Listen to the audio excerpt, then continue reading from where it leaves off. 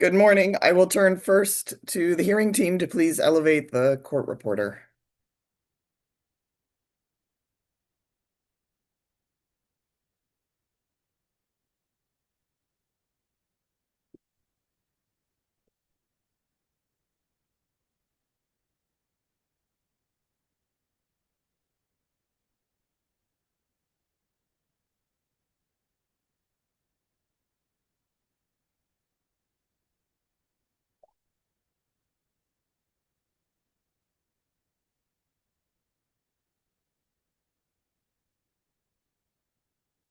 And I will just ask the court reporter if you please accept the invitation to be elevated to panelist. That will help us get you situated here.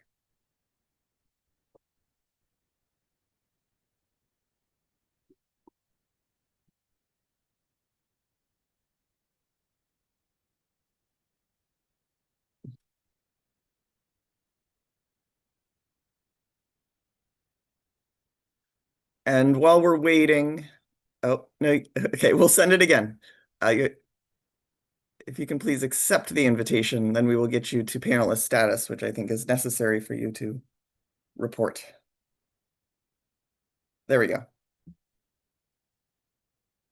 And I will look to the court reporter. Are you ready for us to go on the record? Good morning, Hearing Officer Kinsey. I am. Wonderful. Yeah, links. I know every morning. It's okay. I Yeah, understand. thank It's a you. Monday too. And good morning, all. You maybe can hear it in my voice. My lovely 10-year-old gifted me a cold, so I apologize for that. I might be drinking my coffee or water more often today. Um, I will go ahead and get started with our script of this morning. Good morning. It's September 15th, 2025. I'm Nicole Kinsey, presiding hearing officer for the Administrative Hearings Office of the State Water Resources Control Board. This is the hearing on the pending petitions for change of water rate permits 16478, 16479, 16481, and 16482 of the Department of Water Resources for the proposed Delta Conveyance project. We are conducting this hearing in accordance with the July 31st, 2024 Notice of Public Hearing and subsequent amendments. This hearing is being conducted by Zoom webinar and is being broadcast live on the AHO YouTube channel. Both the audio and video of the hearing are being recorded, and we will post files of this recording in the FTP folder for this proceeding. The YouTube recording will also be available on the AHO YouTube webpage. Ms. Mullen is soda, baking soda. Yeah, oh, Okay. we can please mute there we go. Thank you. Ms. Mullen of the AHO is here with us and will be handling the screen sharing of exhibits and moving along of the slides.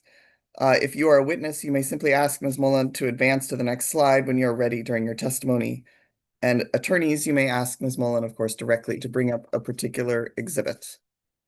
If at any time you're experiencing technical difficulties trying to communicate with us or in accessing Zoom, please send an email to the DCP email inbox at dcp-wr-petition@waterboards.ca.gov, or you can use the regular AHO inbox as well. The hearing team is monitoring that inbox and will let me know.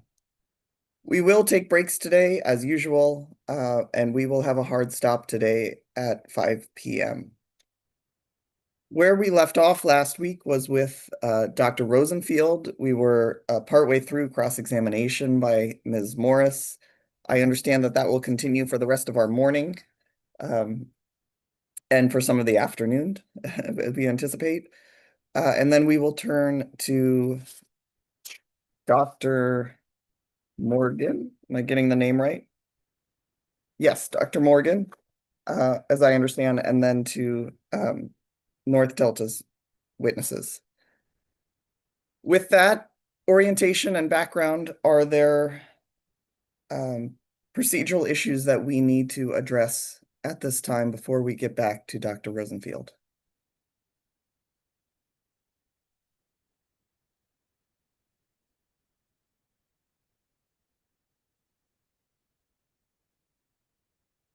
If we can please elevate Mr. Cho.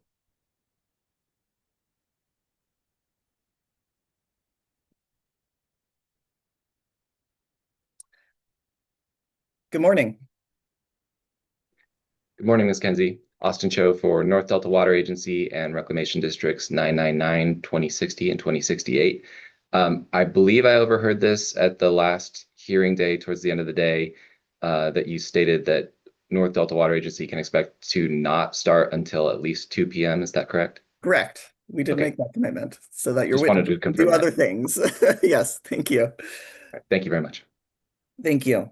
And I did want to mention, this reminded me, for all of the protestants, if you would please send the AHO to the DCP inbox would be fine. Email addresses for your witnesses in anticipation of when we will be sending out the invites. That will help us streamline things. So that was an ask that I committed to from my hearing team to all of you. It may be useful, whatever format would be best, but it may be useful if you just take the spreadsheet that shows the approximate timing and put in email addresses. That will help us streamline making sure that those witnesses get an invite once we anticipate they will be up. So Thank you. And we received that request from the hearings office on Friday, and we yes, appreciate that. And yes, so and hopefully that's all set up now. I believe it's all set up for your witnesses. So thank you very much. Thank you. If we can elevate Mr. Busher, please.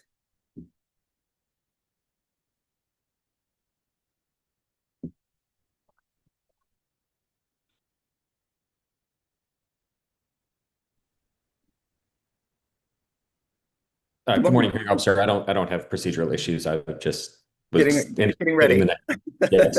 Great. Then let's go ahead and elevate Dr. Rosenfield and Ms. Morris.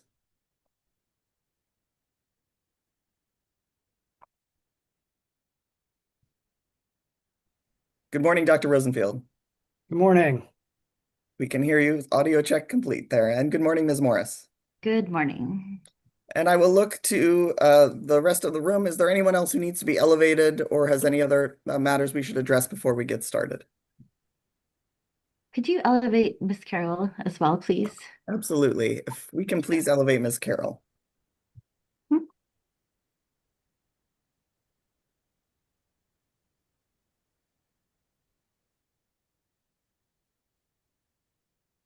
Good morning, Ms. Carroll. Good morning. Ann Carroll appearing for DWR. And that may have been feedback from someone else being in the room, but just so you know, we did receive some feedback on that audio. Thank you. I think we'll have it fixed. Okay, great. Thank you. And with that, good morning, Dr. Rosenfield. Do you recall when you were with us on Friday taking the oath before testifying here? I think it was on Thursday, but I do recall taking Yeah, you're right. Yes, it was on Thursday. That was not a trick question. it. Thank you very much. And with that, I will turn things over to Ms. Morris for more questions. Okay, thank you. Good morning, Dr. Rosenfeld. I hope you had a nice weekend. Good How are morning. you?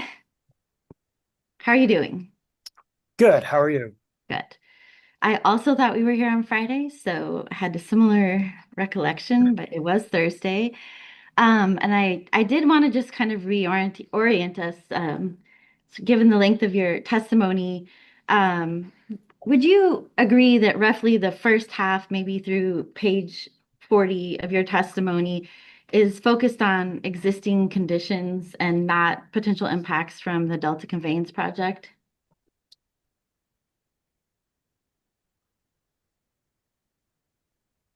I'm just looking to see where page 40 is. Yeah. I was looking at D, effective DCP operations on line 20 at page 40. Right.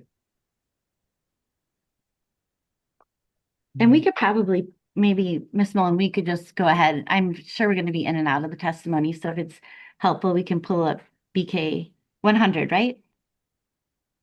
Mhm. Um,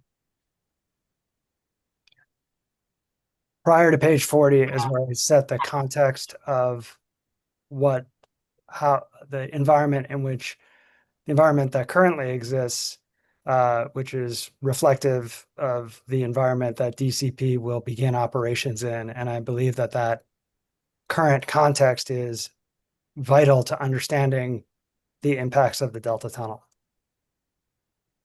I was just making sure that I understood your testimony. So the first half is setting the background. And then we moving to page 40 and on is talking more about the effects of the Delta Conveyance project, correct?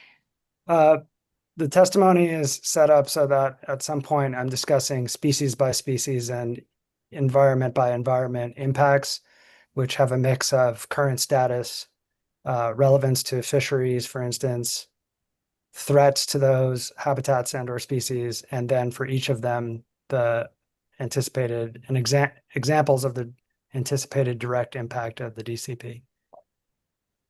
And on Friday, we talked about the salmon fishery being closed. Thursday. On Thursday, we talked about the salmon fishery being closed. Do you recall that?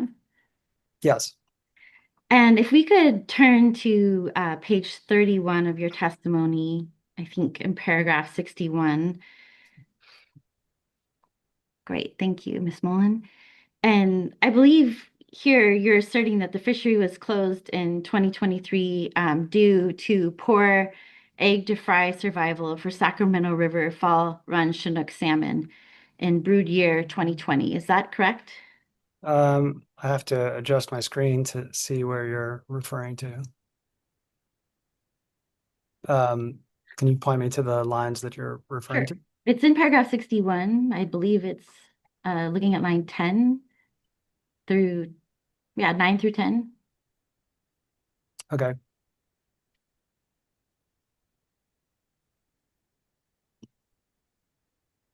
Do you need me to repeat the question? Hold on one second.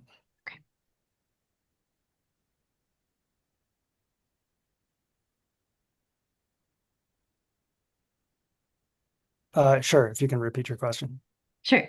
I believe in this paragraph, you're asserting that the fishery was closed in 2023 due to poor egg to fry survival for Sacramento River fall run Chinook salmon in brood year 2020, correct? That's one of the important effects that led to the closure, yes. And also due to persistent decline in freshwater habitat conditions, is that correct? They were all, fall run Chinook salmon were already in a compromised state when we entered the most recent drought. Yes. So the statement, Dr. Rosenfeld, is based on the idea that because estimated egg to fry survival is relatively low, that production of juvenile fall run Chinook salmon was also low, correct? Relatively speaking, yes. Would you agree that egg to fry survival could be high while producing a low number of juvenile salmon? It's possible, but the reverse is not true. So you do not believe that a egg to fry could be relatively low, but there could be a large number of juveniles that would still be produced? Not relative to the number of eggs. If egg to fry survival is low, that means there are fewer fry than one would expect from that number of eggs. So if there was a large, very large spawning population related to prior year conditions or high hatchery output, that could be a very, very large number of Chinook salmon adults producing a very large number of eggs, and then low egg to fry survival would still lead to,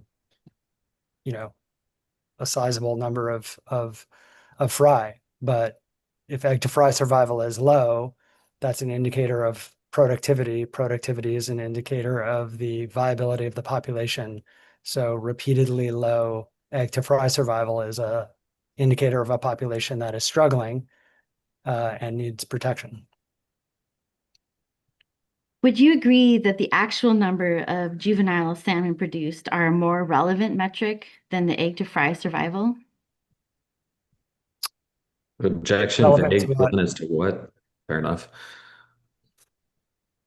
But my objection was relevant as to vague, relevant as to what, and I think Dr. Rosenfield asked relevant as to what. So There we have it.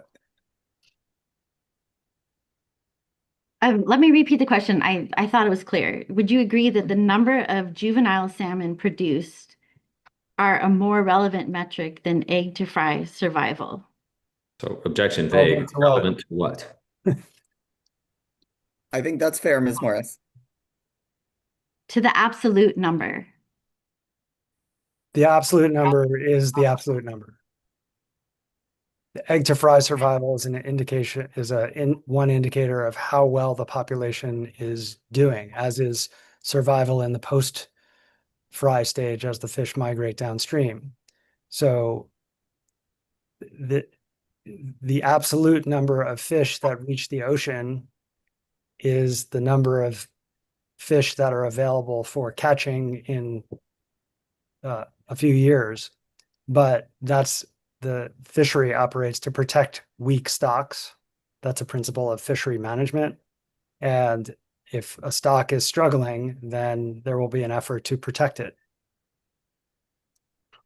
Would you agree that population abundance is relevant to the absolute number of juveniles?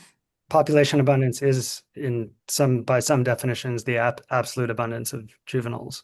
So I'm not sure what the question is. In coming to this conclusion on page 61, did you reference patterns of juvenile fall run production reported by the United States Fish and Wildlife Service for the 2020 broad year relative to other years? Yes. And where can I find that? I couldn't find that in your testimony. Where can I find that?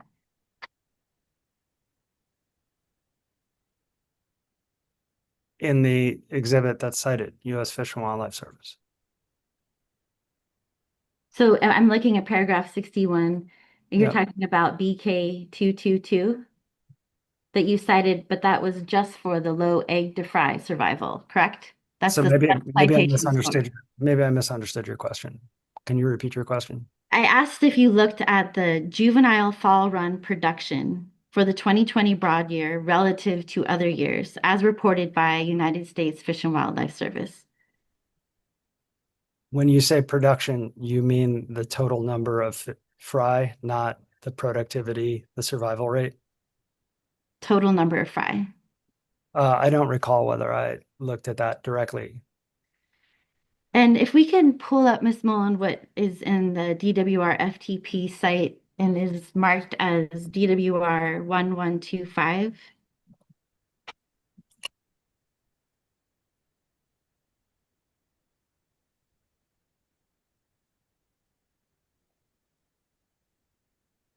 Dr. Rosenfield, are you aware of the website SACPass?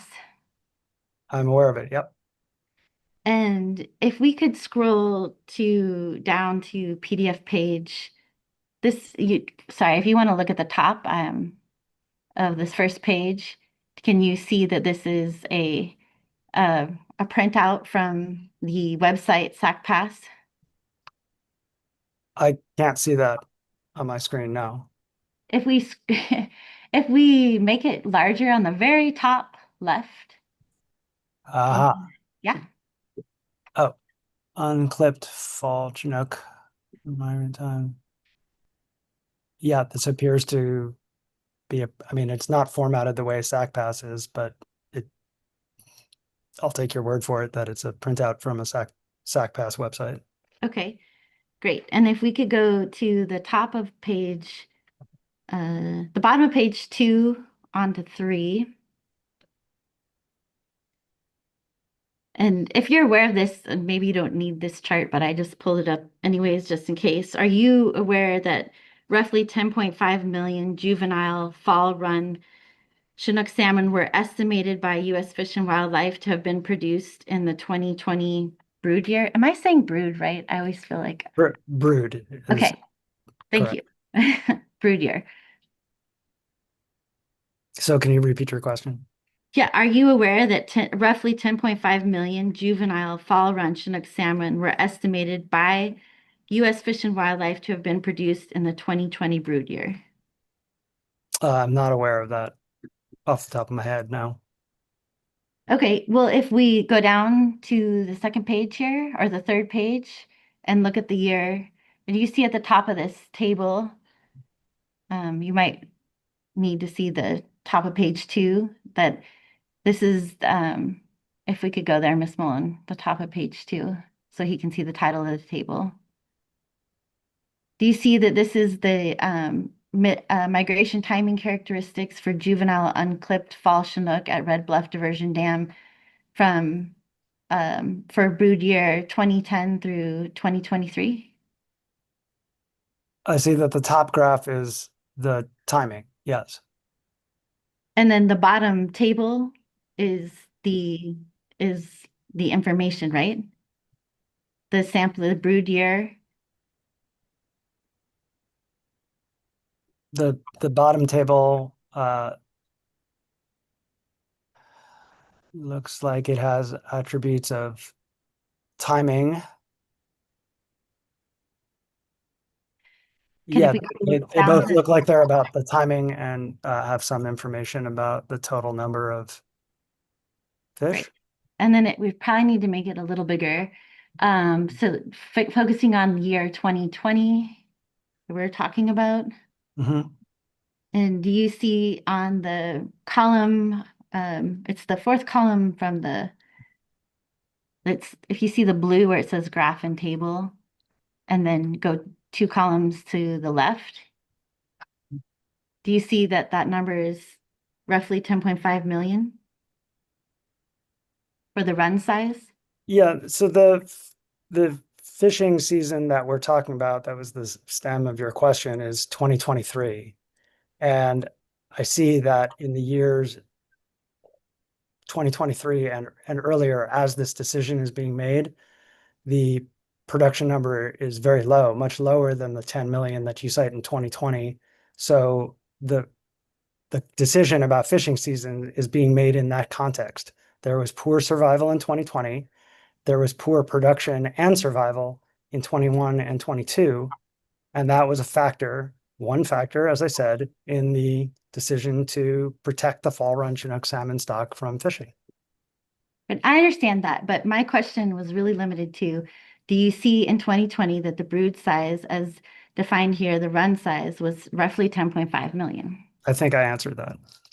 I don't think that I got a clear answer. I think Go I got ahead, a lot of context. Dr. Rosenfield, if you would just please answer the question. Yes, I see 10.5 million in 2020. And looking at the rest of the years, if we are looking through this chart, are you aware or being made aware that the fall run juvenile production was much lower than the 2020 numbers in 10 out of the 14 years that are shown here?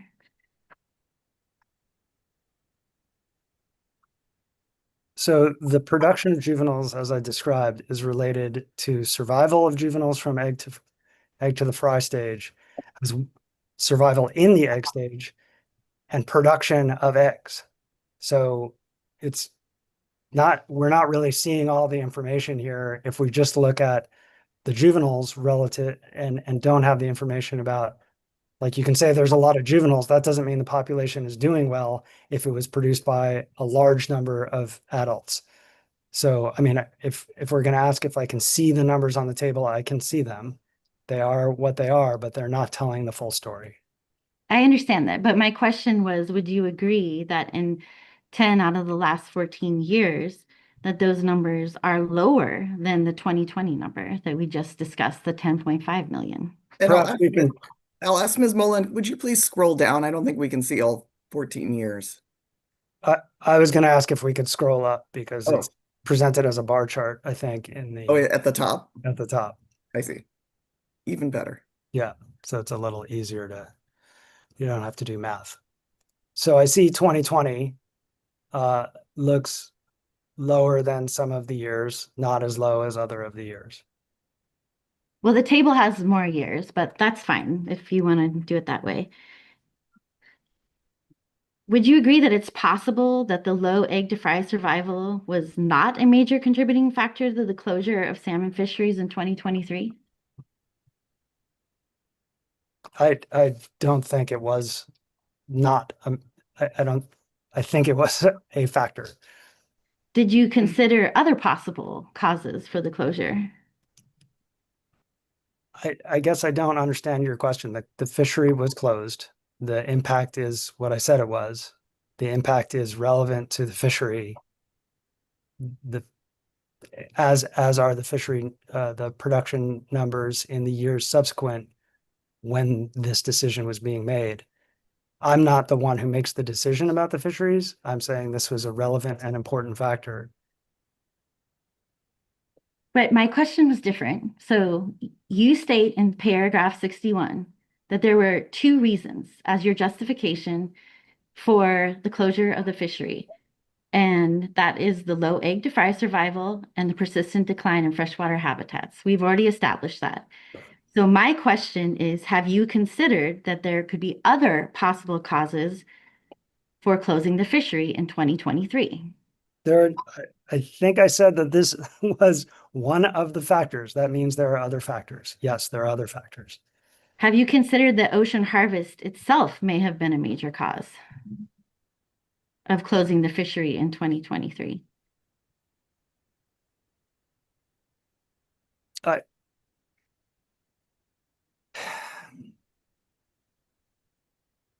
I'm saying the references here stand for the proposition that production and survival in freshwater are important factors in the opening and closing of the fishery. They are important factors. There are, of course, other factors, including the ocean. But as I showed in the opening statement, the papers by Dr. Michelle, or the paper by Dr. Michelle, showed that the strongest factor in determining adult returns, which is what the fishery is being managed for, is freshwater flow in the river environment, specifically in the Sacramento River.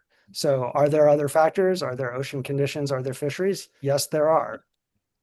And I'm saying, based on evidence that I presented, that survival in the freshwater environment is a key determinant of the later size and success of the fishery.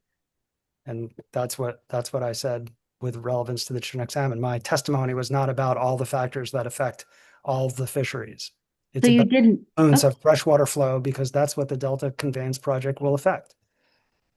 so you did not consider ocean harvest or other factors that you just listed in your testimony or paragraph 61. I considered impacts in freshwater, specifically those resulting from freshwater management, on the fishery for Chinook salmon.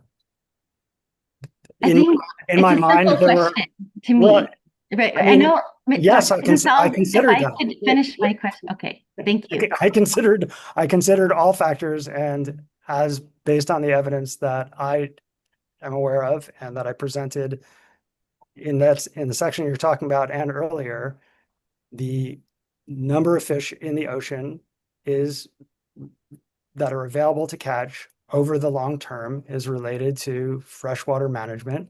And in particular, in that year, fewer fish were produced than would have been expected from the number of eggs that were available. That is a signal of risk to the status of the population. Subsequent years were worse, again, due to freshwater survival, largely. And the fisheries managers concluded that that stock needed protection. So you agree? I thought about the fishery. I thought about the orca whales. I thought about ocean conditions, and my judgment is that the freshwater fishery was a key factor. So not a factor. You thought about them, but you didn't include them in your testimony, correct? My testimony is not about ocean conditions, because that's not a factor that humans manage, and it's not a factor that's going to be affected by the Delta Conveyance Project. My testimony, I think you'll acknowledge, is 113 pages long. It could have been a lot longer if I described every factor related to everything, but I'm trying to keep it on factors that are related to the issue at hand, which is the operation of the Delta Conveyance Project. So I'm talking specific. I don't think I've gotten a straight answer. I understand you keep saying ocean conditions, but my question is, would you agree that ocean harvest has an effect on the survival rate of Chinook salmon, fall run Chinook salmon? By definition, yes. And as an expert in your field, are you familiar with salmon ocean harvest data that is routinely reported by the Pacific Fishery Management Council? I'm familiar with it. I don't track it in great detail. Okay, and if we could pull up, Ms. Mullen, please, what's in the FTP folder marked as DWR 01124, please.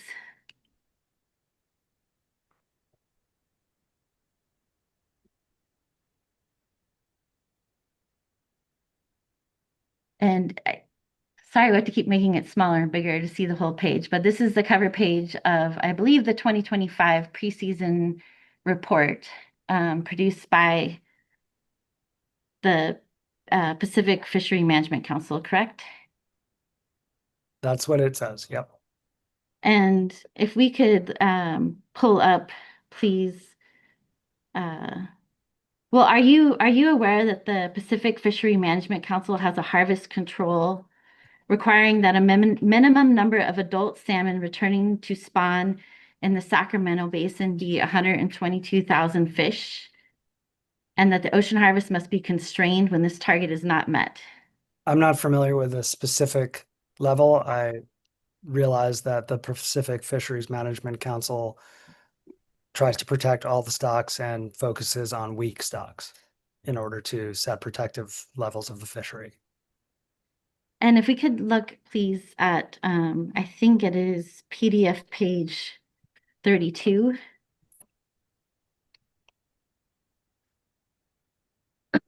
Maybe make it, yeah, great, thank you.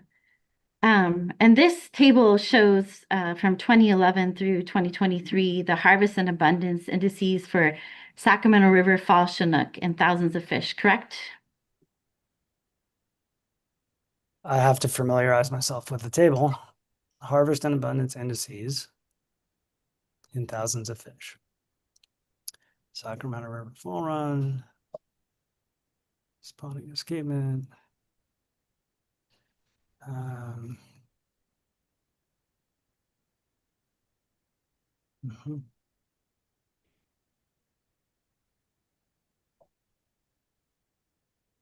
Okay, yeah, it looks like that's what this table is about.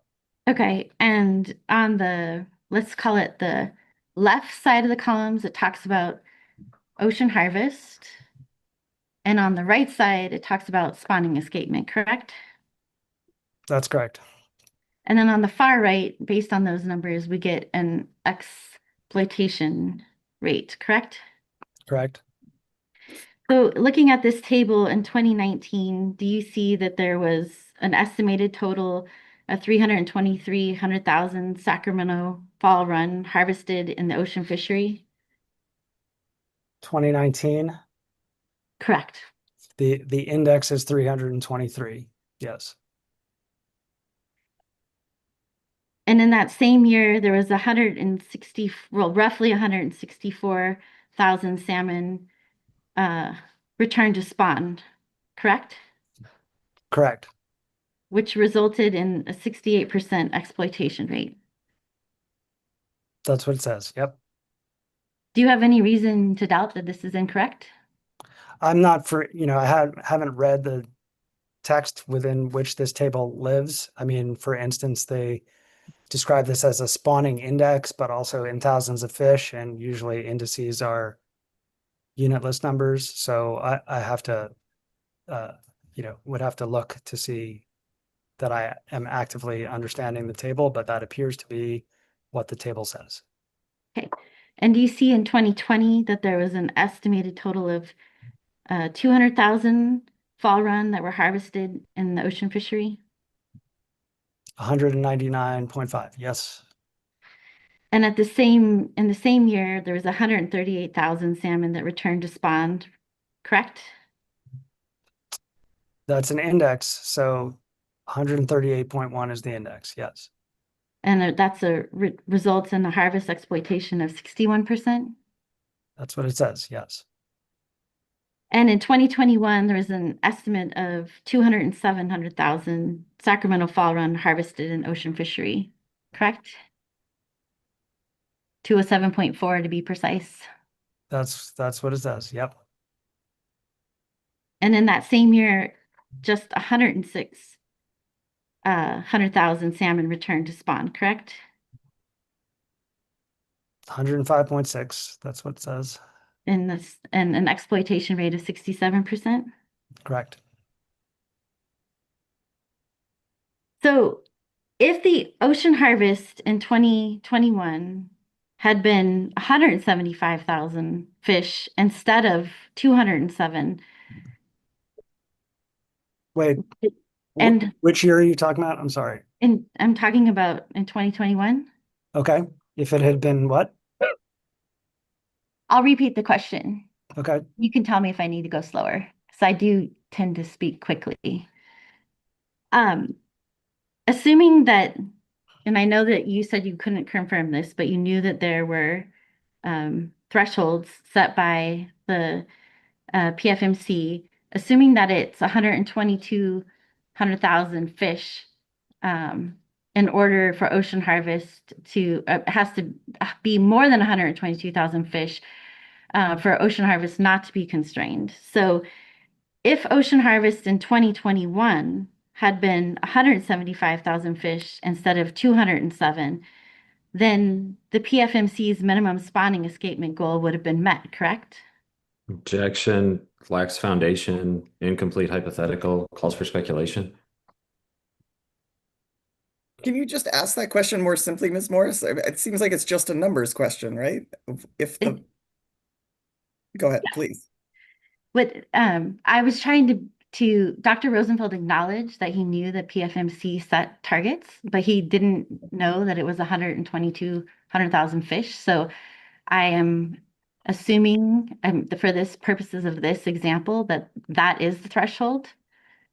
And if that is the threshold, if ocean harvest in 2021 had been 175,000 fish instead of 207,000 fish, then the PFMC's minimum spawning escapement goal would have been met, correct?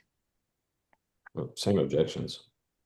And this is a hypothetical based on the assumption that the target is 122,000 fish. Is that right, Ms. Morris? That's correct. Okay. Go ahead, Dr. Rosenfield. And based on the assumption, in addition, that the number of fish in the ocean doesn't itself affect returns due to like competition, for instance. So it's not necessarily like you don't catch a fish in it, there's no other source of mortality and it automatically returns in the river to spawn.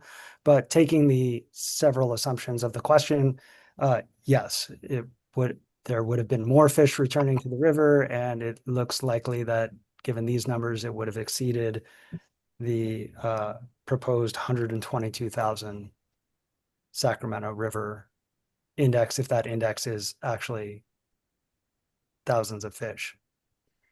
And assuming the same assumptions, so you don't need to repeat all the caveats, if the ocean harvest in 2022 had been 120,000 fish instead of 186,000 fish, then the PFMC's minimum spawning escapement goal would have been met, correct?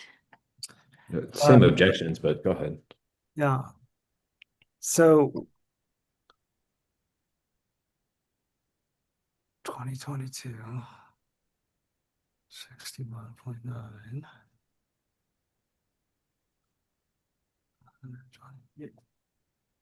Yes, it looks like in that case it would barely have been met. Yes. So in both 2021 and 2022, based on the hypotheticals that we just went through, had ocean harvest been managed so that at least 122,000 salmon returned to the spawning grounds, wouldn't that have prevented or helped to prevent the fishery closures that occurred in 2023 and 2024? Objection, incomplete hypothetical. We've transitioned from describing the numbers in the charts to opining on whether that would have solved all of the problems.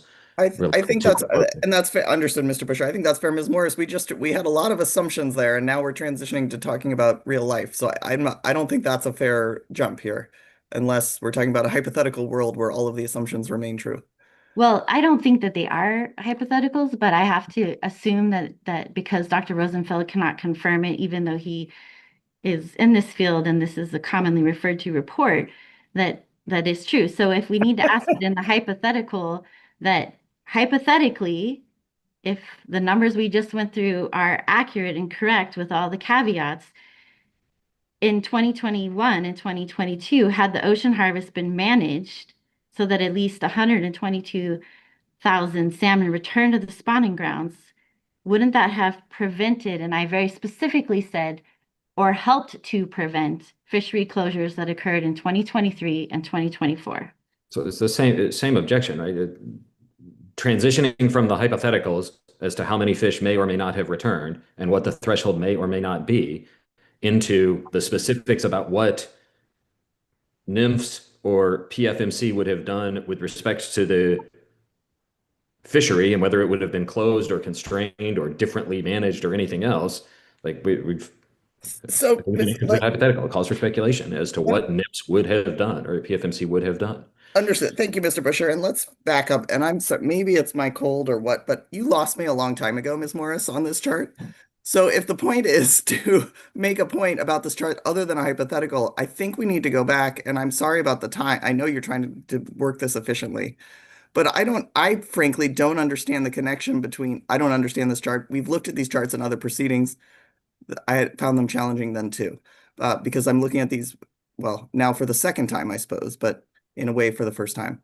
So can we go back, and if you want me to understand where you're going with this and allow the question, I need to understand, will you please again lay the foundation between the connection between this total number in, and you'll probably have to get this from Dr. Rosenfield, but I'll leave it to you to ask the questions. This total number and this PCFM target that we're discussing, Yeah, what I can do that pathway on we're in? rebuttal because I can tell you, and I've tried, and Dr. Rosenfeld is not answering the questions and in giving a lot more context that's already in his testimony.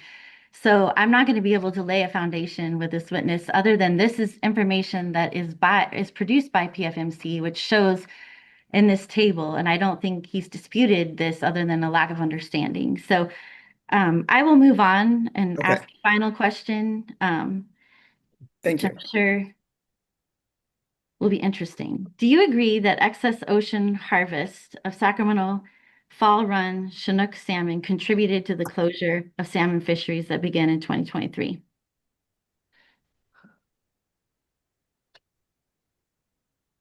Uh,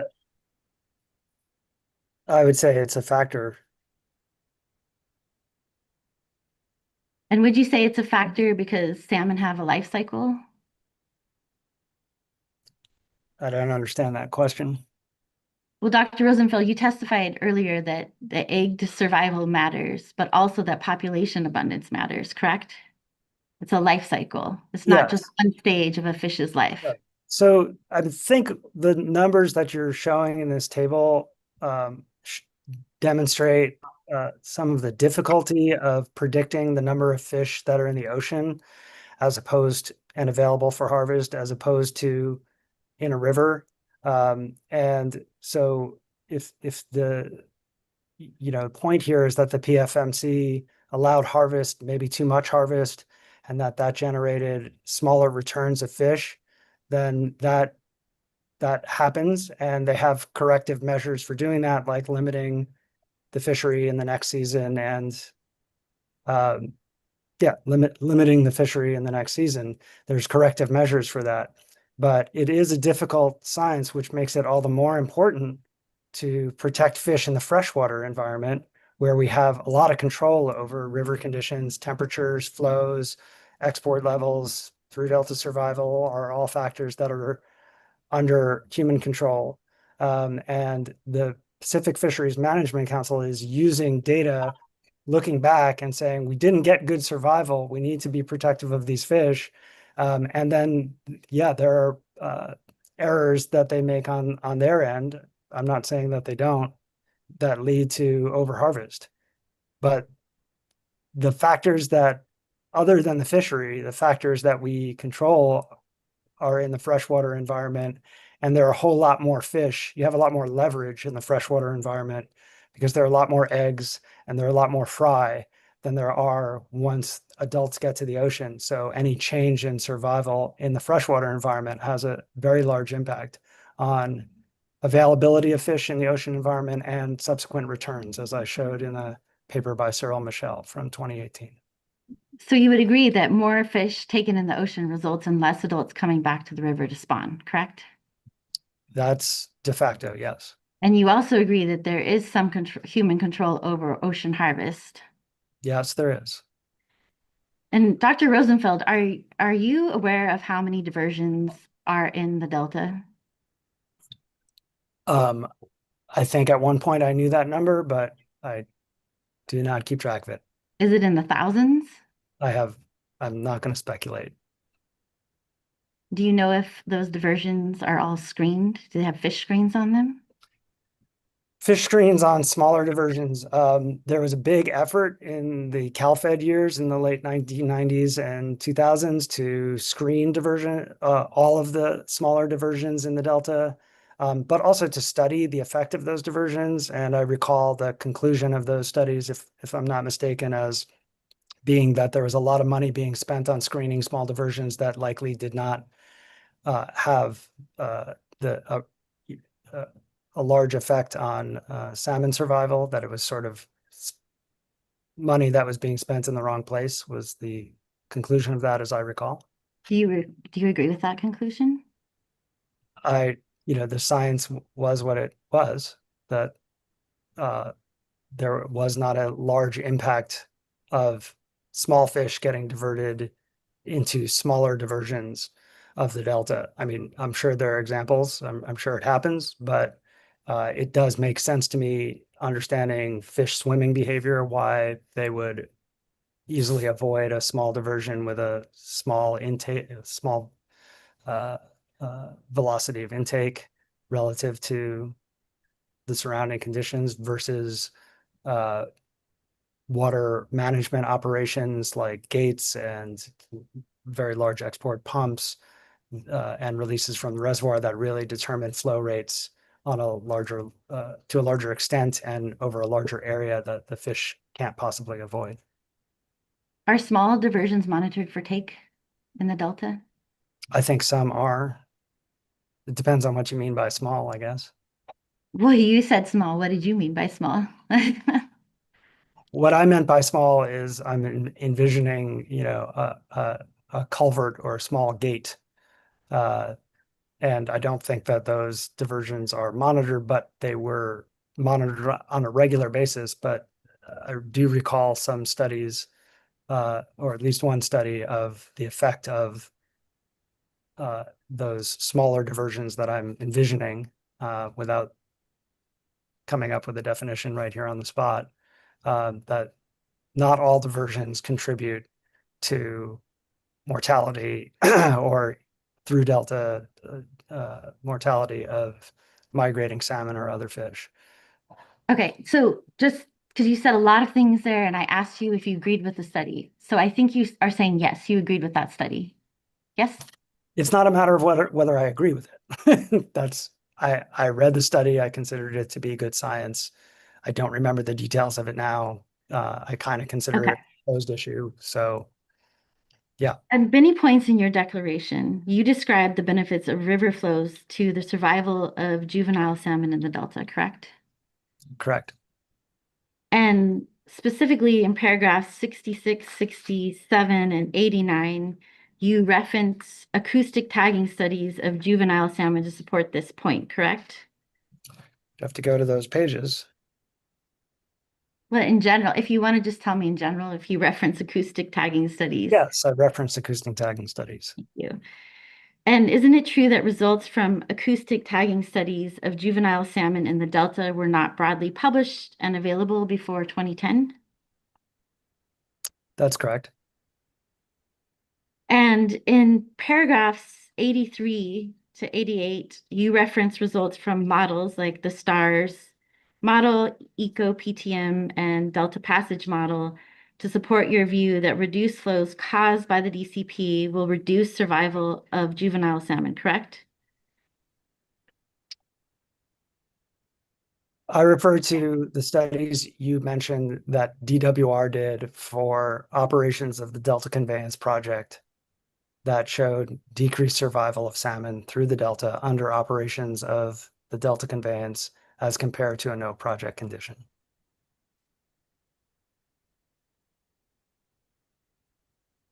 And aren't these models largely based on findings from acoustic tagging studies?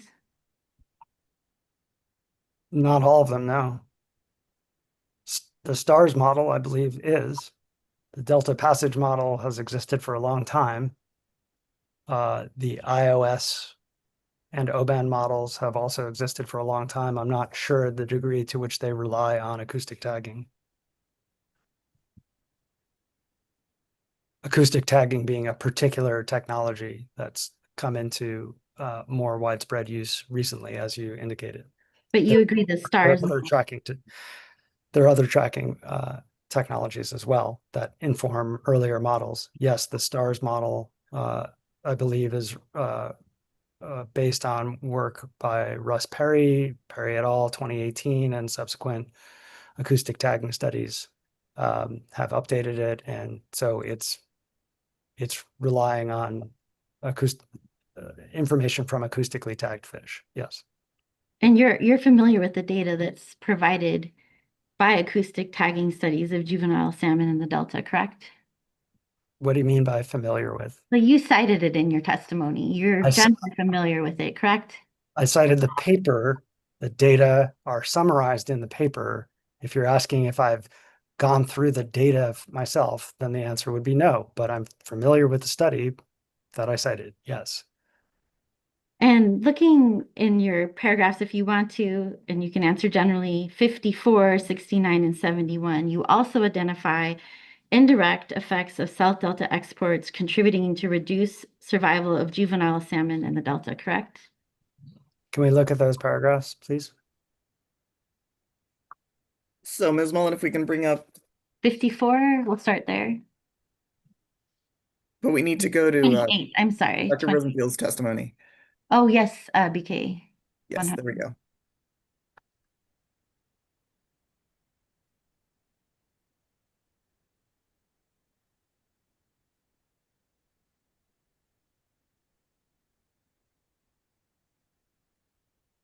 And I'm sorry, can we repeat the question in Sure. the context of this paragraph? In the context of this paragraph, paragraph 69 and 71, you identify indirect effects of South Delta exports contributing to reduced survival of juvenile salmon in the Delta, correct? That's correct.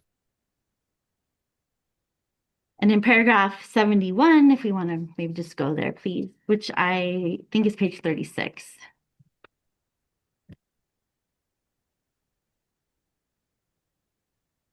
It looks like on lines 4 through 6, you include a quote from the State Water Resources Control Board in 2017, which indicates that indirect effects of exports are qualitatively more important than direct entrainment effects, correct?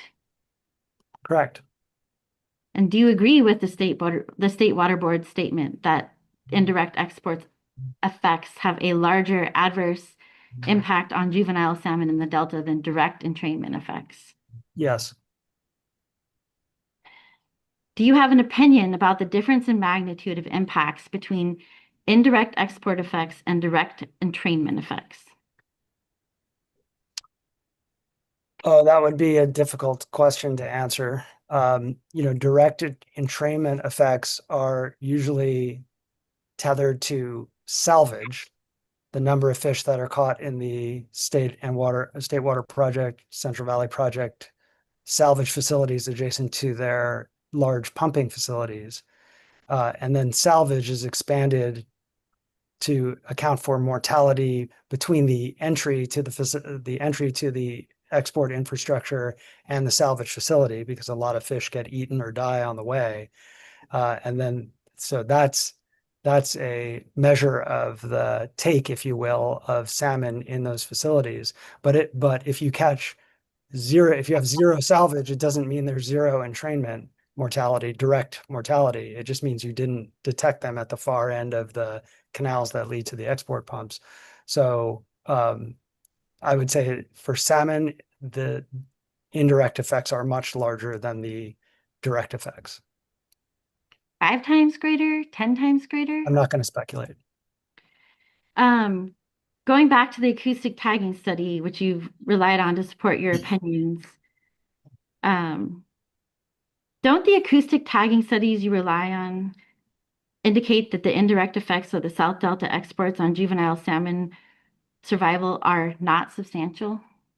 Objection, vague and compound potentially. We're referring to sometimes one acoustics tagging study and sometimes multiple acoustic tagging studies. If we want to talk about the specifics, can we be specific, please?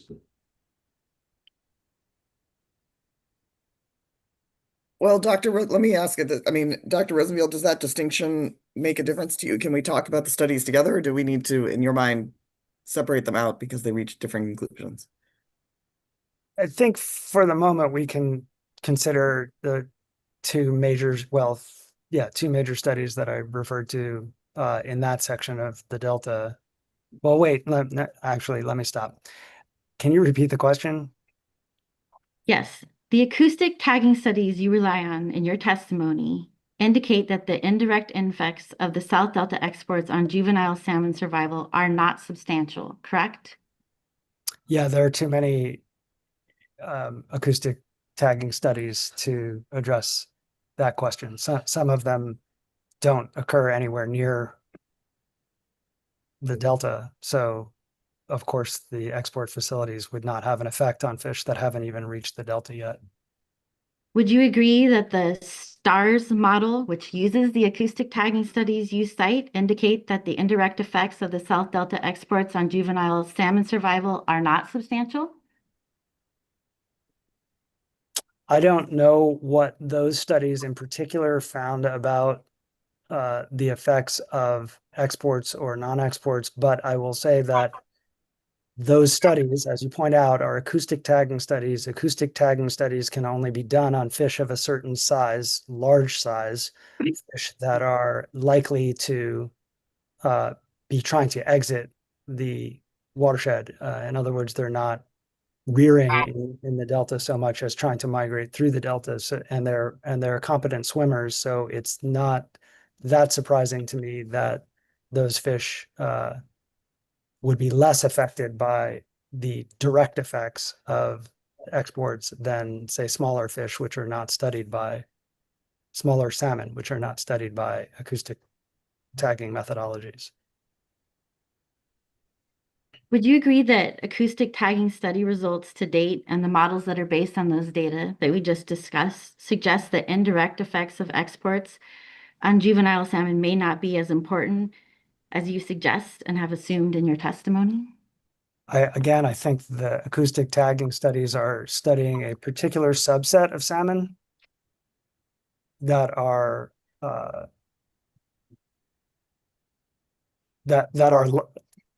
likely to be less impacted than other subsets of salmon, smaller juveniles, earlier life stages.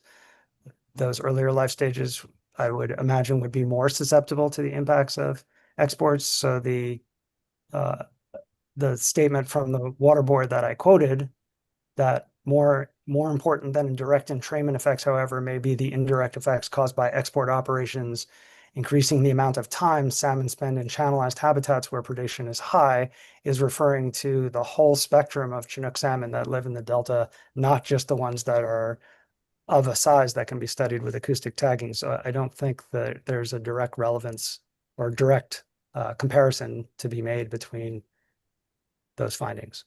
I want to go back to what you said earlier when you were talking about the size. You said a small from a big salmon. So what size would distinguish a small from a big salmon in your mind?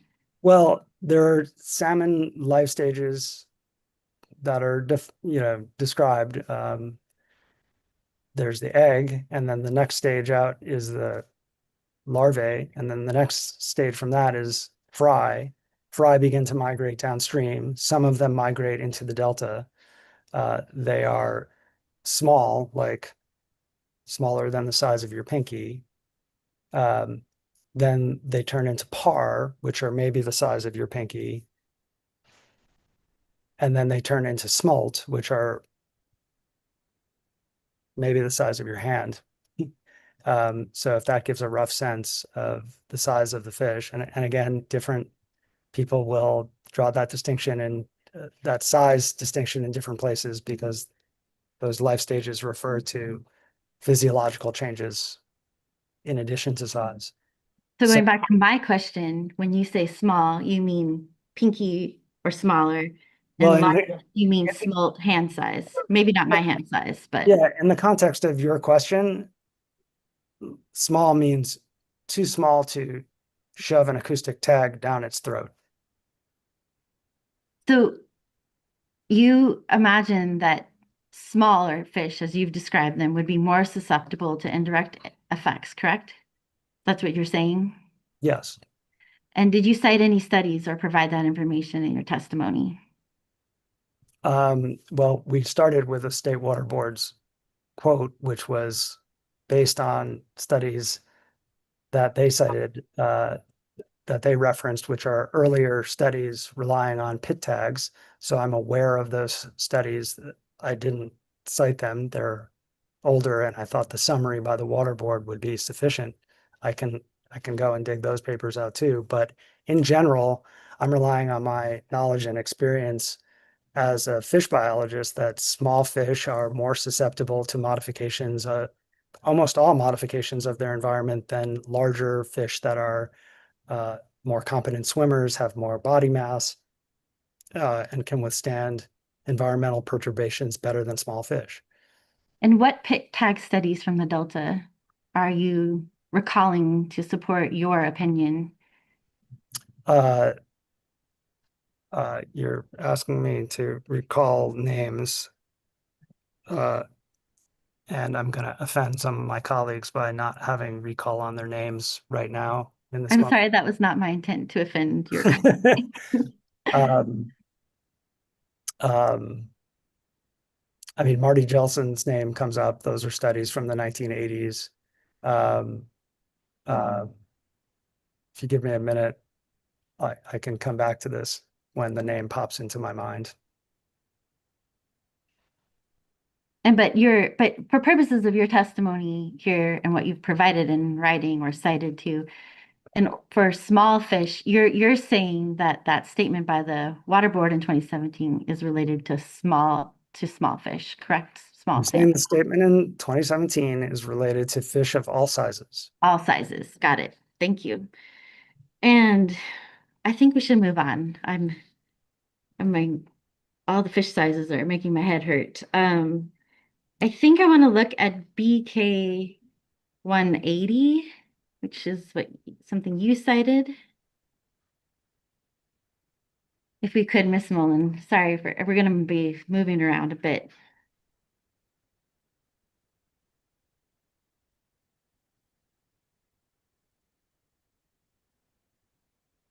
And you cited this and provided this in your testimony, correct?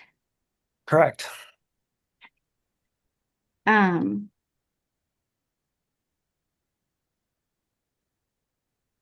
and isn't on this, if we want to scroll down a little bit to then where we can see the full number 4 on this page, isn't it true that the authors noted that most of the correlation between inflow and temperature is at low flows? If you want to look under 4.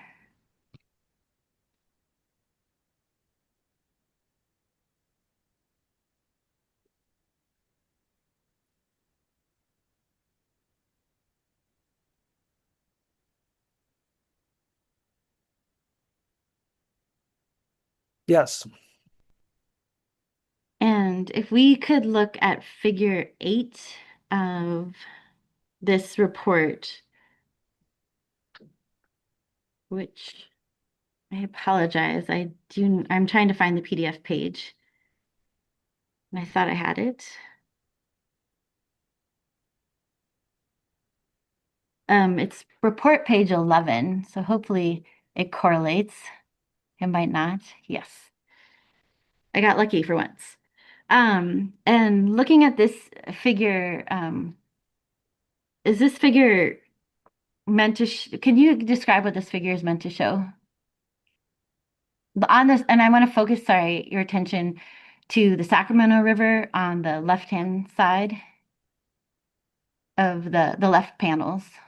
In general, this figure is showing that as monthly mean flow increases on the x-axis from the left to the right, the temperatures decline on the y-axis from, they go down. That's generally what this is showing. Okay. And looking at the Sacramento River figure, so it's showing the monthly mean inflow on the bottom and then the monthly mean temperature on the left-hand side, correct? I'm sorry, I got distracted because I just remembered that Pat Brandis is the author of many of those coded wire tag studies that I could not remember her name for a second. I'm sorry, can you repeat the question? Yeah, no worries. I'm just orienting us. So we're looking focused on the Sacramento side. On the bottom is the monthly mean inflow, correct?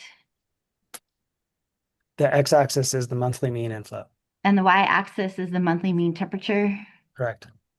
And if we look at if we're looking at this figure, the steepest part of the curves appear to be around at roughly 1,000 cubic meters per second. So that's that first number on the x-axis. If we kind of just draw a line up, would you agree with that? Well, I would say that the steepest part of the curve is 1,000 cubic meters per second or less. Or less? Yeah, thank you. Yes. Sorry. And 1,000 cubic meters per second is around 35,000 CFS, correct? A little bit more than that, but yes. Um, and I think it might be helpful just to now pull up what is marked as AHO 65.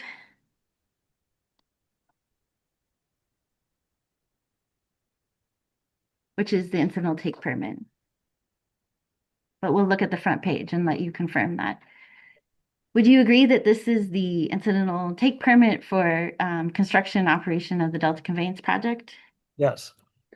And if we could go to PDF page 208.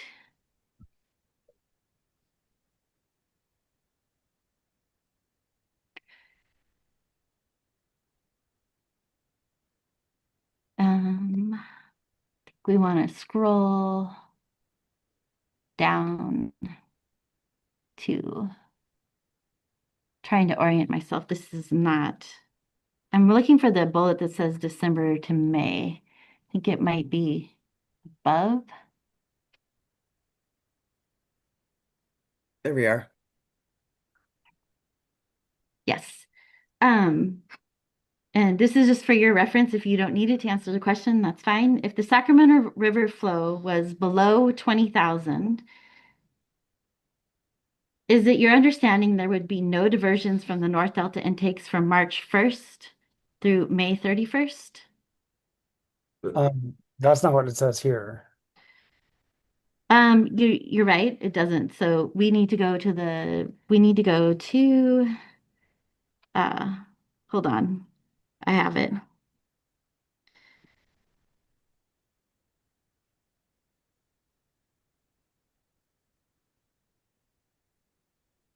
Can you zoom out? Sorry, it's really hard. I should pull this up myself because it's very difficult to orient when you can't see the whole page. Agreed. But then it's also very difficult to see if we don't zoom in.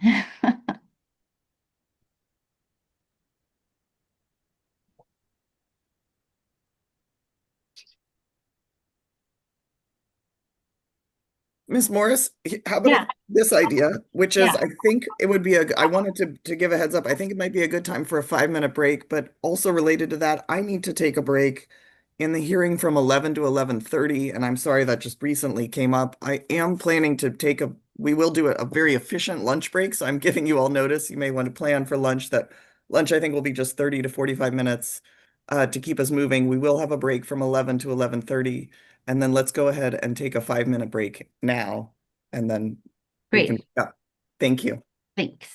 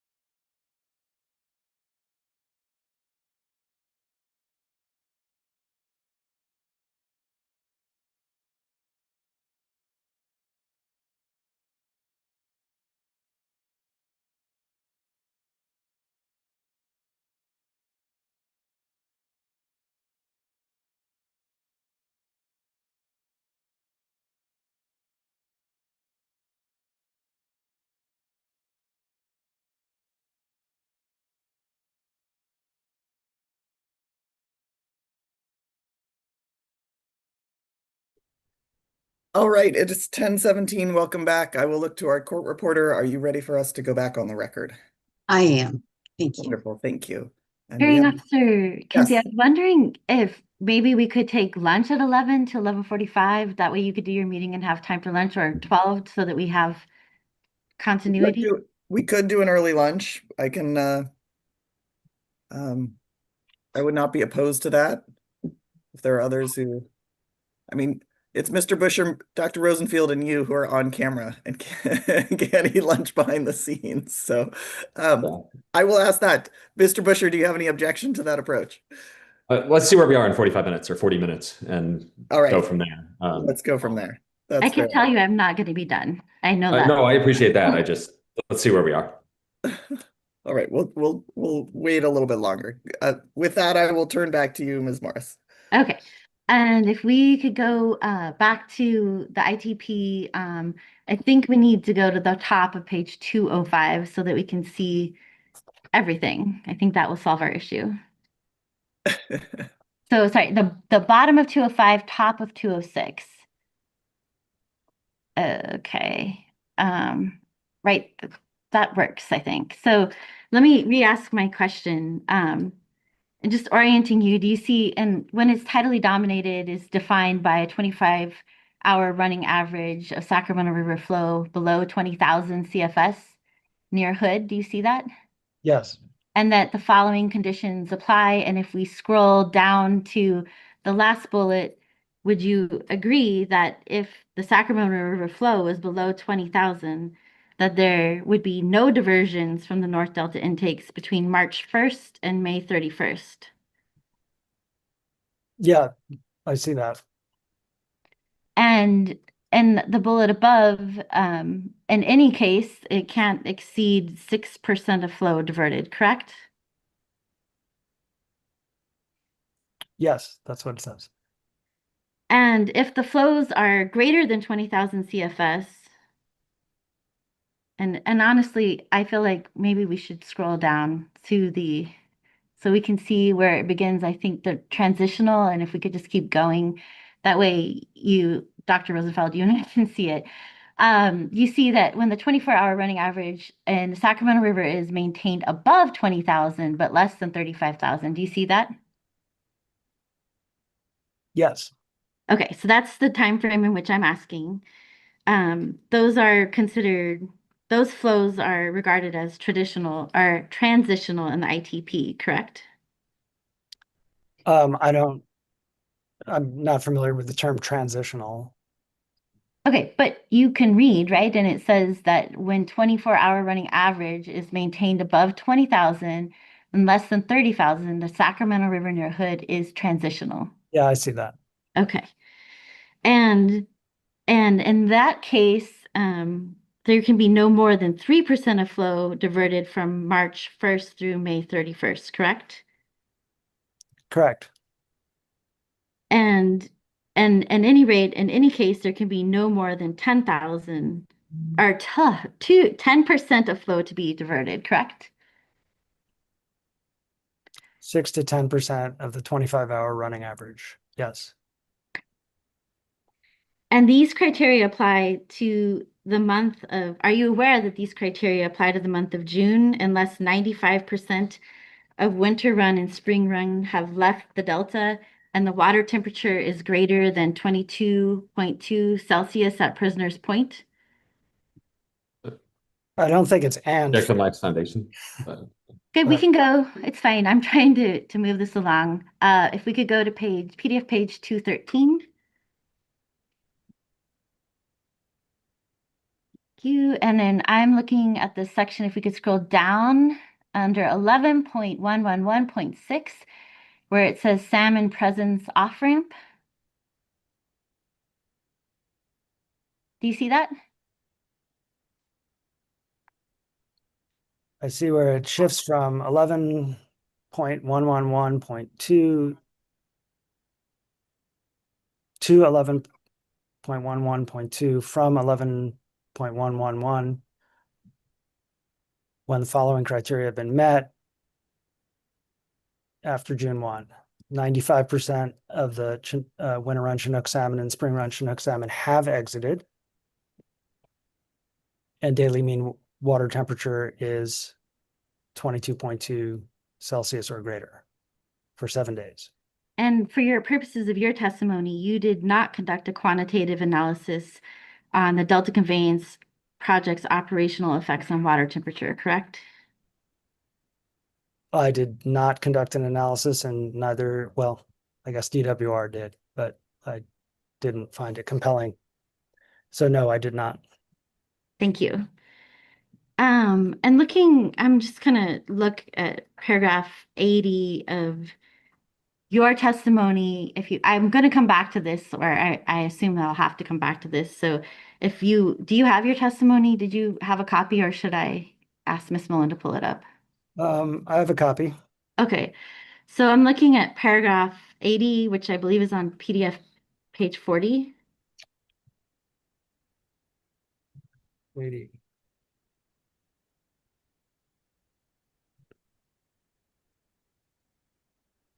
Got it. And you're familiar with the ITP operational criteria, yes? In general, yes. And specifically the condition of approval 11.111, which I think begins on PDF page 205, if we want to go back there, of Exhibit AHO 65. Is that correct? You're familiar with those? If we probably should scroll. It's 205 is where it begins. And you see 11.11. Are you familiar with these diversion criteria? In general, yes. And would you agree that the ITP included additional operational restrictions beyond those that were analyzed in the FEIR? Yes. And is it your understanding that the California Department of Fish and Wildlife determined with the implementation of the conditions of approval that potential impacts to winter run Chinook salmon and Sacramento River spring run Chinook salmon would be fully mitigated? I'm not asking what your opinion is. I'm asking if you understand that that's what CDFW determined. I just want to say that this seems like a multi-part thing. We've looked at many terms and conditions here, and this is the question that's arisen out of it. So you asked me to look at sections of the permit that restricted diversions in, I believe, now I've lost my note, March 1st through May 31st. Winter run Chinook salmon migrate through the Delta much earlier than that. I mean, they also are migrating March and some parts of April, but the conditions you had me read would not be relevant to a lot of the winter runs migration season.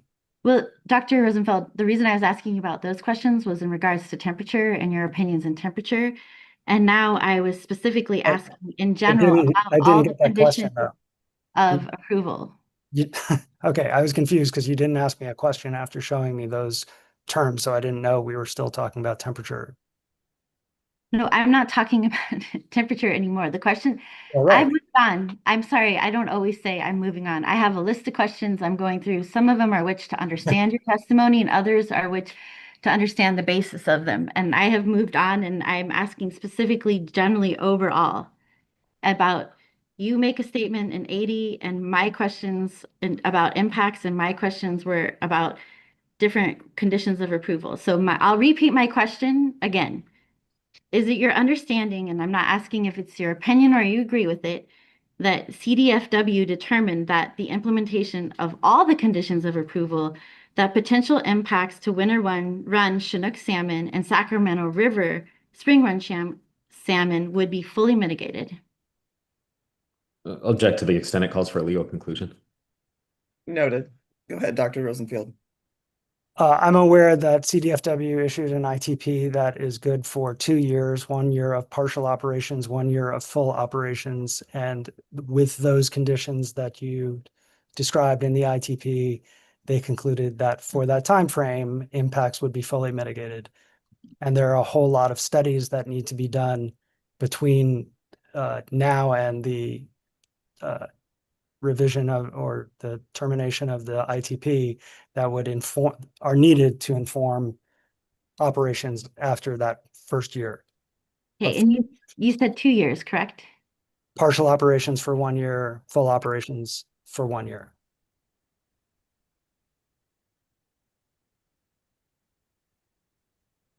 And that the ITP lasts for 15 years, correct? It goes through 20. Well, the ITP covers construction effects as well, as far as I understand, but the operational window that is given, to my understanding, is 1 year of sort of testing out the equipment and the infrastructure and 1 year of full operations. And then that's it.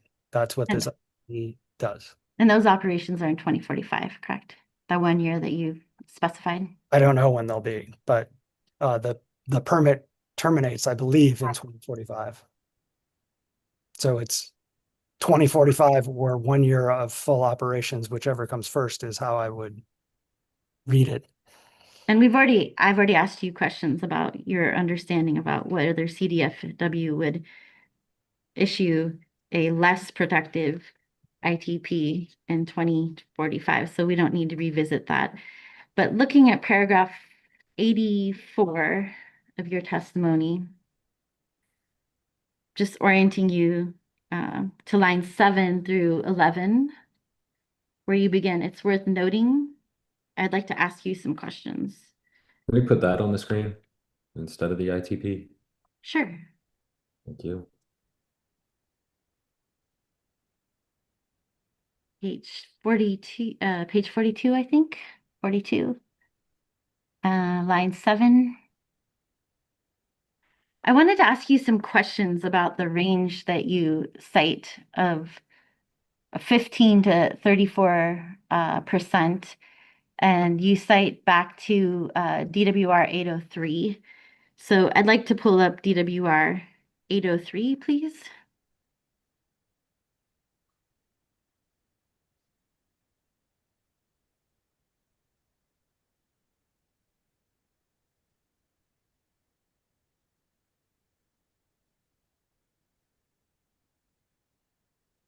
And we've looked at this before. You're aware that this is the ITP application, correct? Yeah. Okay. And if we could go to PDF page 412.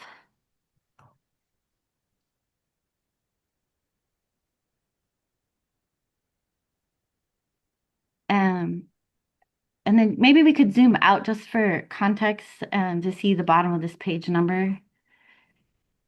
Please, Miss Mullen. You want to see the page number at the bottom of the... Yeah, yeah. So this is the page, and just looking at your testimony, you see that this is page 4-87 that you cite for the ranges of 15 to 34%, correct? That's correct. And that's the range of survival, the 15 to 34% under baseline conditions, correct? Correct. So looking at, in essence, that would be a proportional survival that we should see on this table of 0.15 to 0.34, correct?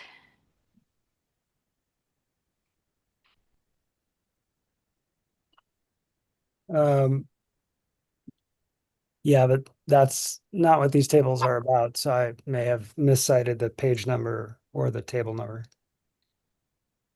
I believe that there are, if you could scroll down, please. Well, if we could could we scroll up to make sure because you're citing to modeled through Delta survival, and it does appear that these tables are modeled through Delta survival, correct? No, well, let's see.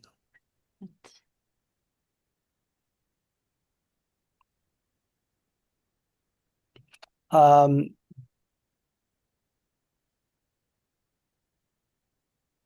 me see.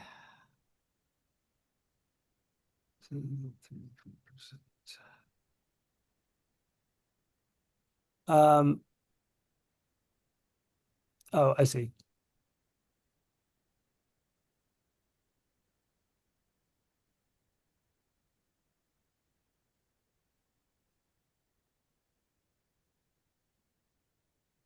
So if we're looking at this top table or the top table 3, 14 or 15, the EC is existing conditions, correct?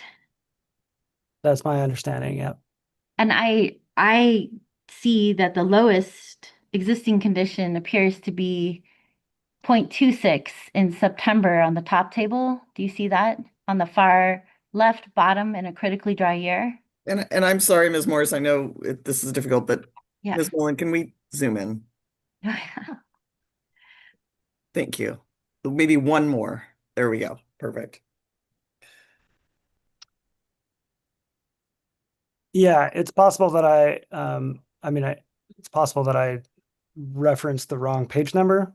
There are a lot of tables here, a long document. So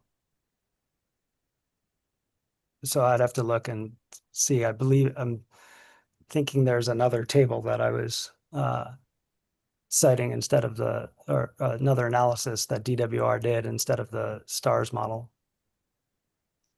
Okay. But the STARS model is also a through delta survival model, correct?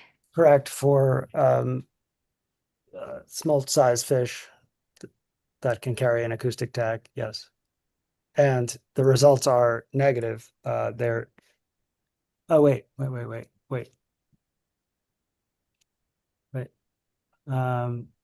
I don't Can you really have a scroll a question. little bit to the right?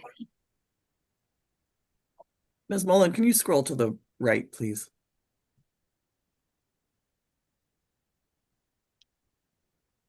Thank you. And a little bit more, please.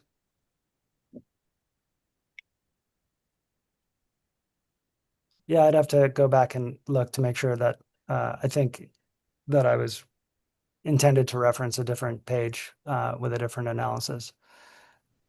Okay. Anyway, if there's a With question about this, we can talk about it.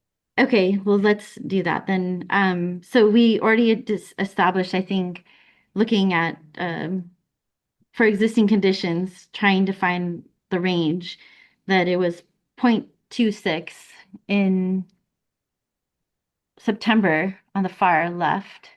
Do you recall that? We established that. We can go there if you need to again. In critically dry years, Are you 0.2. still asking me about winter run Chinook salmon? Yes. Okay, I'm so asking you about this STARS through delta survival.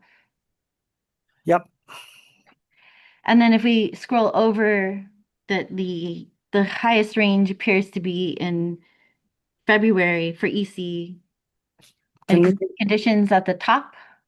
I'm sorry, so this table is projected survival under one assumption about uh, including an assumption about a barrier. The graph below it shows the same analysis with a different assumption about the barrier. So we really have to look at both if we're going to define the range of possible outcomes that DWR identified. Can you scroll? I'm trying to figure out. You said so. Can we just say that your range is not the citation is not on this page? Is that right? That's correct. Because I can't find those numbers. Okay, so you didn't mean to Might be say. it might be on the table below, but I just can't. Okay. And so then, and your do you know in your testimony you state that, and looking at page 9, that there's a 57% survival objective for winter run Chinook salmon through Delta that NIMS indicated would be necessary for recovery. Do you see that? I see it on page 42, not page 9. 42, right? Yes. I was looking at line 9, my apologies. Yes, I see that. And do you know how NIMS derived its 57% survival objective? I was familiar with the process at the time, but it's from 2014, so my memory may be flawed. And in were you attempting to cite to in page 42 lines 9 where you have this percentage, were you attempting to cite to the delta passage model? As is that what you were attempting to cite to in It's your it's testimony? possible. I just have to, there are several analyses a few pages apart, and I might have gotten confused by the page number. So we could look at the delta passage model results. That would assume that I know where those are. We can take a crack at it. You know what? Let's come back to this Okay. after the break, and maybe you'll have some information about where that citation was from. Yep. Sounds good. Ms. Morris, if you want to look at the delta passage results, they're on page 414 of the ITP application.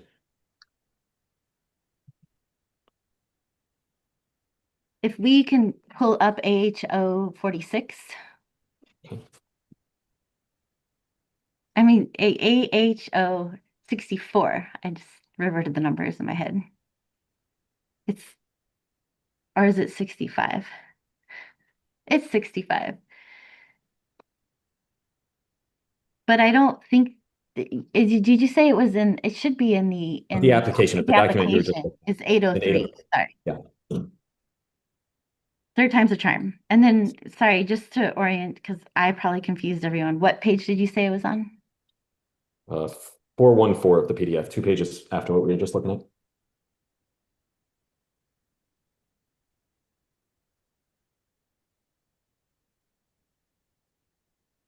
I Right. think we might need to scroll down. No, this table looks like, I mean, there are numbers 15 and 34 in here, and it's through delta survival of winter on Chinook salmon by water year type based on the delta passage model. So I apologize for getting the page number wrong. Okay. Okay, so the citation should be to table 4.3-16 on page 414, and that's where that 0.15 under existing conditions to 0.34 it can be found, correct? Correct. Okay, and so we were just talking about NIMS deriving that, and so then I guess it is true that in making your assessment that through delta survival is below the survival objective, you are using the delta passage model results, correct? Correct. Are you, and so if you had chosen to use the STARS model results, which we can go back to, if we go back up to page 412,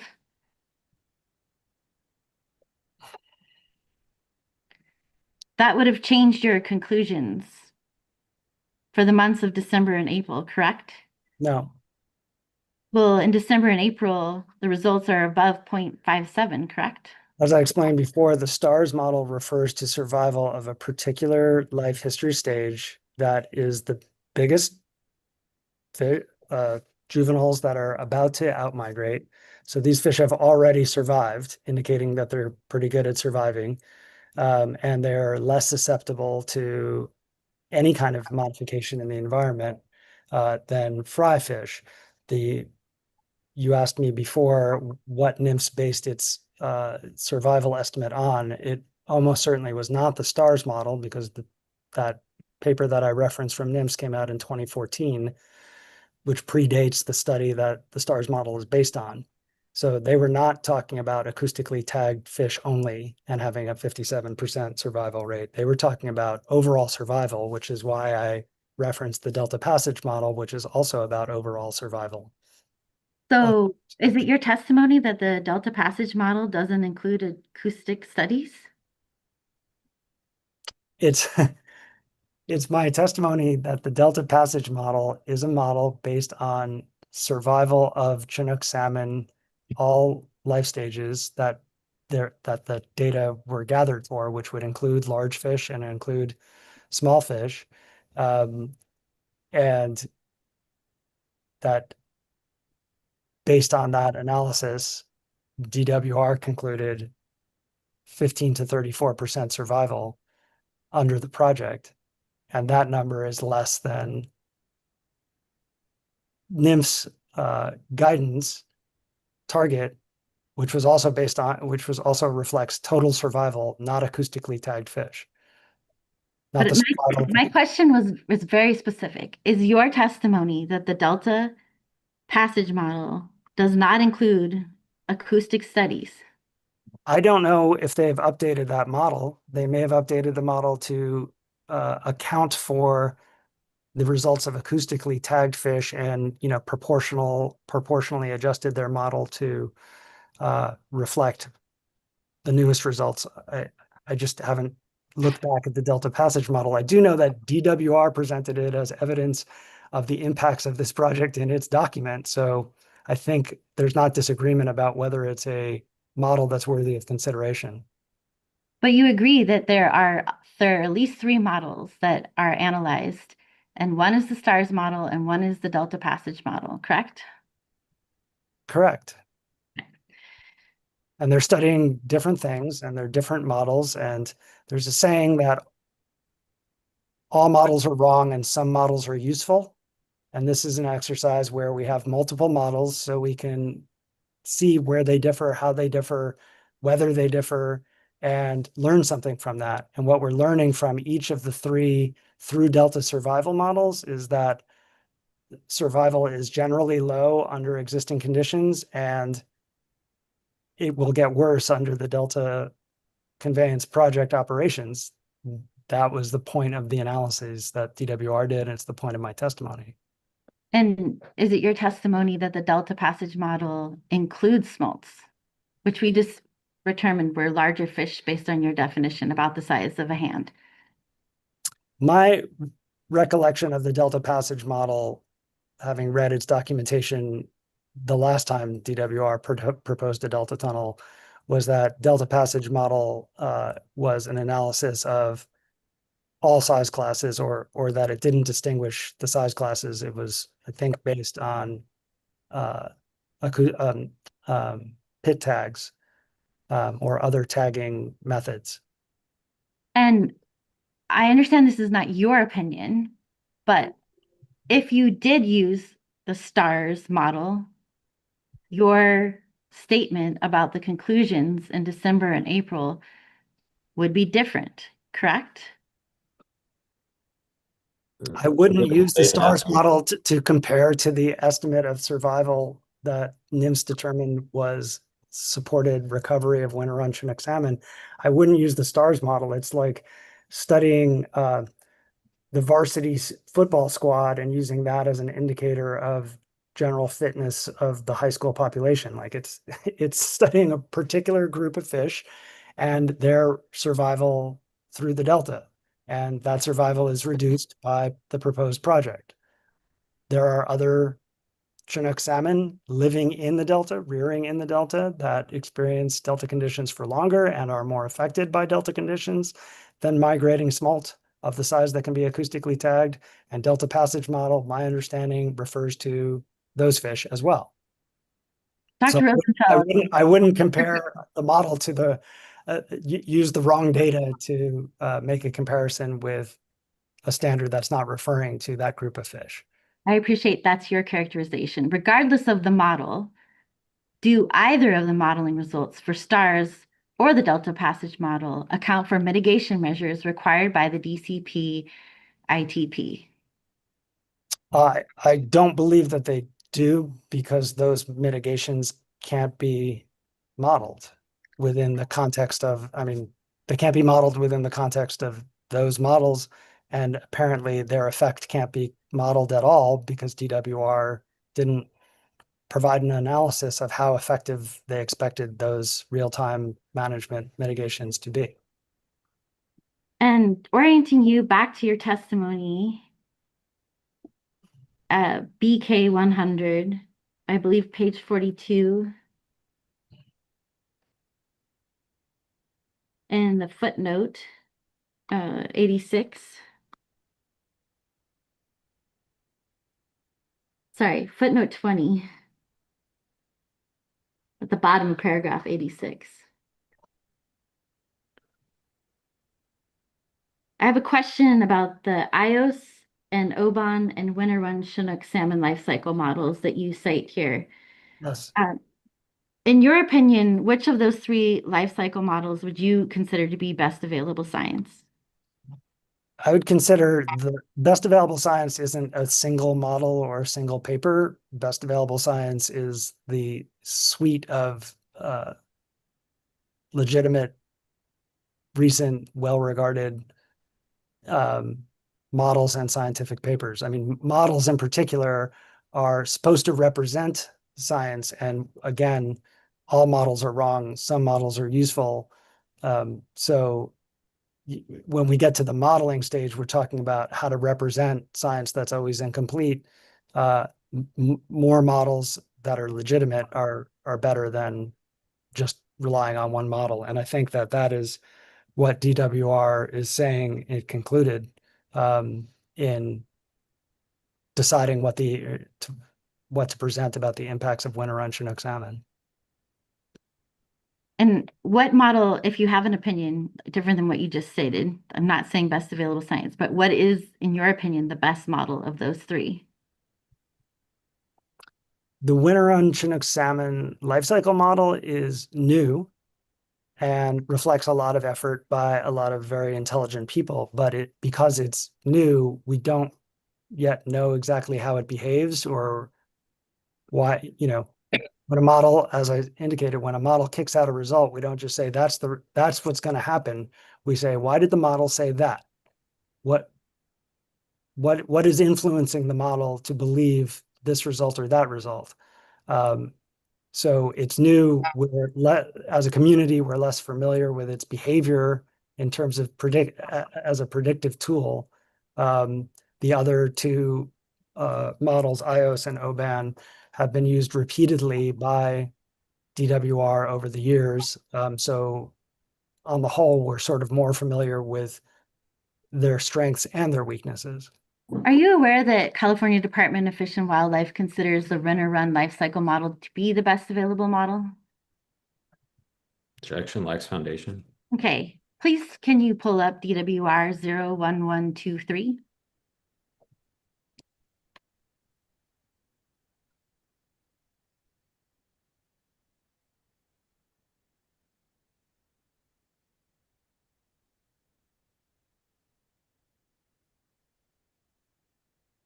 It should be in the FTP, DWR's FTP site. Yeah, sorry, I should have said that.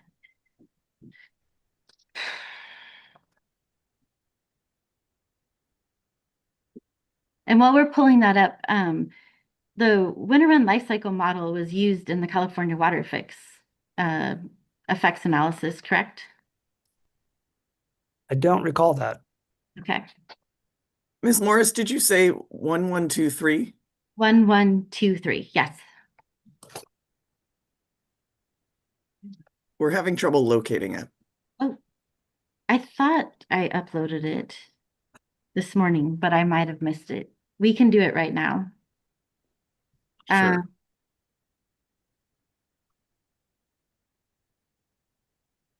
It may be a good time. I don't know if you want to, we're going to break in just a few minutes. We didn't receive one. Looks like 1123. While So- we're on this question about winter run life cycle model, if I don't have, there's no pending question. There is literally there not? nothing asked a question other than, are you aware that CDFW, the pending question is, are you aware CDFW considers the winter run life cycle model to be the best available model? That's the only question that's pending. Okay, so what I was going to ask is relevant to that question as well. Well, I think here's what we should do. So, Ms. Morris, if there's something you would like to address in the next 4 minutes or so, 4 to 9 minutes before we break, that would be a good thing. And we'll get that. It sounds like your team will get us 1123, and we can always come back to it after. Apparently, it's the same as 1121, which should be in the FTP folder. So DWR 1121. Correct.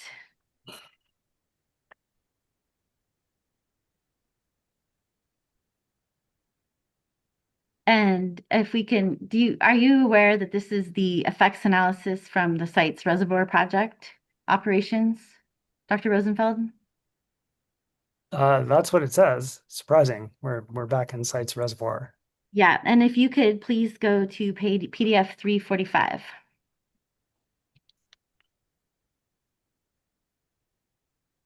And my question is, are you aware that PDFW has determined that the winter run life cycle model is currently the best available science? I think we got into this in the sites proceeding, but I find the CDFW's identification of what is best available to be extremely narrow and not consistent with scientific norms. So I see on the page what it says, but I don't take that to mean that it is the best available science standing alone.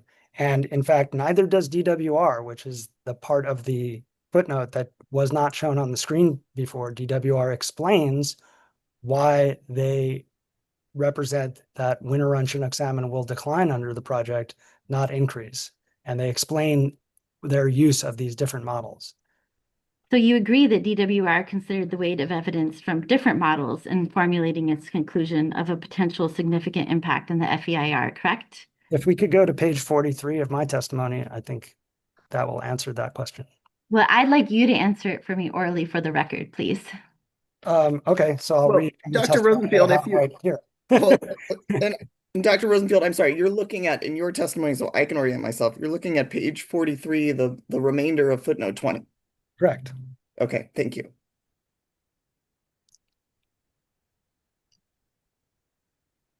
It says, the weight of evidence approach and the prevailing status of species ultimately resulted in the determination that effects of the North Delta diversion could potentially be significant. This was largely based on a consistent pattern identified across several analyses, such as changes in through delta survival from other tools and changes in North Delta hydrodynamics from DSM2 modeling, which anticipated negative differences. The previous part of this footnote explains that the IOS and OBAN life cycle models concluded that the population would decline. The winter run life cycle model had a contrary result, and DWR is explaining that they don't know why the winter run life cycle model produced a positive result, but given the weight of evidence and other models that they used that all pointed to a negative outcome for winter run Chinook salmon from project operations, they believe that there will be negative outcomes from project operations. So yes, you would agree that DWR considered the weight of evidence from different models. That's what it says. I'm taking them at their word. And do any of those three models that we just mentioned and you mentioned in your footnote, do they account for mitigation measures required by the DCP ITP? Asked and answered. It's different set of models. As far as I know, none of DWR's modeling accounts for the effect of its, I'm sorry, can you ask the question again so I get the proper terminology that you're using? Do the IOS, OBAN, or winter run Chinook salmon life cycle model account for mitigation measures required by the DCP ITP?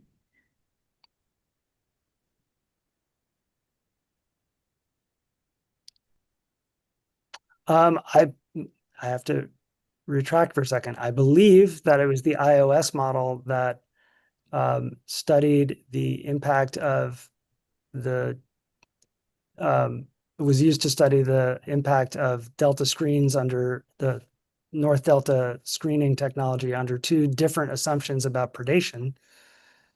So if we're talking about the screens as being mitigation, then in that example that I'm recalling, one model was used to study the effect of mitigation. Besides the screen analysis, do you agree? I Um, don't know that that's true. I'm just trying to move on with the question so we can, because we have 4 minutes here. yeah. For the most part, as far as I'm aware, DWR did not model the effects of its mitigations with the life cycle modeling because there's no way of modeling those mitigations because there's a great deal of uncertainty in how well or if they will work. Okay. I think this is a perfect time to take a break. I'm going to transition to a new topic. All right, so thank you. Ms. Morris, can you give us an estimate? I know it's difficult, but an estimate of what you have remaining? No, I have a lot. I probably am a quarter through of the rest of what I had, and I'm trying to move through it as efficiently as possible. So several hours is what I understand from that. 2 That hours? would be my guess, given the pace that we have been at this morning. Okay. Mr. Busher, does that inform at all your whether you have a preference about our lunch break? I may have a preference too, but since I asked you before, I'll give you a chance to chime in. I don't really care whether we take a half an hour now and then a shorter lunch later, or whether we Yeah. take lunch now. I'll defer to the witness to see if Dr. Rosenfield has a preference since he's the one testifying and I'm. You and you Well, are, yes, the man of many hours. So do you have a well, preference? hearing officer, it sounds like you have a sick child at home and an appointment. So I'll go with whatever will work best in your schedule. I'm here all day. Thank you. Thank you for that. Let's go ahead and do as suggested. I would like to, we'll take an hour though. Let's break now. We will return at 12 o'clock and we will take breaks accordingly because our afternoon will be longer than planned. But I will see all of you at noon to resume with Dr. Rosenfield. Thank you.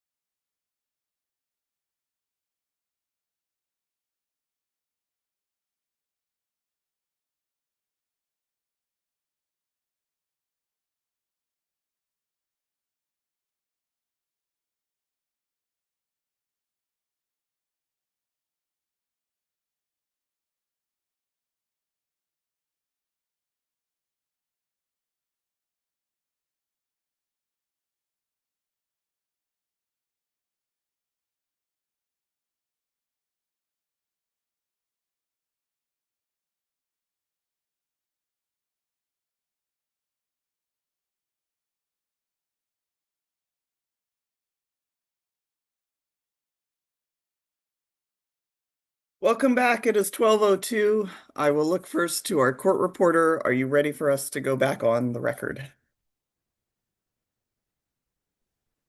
I am hearing Officer Kinsey.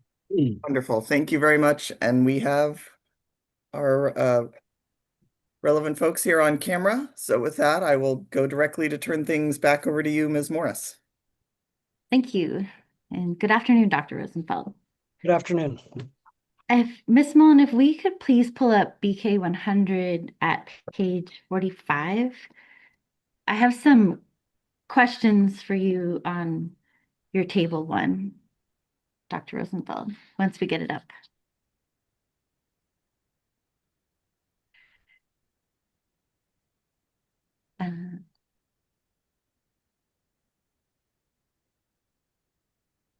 In looking at the table, can you explain how the values for both the DCP and the baseline were calculated? Yeah, the data come from the file that's cited in the table heading.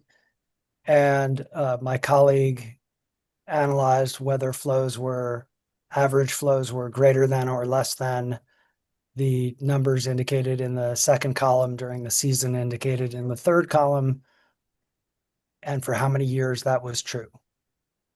Can you provide the data? I'm assuming this was done in an Excel format because we were not able to replicate these numbers exactly with the information that's cited in the table.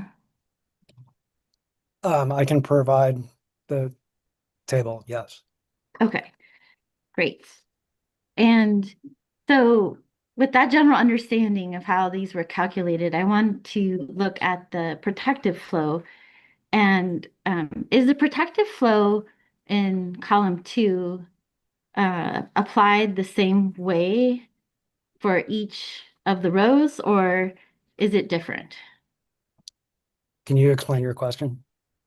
I'm trying to understand if the protective flow is applied the same way for zooplankton versus longfin smelt versus Chinook salmon. The protective flows mean a slightly different thing for some of the rows. So for zooplankton, you're applying the protective flow from March to June. Is that you're looking at those flows? Correct. And then the March to June, is that an average of 30,000? Yes. Okay. So, okay. So looking specifically at the zooplankton, does the critical threshold need to be met at all times during this March to June period? No, it's an average. And looking at the threshold for sturgeon, white sturgeon, green sturgeon of the 37,000 CFS, do you see that? I do. Is an appropriate analogy thinking of this flow as a weir operation such that the flows up to the crest do not overtop, but one would need to exceed that flow threshold so there is overtopping? I'm not sure how you applied this. I'm not sure that I understand your weir analogy. Is it an analogy? Or are you asking me I'm how? asking if it is an analogy or if you have a better way to describe it. I'm struggling to understand how it's applied. Let me clarify also that the percentages that are in the baseline and DCP are also when average flows exceed the protective flow in those months, right? It's not a number of days or something like that. It's for the whole season. So the white sturgeon, green sturgeon number is from, I believe, I'm looking here. It's from the State Water Board Scientific Basis Report for their Phase 2 update of the Bay Delta Water Quality Control Plan. That report indicates that flows above 37,000 CFS during the period March through July, delta outflows of 37,000 CFS during March through July on average are what corresponds to white sturgeon reproductive success as measured by the white sturgeon year class index. Flows above that level, course, as flows increase above that level, the year class index increases. So there's a positive correlation, but below the 37,000 CFS, there is little to no white sturgeon reproduction. And the reason green sturgeon is in that row is because that scientific basis report makes the assumption, and other agencies make the assumption, that green sturgeon benefit from the same flows that white sturgeon do. Okay, so in essence, you're saying, just so I understand, that below 37,000 CFS, there are no benefits. There is no benefit to the index. There's no benefit as measured by the index that's studied. I have no idea whether there are benefits to white sturgeon that don't show up in the year class index. I mean, the year class index is measuring a specific attribute of their population. Okay, and in the table, is the biological justification for each of the thresholds that you've stated under the protective flow in the footnotes? The footnotes reference in this table reference the documents from which those numbers and averages come from. Okay. I want to walk through a couple of examples. So back to zooplankton, you determined that 30,000 CFS was the appropriate protective flow, correct? I'm referencing results from Hennessy and Burris that are cited, 2 different studies. That's the basis, but that's also your opinion. Like when you put this table Yes. together. Yes. And for what species is zooplankton important? Well, there are 2 rows that say zooplankton. So one is Eurytema affinis, and the second row is Pseudodiaptimus forbizae. And please don't ask me to spell them on the fly. I won't. If you promise, if I mispronounce it, you'll forgive me. I will. Okay. And so for what species? Yeah. So many fish species feed on Eurytemera. It's an invertebrate that's in the water column, and many species feed on Pseudodiaptimus forbizae. The flow threshold that I'm identifying there, June through September, is relevant for Pseudodiaptimus, is relevant to delta smelt, and where the Pseudodiaptimus forbizae are abundant relative to where we expect delta smelt to be during those months, June through September. The Eurytemera affinis numbers, March through June, the spring period is relevant to a bunch of estuarine pelagic fish species that feed on Eurytemera. Let's talk about the delta smelt. So how much zooplankton biomass do delta smelt need to produce positive survival? That question doesn't make sense.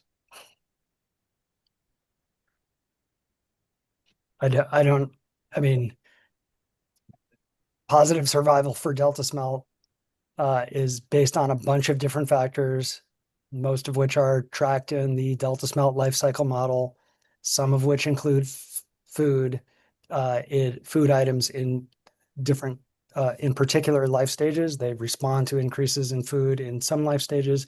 They don't respond to increases in food in other life stages, which doesn't mean they don't eat. It just means that food might not be limiting it to them in those life stages. But to ask how much food is necessary to grow the population it depends on the context of flow, temperature, turbidity, water exports, a whole bunch of other factors. I'm confused because you just said food was important, but do you have any idea how much delta smelt need. That's a factor, and we're looking at multiple factors here. But right now, I'm Well, focusing. delta smelt are fish, and fish are cold-blooded, meaning their body temperature is affected by the environment. Their body temperature drives their metabolic rate. The metabolic rate determines their food requirements. So, and flow has an effect on temperature, as does air temperature, as we discussed on Thursday. So the amount of food they need is entirely dependent on what life stage are we talking about, what's the temperature conditions, what other stresses are they under. It's just not a question that has a single answer to it. Is there a connection between the 30,000 threshold and delta smelt larvae? I would have to go back and look at what the delta smelt life cycle model identifies as limiting factors for delta smelt in March through June. I don't recall whether that was particularly a time when they were food limited. I should also note that these two zooplankton lines here are not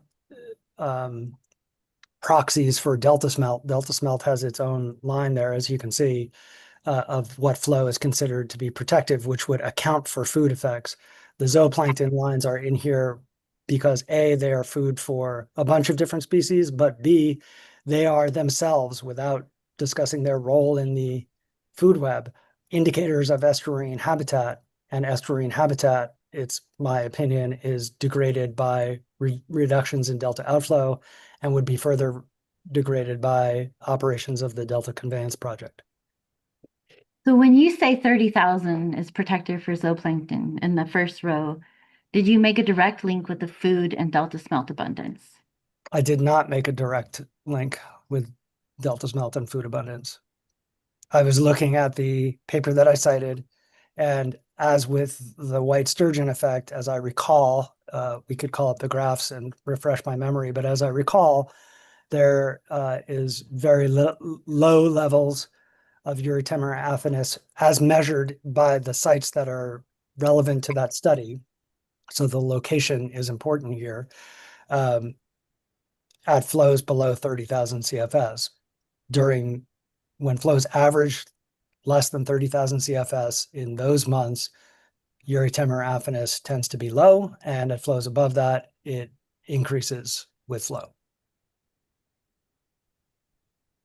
And that benefits, Did you presumably that benefits a bunch of different fish, although I'm not making any opinion about which fish are food limited.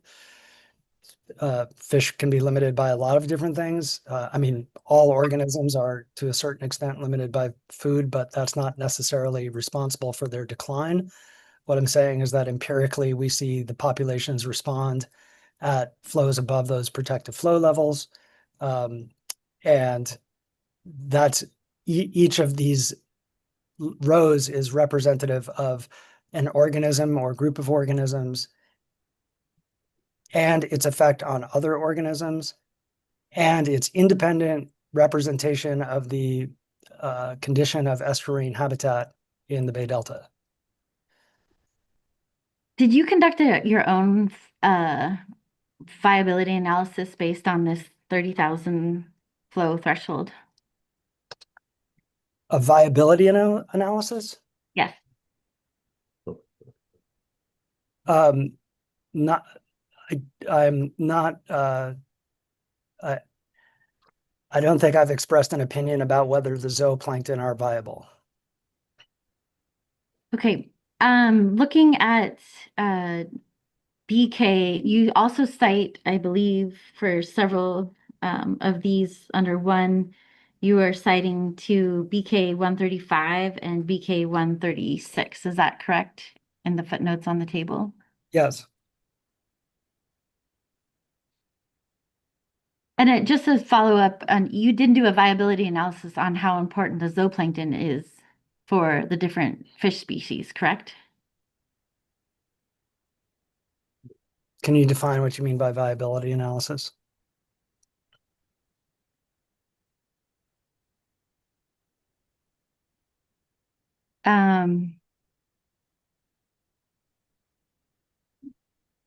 Determining how I'm trying to think, how important food is to their life cycle. That's what I mean by viability analysis.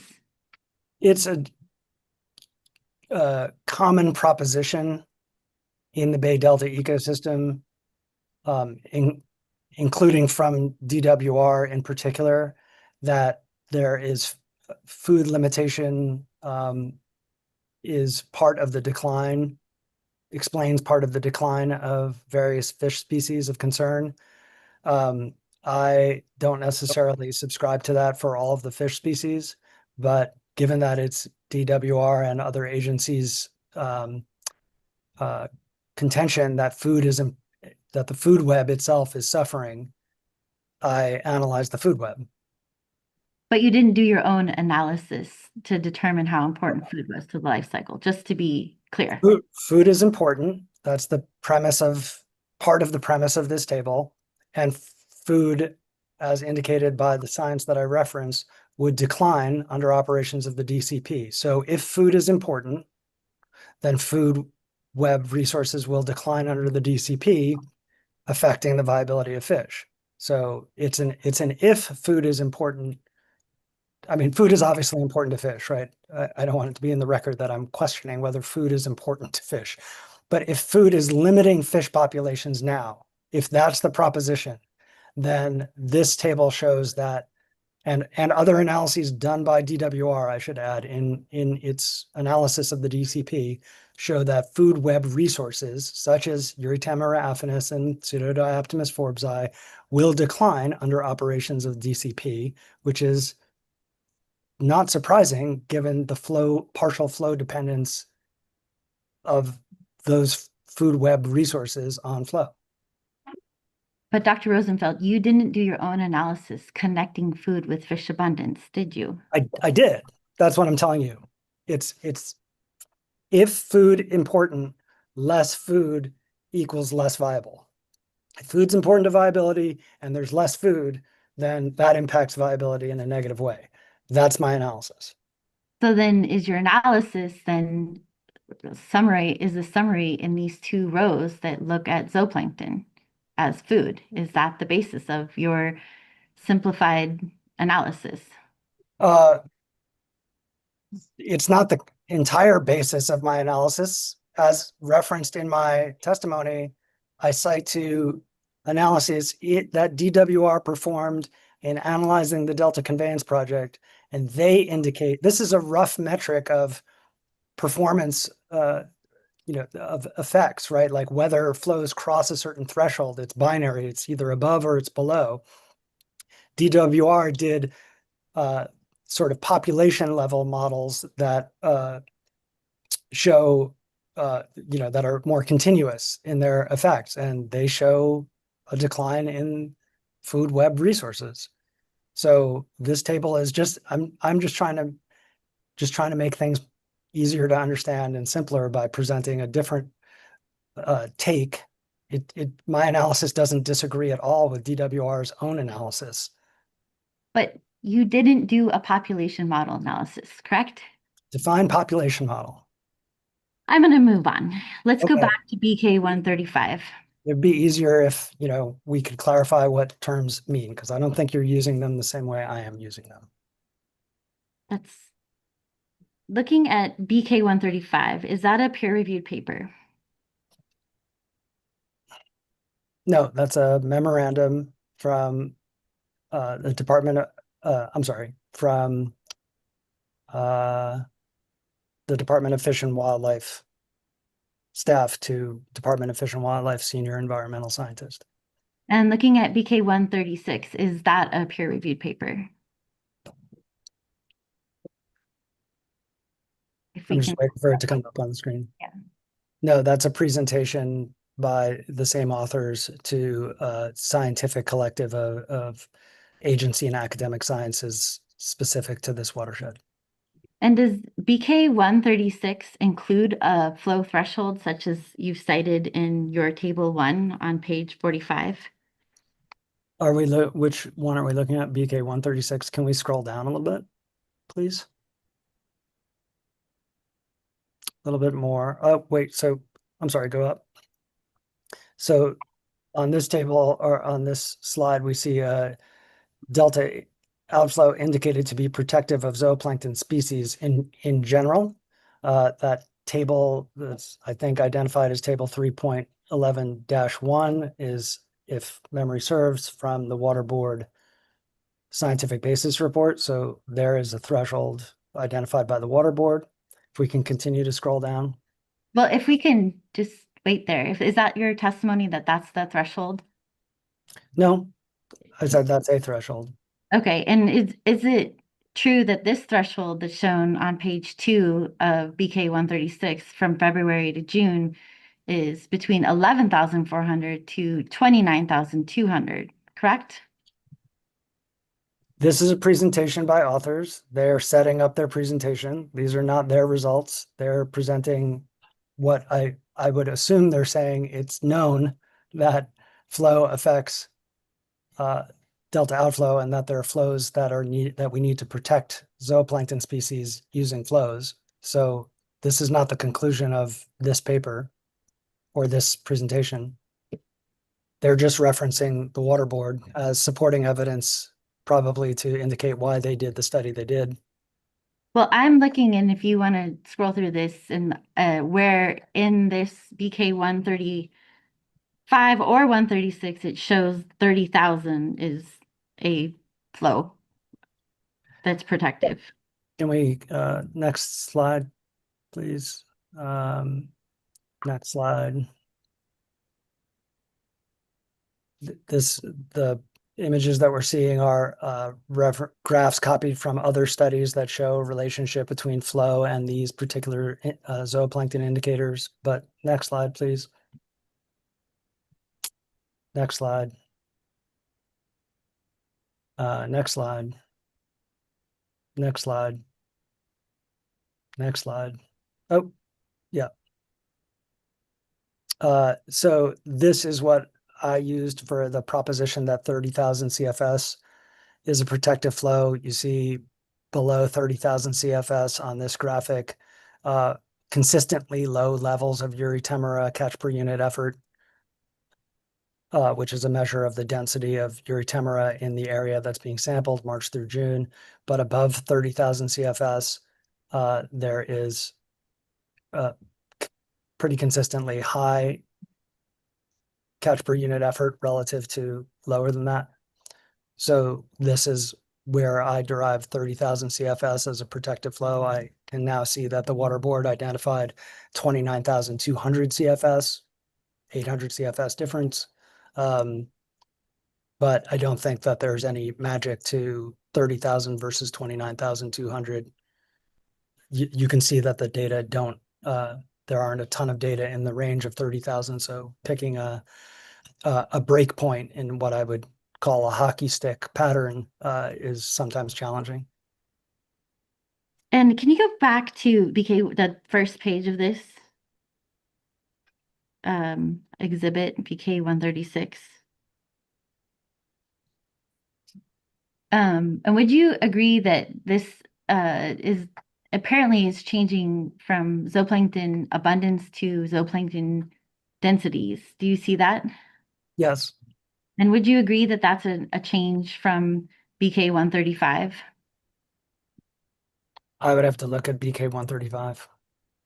You can ask Ms. Mullen to pull it up if you Ms. Mullen, can we look recall. at BK 135?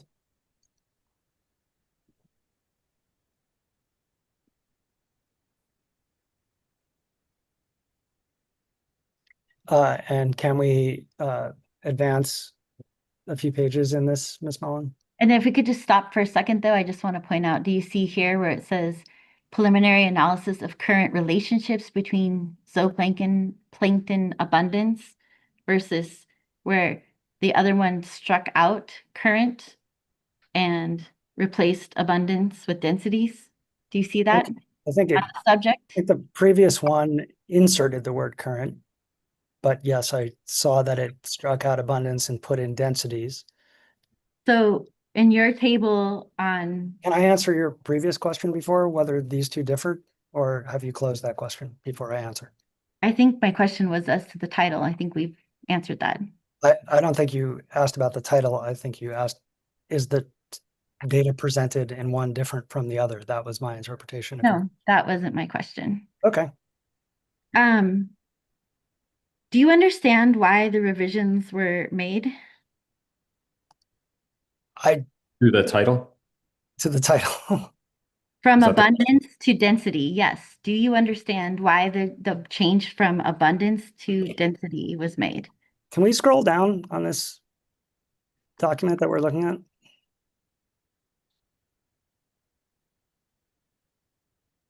Keep going. Thank you.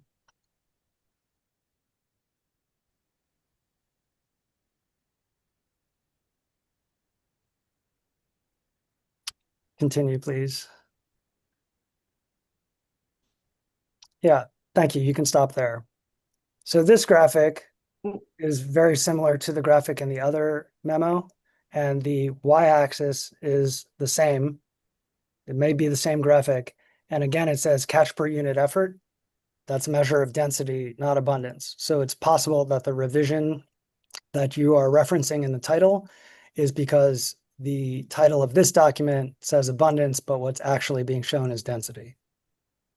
So going back to your table one, you use the word in row one, abundance. Should that be density? It might be more accurate to say density because that's what comes out of these studies, but the size of the delta estuary in space is not changing. So generally speaking, we use density to translate density into abundance because we can't sample abundance of, microorganisms.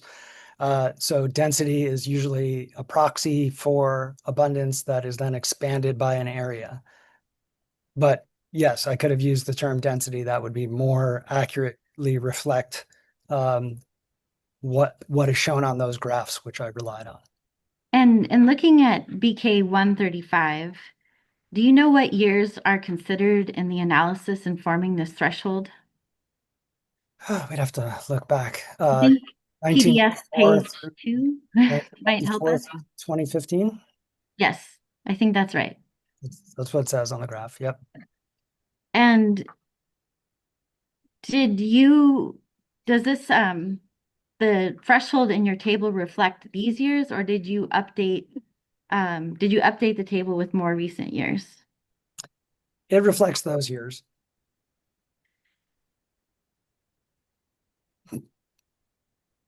And But then note looking that on, in this study, or as we've seen, this study, these authors are referencing previous documents which also show this flow abundance relationship. That the 30,000 CFS as a threshold may change depending on the time period, but apparently the flow abundance or density relationship has not changed. and we're on BK 135, I think, in page 1 of this report, looking at the bottom of page 1, I think, and the top of page 2. Do you see the sentence that begins 1, 2, 3, 4, 5 lines up from the bottom that says the abundance of E. affinis? Did I say that right? Affinis, yeah. Affinis, thank you. Yep. Can you just read that sentence to yourself? The abundance to myself. Yes, I've read it. So based on that sentence, do you understand this to mean that flow and species response can change due to other factors, such as invasive species?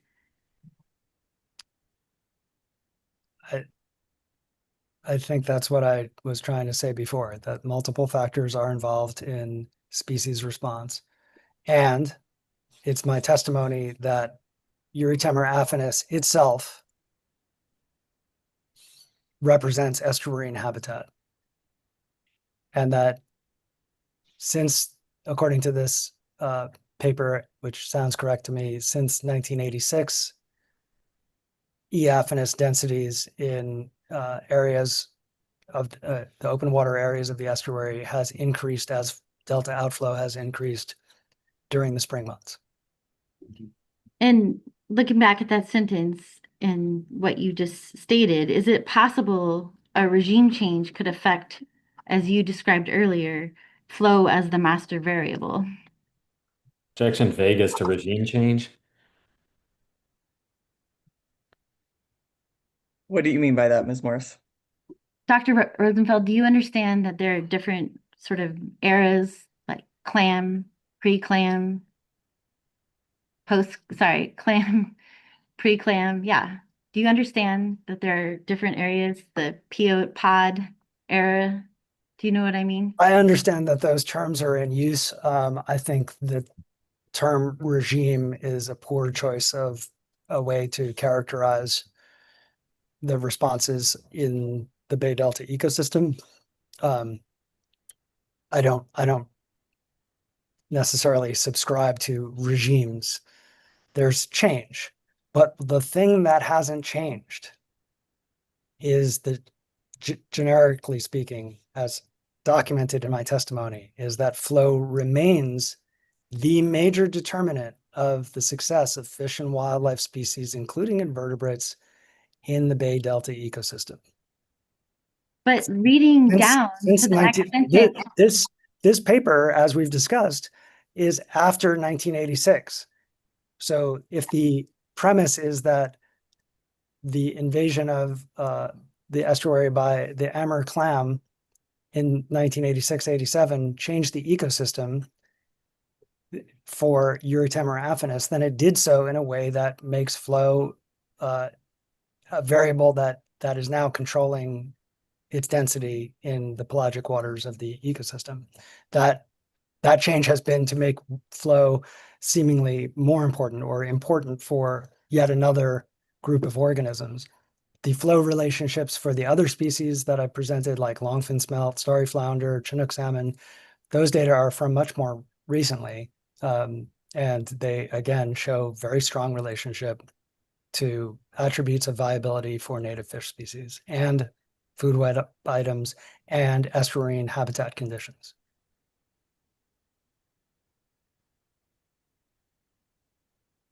on the last sentence, would you agree that this paper at least acknowledges that flow abundance relationship of other, I cannot pronounce that, in Resetus, also changed after the clam invasion such that summer abundance now increases with low outflows?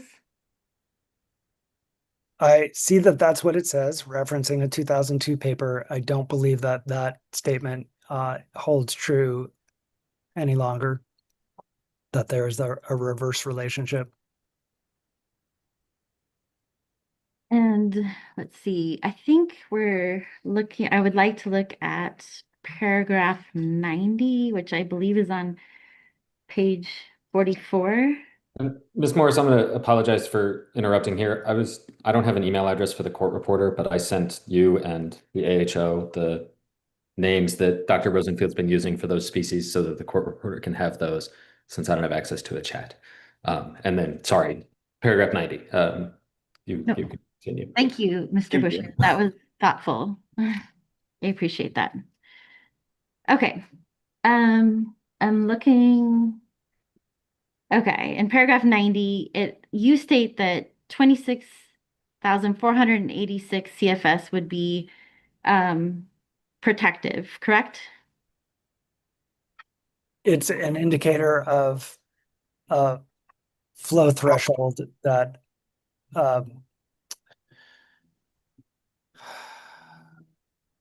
that below which that level I'm looking occupancy of shallow water environments in the lower Sacramento River, the Delta, and the Sassoon area. Below that flow level, the use of restored habitats by Chinook salmon fry declines as flow declines. And I really hate to do this, but I think we have to do math. So that 26, if I look at maybe we should just do this. Pull up BK 171, please, which is the citation for that. And that 26,486, that's a conversion from 750 cubic meters per second, correct? That sounds familiar, yes. Okay. So, and looking at the, I think it's page, oh, I can't read, it's tiny. If we could make it a little bit bigger. And I think it's page 1493.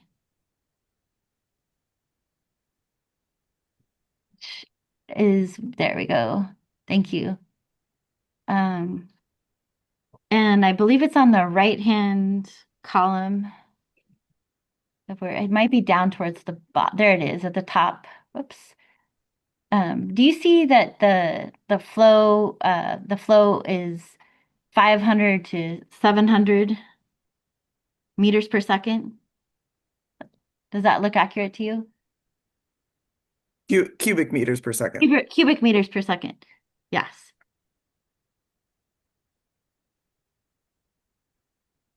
I see that that's a flow level that these authors, flows above those levels are flows that these authors say would avoid disproportionately deleterious impacts to fried Chinook salmon fry. And that's what it says right there. It says on the 1, 2, 3, the first full sentence or second full sentence, it says, indeed, the nonlinear effects of flow detected by our model suggest winter spring flows above 500 to 700 cubic meters per second. Yeah, it says about. That's what those two squiggly lines, how I interpret those. So they're offering a rough estimate of in that range. And I think I interpret their graph and their results a bit differently. So, but the citation that you provide for that is this Munch paper, BK 171, And correct? there's a figure in this paper that I use, that I interpret using my expertise to say that 750 CFS is a representative protective flow, and that below that flow, there's a decline in Chinook salmon fry use of habitat. So if I'll just say, let me stipulate that if I had used 700 cubic meters per second, I don't think the result that I'm presenting in table 1, which I think is what we're referring to, would have changed much at all. I'm just trying to illustrate that the Delta Conveyance project reduces flows, and that those flows, the reduction in flows leads to crossing of certain thresholds, if you will, of protective flow. We could use 700, we could use 500, we could use 1,000. I do use 1,000 for a different study shows an effect of different Chinook salmon at 1,000 CFS. It's listed in the table. These are just picking a point. I'm trying to make continuous and somewhat non-continuous relationships, finding points of reference so we can see how often the Delta Conveyance project moves us from a land of protection to less than protection. But you agree this paper states a range, right? It's not one number. This paper states a range, yes. And in your table and in your testimony, particularly in paragraph 90, you only state the upper end of that range. You do not state the lower end, correct? I need to look at paragraph 90.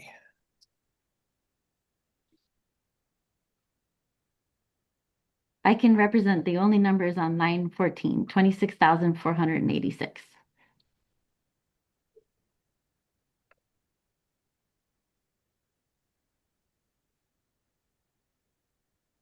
Yeah, what I say there is that the diversions to the Delta Tunnel, when Freeport flows are less than, we'll stipulate 750 cubic meters per second, are projected to occur in a significant number of years during months when Chinook salmon density in restored habitat is flow dependent. I'm not saying that the density goes to 0 or that there's some catastrophe. I'm picking a point to show that flows change under DCP. That's not a fact that's under contention, not an assertion that's under contention.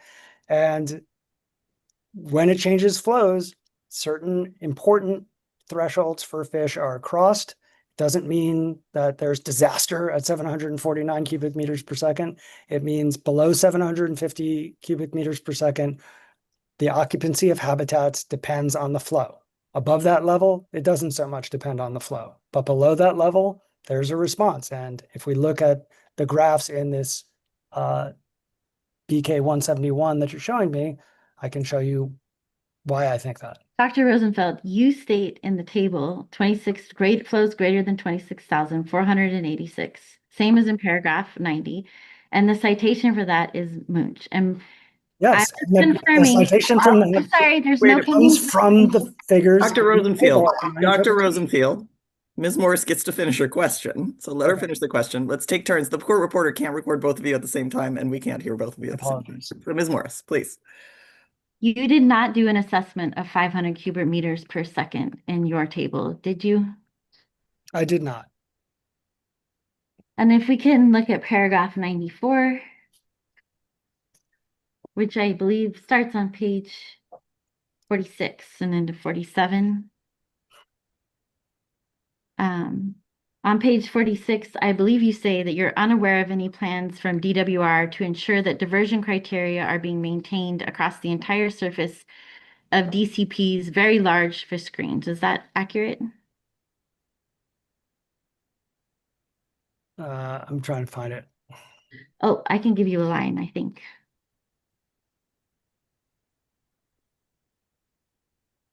Yeah, if you could. Oh, it's page 47, line 2 through 4.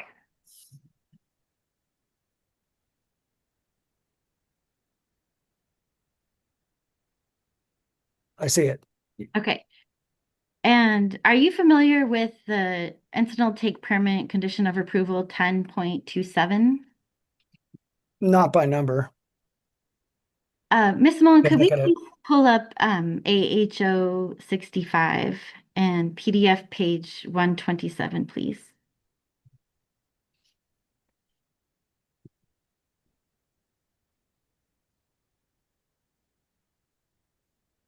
And then I think if we can scroll down to where it says 10.27 hydraulic testing for velocity requirements.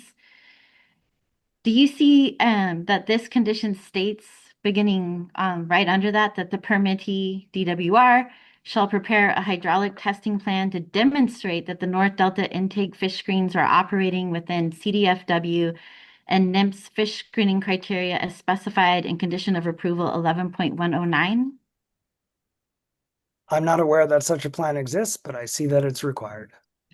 And then are you familiar with the condition of approval 11.109, which states that the permittee DWR shall operate the North Delta intakes to maintain a minimum uniform velocity of 0.4 feet per second across the wetted surface of each individual fish screen? Can we take a look at that? Sure. I believe it's page 203. She said, hopefully.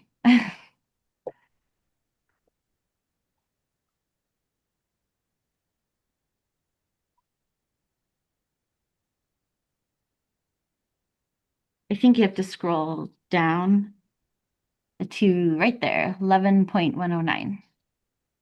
And it might run on to the bottom of the next page.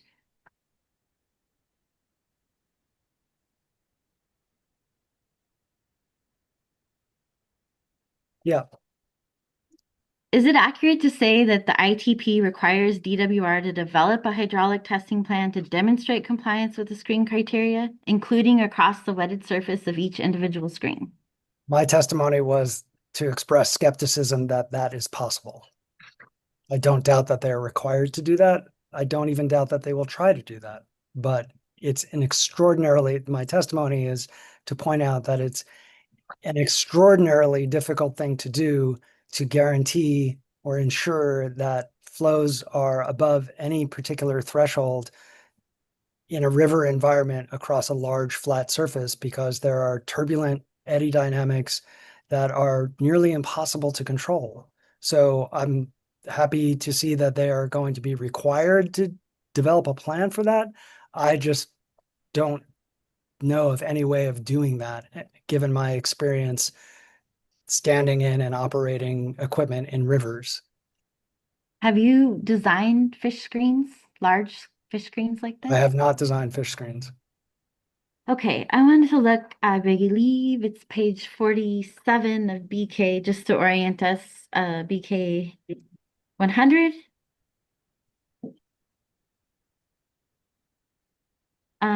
Beginning on line 14 through 17, paragraph 95. If you want to just read that statement to yourself, I have some questions about it.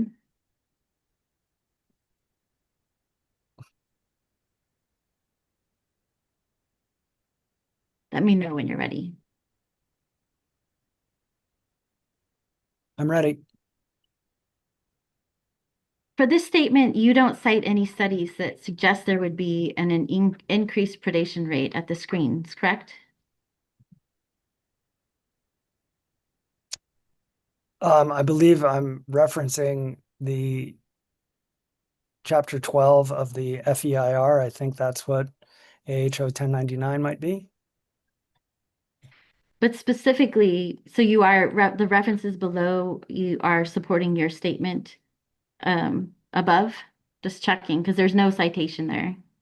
According to the OBAN model, the mean decline, that statement, I believe, comes from the citation AHO 1099 at 12128.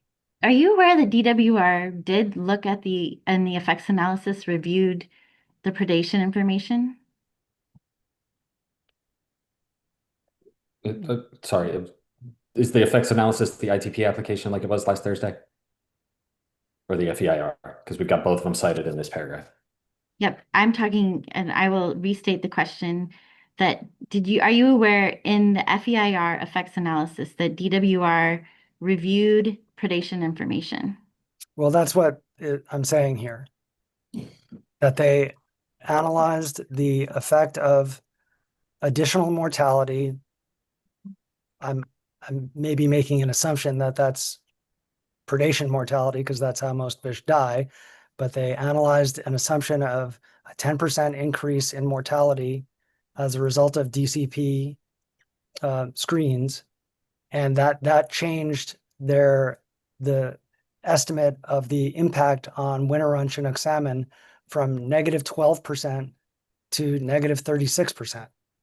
So this paragraph is saying that this assumption or an assumption that predation will be any particular level, which DWR was not able to predict what that level would be, causes very large effects. A 10% increase in mortality because of the screens changes returns by 24% as an absolute measure, or almost triples it, according to the results that I'm referencing. So they were not able to estimate predation levels because the screens have not been built. But when they said analyze the sensitivity of their estimates, the OBAN model on the impact to winter run Chinook salmon, it showed that that's a very sensitive assumption. And that if you're off by 10% in the mortality estimate, if there's 10% predation, for instance, that can triple the negative effect on winter run Chinook salmon. It's negative one way or another, and sizably so, but a tripling the impact seems bad. So it's your testimony that the support for your statement on lines 14 through 17 is the citation referencing the OBAN model, correct? I'm sorry, can you repeat the question? I'm just trying to summarize what you just said to make sure we're on the same page. And I was asking the basis of your statement about 5 questions ago, I believe, on lines 14 through 17, because there was no citation. And I believe in the subsequent answers, you saying that that statement is based on the results from the OBAN model that you cite in lines, in essence, 17 through 20. Is that accurate? Yes, I'm saying Okay. assumption that the delta screens have little or no impact is a assumption that can have significant consequences if it's wrong. And you also state in paragraph, let's see, on page 47, that DWR, and I'm looking at lines 20 through 21, the DWR acknowledges the uncertainty regarding its assumption of limited impact. Do you see that? Yes.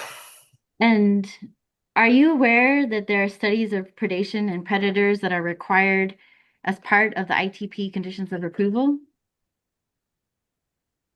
Yes. And these studies are for all covered fish species, correct? That sounds familiar. I'd have to review it. But it again indicates a lack of knowledge about a factor that appears to be quite important in determining the relative impact of the screens. And there's going to be a study, but apparently that study would occur after approval of the project. So if that's it doesn't leave open much possibility that the study would say, oh, the impact, there's a lot of predation and the impact is huge and maybe we can't correct for it or mitigate for it, but the project has been approved.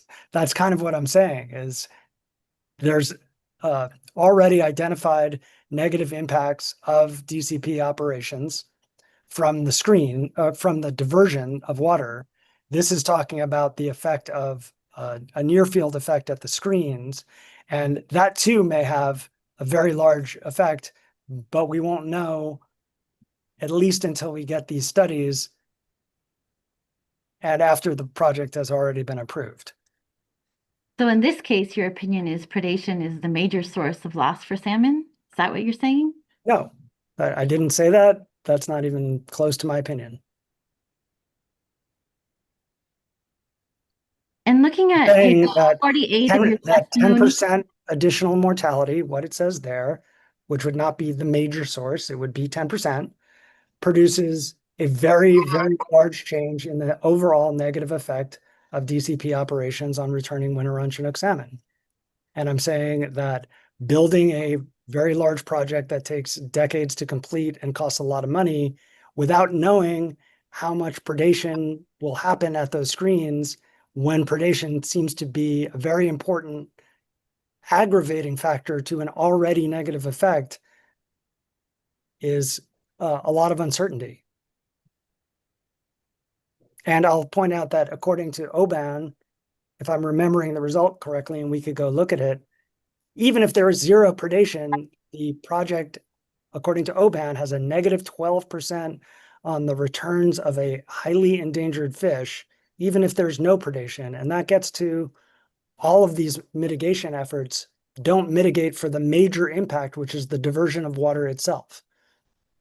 There are additional impacts that are trying to be mitigated for, like potentially predation at a screen, or diversion down a different channel, but those are mitigating other effects than the diversion of water itself, which is already, according to these results and others, very substantial. Dr. Rosenfeld, where did the 10% assumption in OBAN come from? Where did DWR get its 10% assumption? You know? I don't know why they chose 10% as a measure of sensitivity. I think they studied 3 levels. Okay. 10%. Let's look at page 48 of your testimony, lines 2 to 4.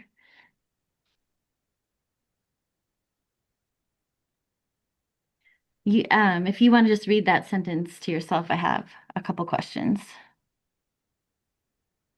Okay.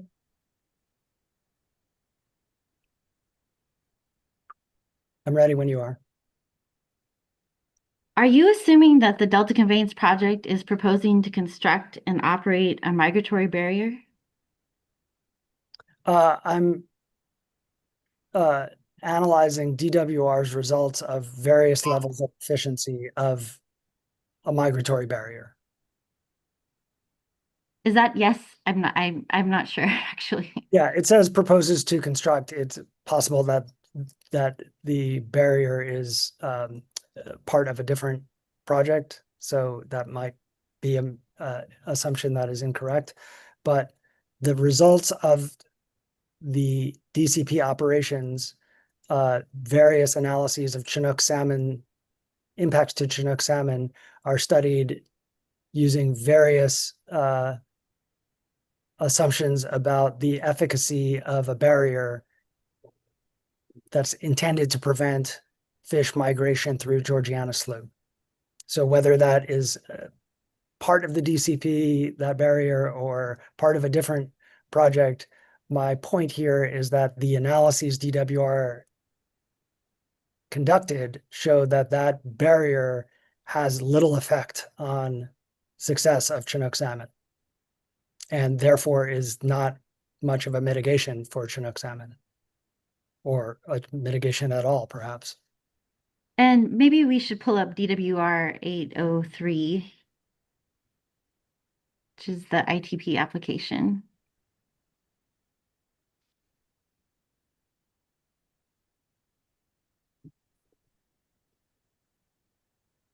And if we could go to PDF page 410, please.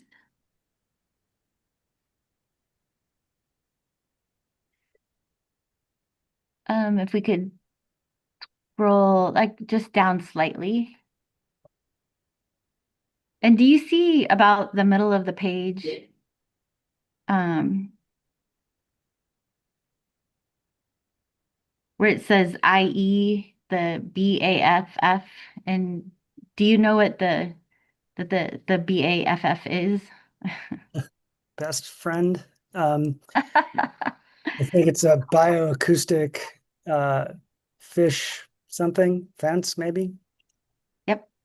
At Georgiana Slough, correct? If we see above where it says. Yep.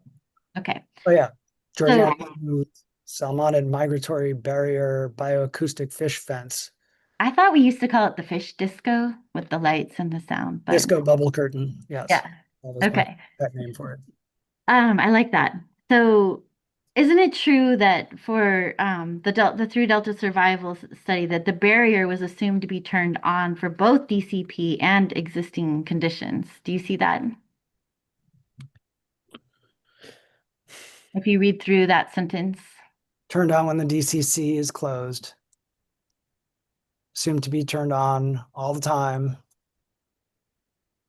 during January through April for both proposed project and existing condition scenarios. Yes. And then it says, and the BAFF otherwise assumed to be turned off for both.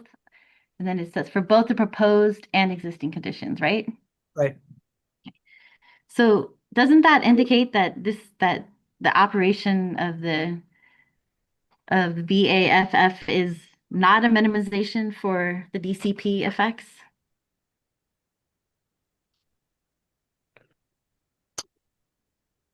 It indicates that it's not specific to DCP operations. So getting to your original question about whether DCP proposes to construct, but it's definitely wherever it comes from, it's definitely not a minimization measure because the analysis shows little to no effect of the barrier at all, and little change in its effect under different assumptions of the efficacy of the screen.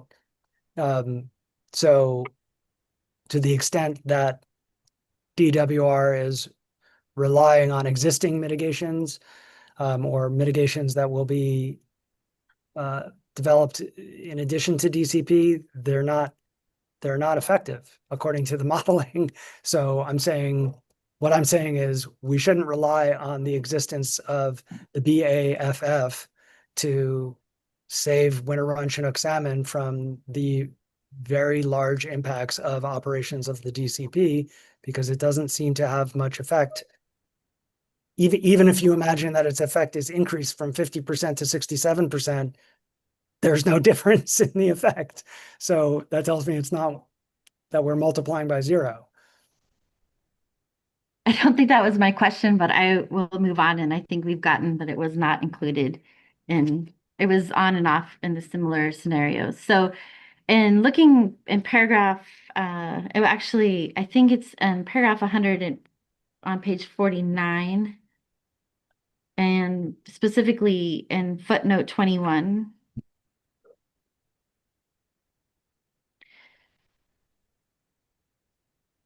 Do you see where you reference the 3,500 acres of tidal restoration required in the DCP ITP? Are we in 21, footnote 21? Yes, I'm looking at the second sentence. Again, creation of tidal wetlands cannot be assumed to be a direct habitat benefit because shallow water environments are not limiting Chinook salmon populations currently. Do you see that? I see that, yes. Okay. Do you think habitat restoration cannot have any direct benefit to Chinook salmon? Well, define habitat restoration and where. I was specifically talking about the 3,500 acres of tidal restoration. If you need more specificity, just let me know. More specificity would be great. I want to pull up DWR 803. Or Ms. Morris, do we just need to go up to paragraph 100? That's where I didn't mean to interrupt your thought here, That's but okay. I actually am I had to go to paragraph 100, but yeah, I'm just pulling that citation up. okay. Yeah, and that's Excuse in me for paragraph interrupting. 100 that you're probably looking at. Okay, So go to DWR 803. there are two different effects being discussed here. In paragraph 100, I'm discussing the proposed effect of 3,500 acres of tidal habitat to change tidal dynamics in a way that will that is postulated to limit tidal reversal up by Georgiana Slough, that is postulated then to improve Chinook salmon migration at flows lower than 35,300 CFS. The footnote, however, refers to tidal marsh habitat as, or shallow tidal environments as habitat for fish. So those are two different thoughts. Okay, so just to be clear then, because maybe I was misunderstanding it. So you're not suggesting that the 3,500 acres of tidal restoration is mitigation for loss of shallow water habitat. I'm discussing it here as its proposed effect on tides to correct a hypothesized mechanism for the flow, the 35,300 some odd flow effect at Freeport and survival of migrating Chinook salmon smolt. I'm also saying that if there's the notion that 3,500 acres of tidal habitat would I'm sorry to call it habitat because it's not necessarily habitat, that 3,500 acres of shallow water environment is going to, if the proposition is that that's going to provide habitat for fish migrating Chinook salmon, that's going to mitigate or ameliorate the negative impact of the reduced flows, then there's not a lot of evidence for that either, because, well, there's a lot of reasons that those two things don't track, but mainly what I'm citing in the footnote is the evidence is now that at the levels of Chinook salmon we have now and flow levels that we have now, Chinook salmon are not using all of the habitat that's already been restored, and that they only use that habitat and only occupy fully at high flows and or when there's high returns of Chinook salmon to produce a lot of babies. So creating more I don't think that's the question I habitat is asked, not, but let me try this. I don't know what question you're asking, because you're asking about two different. Well, I don't understand your testimony, so it's really trying to understand your testimony. I'm here to And help. is it true that your statement in footnote 21 that shallow water habitats are not limiting populations is not relevant to the 3,500 acres of tidal restoration that you are referenced above in paragraph 100? I'm not sure that it's not relevant. Okay, let's go back to what I originally asked to do, which was to pull up DWR 803, please.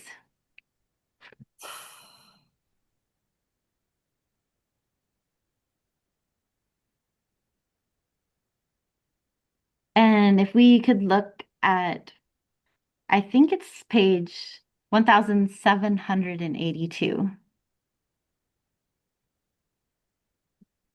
And then if we could scroll down to CMP 25. Okay. And this, in your testimony, you cite CMP 25, correct? Correct. And in looking at this language, would you agree that the salmonid hydrodynamic tidal habitat restoration is not mitigating for a loss of shallow water habitat? Well, CMP 25 is described that way, but I am aware that DWR and other state agencies represent, as is represented here, that it's tidal habitat. That fish implies to me that fish are supposed to live there and benefit from its existence.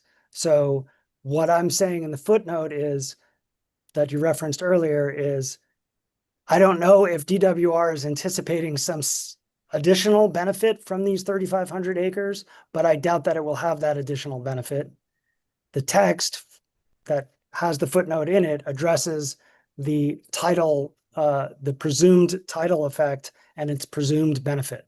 So there are two things going on, but DWR is calling this tidal habitat, not tidal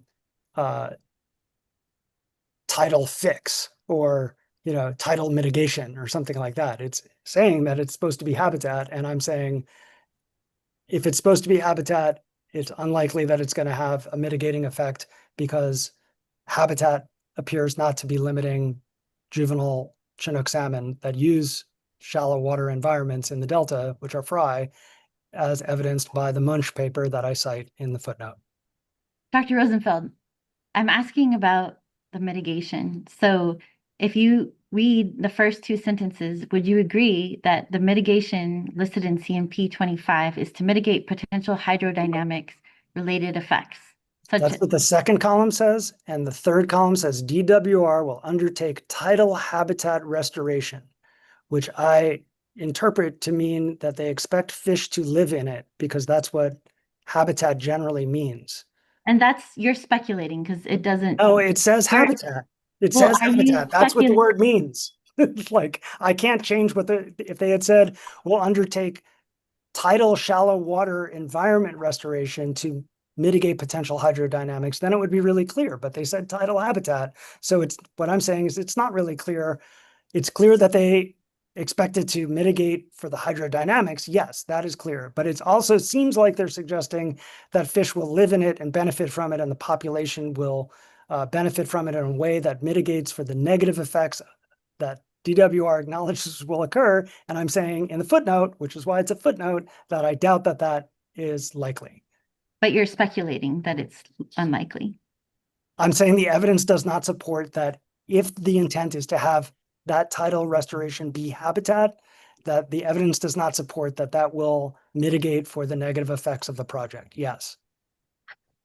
It's not a speculation. It's my professional opinion. I provide plenty of evidence to indicate that the fish are not limited by the current extent of tidal marsh. So to the extent that it's supposed to be habitat, it's not, it's unlikely to mitigate for the negative effects of the project. As is the mitigation that it's identified for in column 2 of this page that we're looking at, that it's supposed to mitigate for North Delta hydrodynamic effects. That is very highly speculative. And I mean, it's a vast project to change the tidal dynamics of the North Delta. Like, seems to me like that needs its own separate environmental analysis. That's a major change to the environment, and based on a speculation about how it will affect migration of Chinook salmon, it could have a very devastating effect on Chinook salmon and other fish. But all I said about the tidal restoration is that the presumed mechanism that it's supposed to affect is speculative and comes from like an afterthought in one paper. There's no study that indicates that it will definitely have the intended effect, even if it wasn't a major change to the environment that might have all sorts of other effects. Do you know if restoration of tidal habitat for mitigation is subject to environmental review? I believe it is.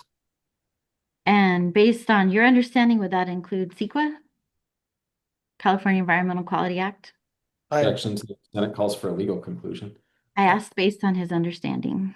Well, it would Still- depend on the size of the project and the placement of the project and whether it was covered under other analyses. But again, you're referring to this as habitat, Based on your understanding, not tidal habitat restoration to mitigate North Delta hydrodynamic effects.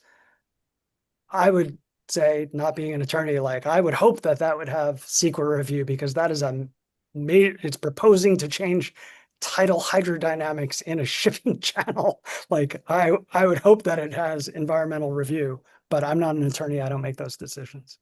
Hearing officer, I'd like to object that there's no question standing and that Mr. Rosenfield is not responding to the questions that Ms. Morris is posing. He also was making and drawing legal conclusions by saying that an environmental analysis was required. I'm going to allow the testimony that's been stated. I realize, and I will remind you, Dr. Rosenfield, to make sure you are focused on Ms. Morris's questions. I know sometimes, and I think the same way, you have to come back around. And I want you to have a chance to fully and fairly answer those questions. But I do think there's some testimony that hasn't been directly elicited to the question, and we do want to get through this. Yeah. So let's try going forward. I will also I will agree that CMP 25 is the purpose of it as described under CMP. Well, Dr. Rosenfield, Dr. Rosenfield, Rosenfield, we don't have a pending question, I don't think. So let's let Ms. Morris frame this up. I'm going to move on from CMP 25. I'd like to look at paragraph 124 of your testimony, which I believe is on page 59.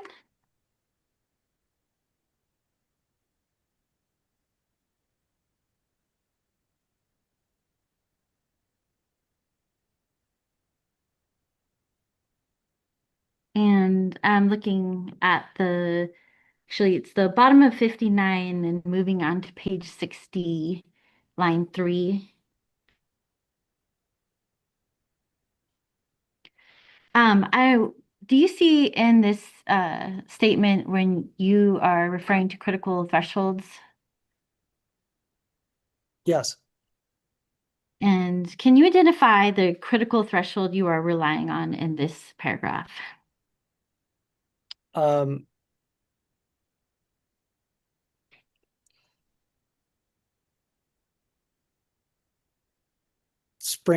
Spring to early summer delta inflow from the Sacramento River and total delta outflow. Is that in your table 1? Table 1 shows total delta outflow. And where in the Sacramento River does that threshold need to be met? Well, delta outflow is the net delta outflow index, which is measured where it's measured. Well, you said inflow too. So, So where would the inflow be measured? so the inflow, I believe I explained above, is measured at Freeport. It's Freeport plus flows on Yellow Bypass that enter the Sacramento River down by Rio Vista. And So, what's the biological basis for this threshold?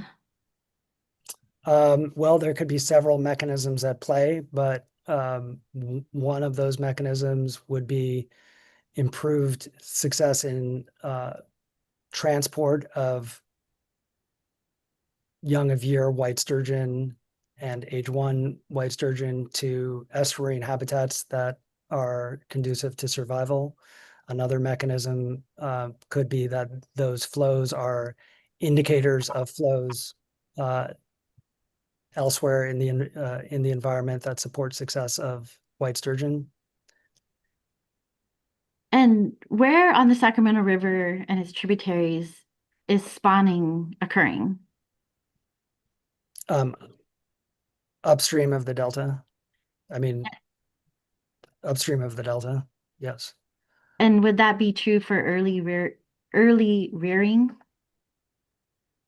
White sturgeon spawn in big rivers with high river flows in deep water generally, and then their larvae migrate downstream to locations where they can continue rearing as they hide from predators. And then as they grow, they then at a different point migrate yet further downstream into the delta and Sassoon Bay. Would you consider all of the stages you just described early rearing? It seemed like more, but I'm trying to understand. Well, early rearing is a relative term, but yes, I would describe all of those as early, the age 0 and age 1 as early in the life cycle of fish that can live 100 years.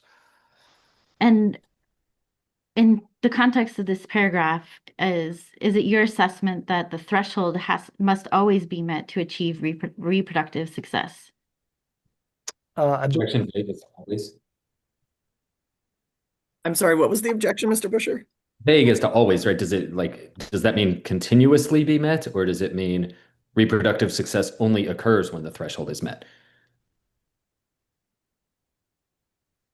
Would you like me to clarify? Yes, please. Okay. My question is, it says diversions that reduce Sacramento River flow below these thresholds are likely to eliminate white sturgeon reproductive success in the Sacramento River for that year. And so the question is, based on your statement, does the threshold consistently have to be met to achieve reproductive success? There may be very limited reproductive success in years below when average flows are below that threshold, perhaps coming from upstream on other rivers like tributaries to the Sacramento. So there are some years where there is very limited reproductive success, even though flows are below that threshold. But it's a very distinct relationship above that threshold that there is always reproductive success, and that reproductive success increases with increasing flow. And So in order to sustain this population, and return it to some semblance of viability, much less where it can support a fishery, the reproductive success needs to be much greater than that which sometimes occurs at flows less than the thresholds that have been identified. I'm trying to understand how you define reproductive success in the context of this statement and the testimony you just provided. How would you define it? Well, in the context of this statement, I'm talking about reproductive success at a population level, not for an individual egg or an individual clutch of eggs, but reproductive success as a population metric of productivity, which is a part of viability. And looking at paragraph 125, the very last sentence, lines 13 through 15. In figure 5 on page 58 of your testimony, it identifies a Sac River flow threshold of 30,000 CFS, I believe, if we want to turn to figure 5 on page 58. Do you see in the bottom where it says, but there's little to no below the 30,000 CFS? Yes. And then in table 1, you identify a 37,000 threshold. Do we need to look at that, or do you recall that? No, I recall that this graph and this threshold is referring to Sacramento River inflow. So Freeport plus Yolo bypass. I believe it says that somewhere in the text. And the table 1 refers to the State Water Board's analysis, which indicates a 37,000 CFS outflow over a slightly different time period, also for delta outflow. So there are these two metrics that we have, these two indicators, and I'm representing both of them. They're not in conflict with each other. They're just two different analyses that in two different locations over slightly different seasonal averaging periods. And I'm not suggesting that they conflict. I'm just trying to understand Suggesting that you in the were. analysis, do both of these critical thresholds apply, both the 30 and the 37,000? The best evidence that we have is that both of these thresholds, the best evidence that we have is that flows in the Sacramento River into the Delta and Delta outflow may have an effect on the reproductive success of white sturgeon. It could be that they both do, or it could be that those two variables are kind of hard to separate from each other. They're co-correlated, and that it's only one of those variables. But they regardless, they both seem to correspond quite well. We're able to make pretty good predictions about white sturgeon reproductive success based on flows in either location. So, in your opinion, both are critical thresholds, the inflow and the outflow, just to be Both, clear. both are indicators of success. Okay. And we already talked about the inflow was being measured at Freeport, correct? We discussed that. Freeport plus YOLO bypass for this graphic that we're looking at.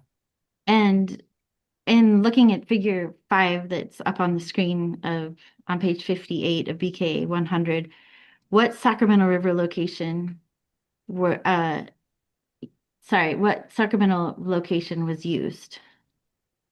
I think I just answered that. I Freeport just, plus YOLO bypass. okay. And what years were used?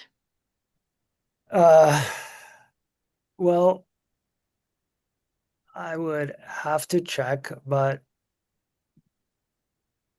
well, I mean, I would have to check, but 1980 until quite recently. I don't remember the last year that's in this data set. Is this a data? That's the age zero index for from the base study would have begun in 1980 because that's when the sampling program began. And do you have the data set that you used to produce this table? I do. And can you provide that? Sure. Did you do a similar analysis as you did in table 1 using the 37 outflow threshold versus the 30,000 CFS threshold? Can you rephrase that question? You know what? Strike it. It was a terrible question. We'll move on. Looking at page 57, paragraph 118.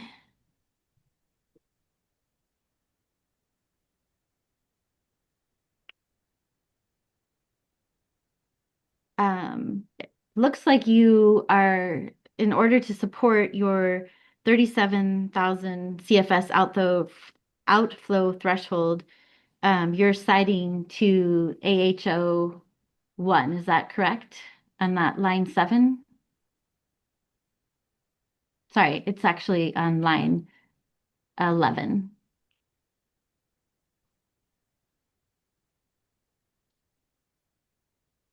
I'm citing to State Water Board 2017 scientific basis report. I think that's AHO 001. If we could pull up AHO 001, please.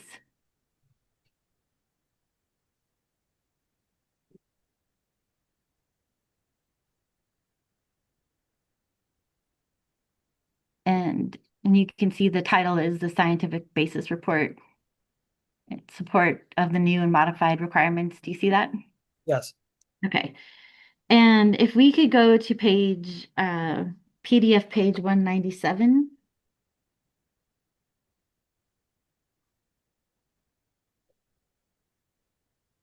And yeah, if we could make it a little bit bigger.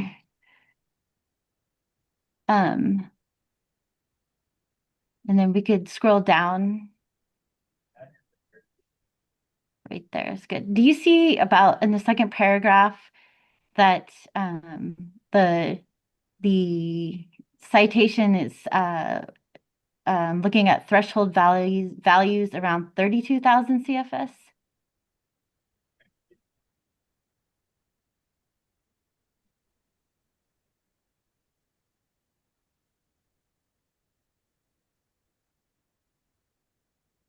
I see that they're using the word threshold at 32,000. I also see up above in the paragraph above it, average delta outflows of less than 30,000 had a small probability of producing strong year classes, and outflows of 37,000 CFS or larger between March through July were associated with a 50% probability of producing a good year class. And you cited to support your statement of the 37,000, you cited the figures 3.6-2 and 3.6-3 on line 11 on page 57 of your testimony, correct? Can we scroll to those figures? It's a simple question about those are the citations in your testimony, correct? What page are we looking at in my testimony? Page 57. And it is looking at lines 9 through 11 and the citations. The State Water Board has determined the monthly average delta outflows greater than 37,000 during March through July are sufficiently protective in your testimony, and it cites figures 3.6-2 and 3.6-3, correct? Correct. And in this statement here, it is stating the threshold requirement was always positive. It's referring back to those two figures, and it says that it's consistent with the conclusions from Greengrass, I can't say that, Greengrass et al. 2014, correct?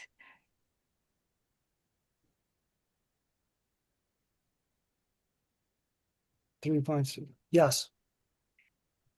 So would you agree that the state board threshold is talking about a 32,000 CFS, not a 37,000 CFS?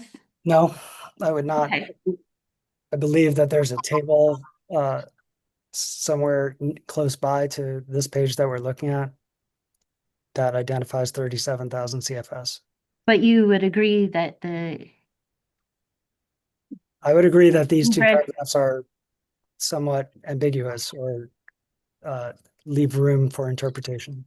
okay. Looking, if we could go in your testimony on page 61,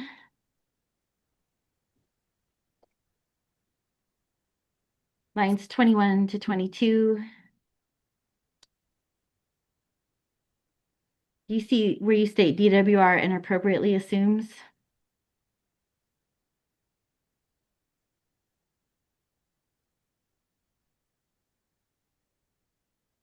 Yes.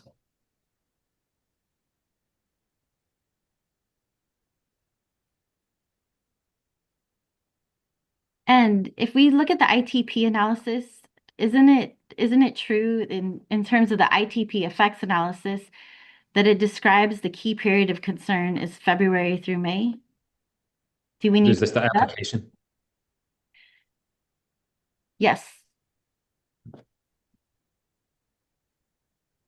Sorry, with that clarification, you can answer. I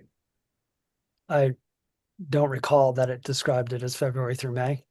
If we could pull up DWR 803, please, Ms. Mullen.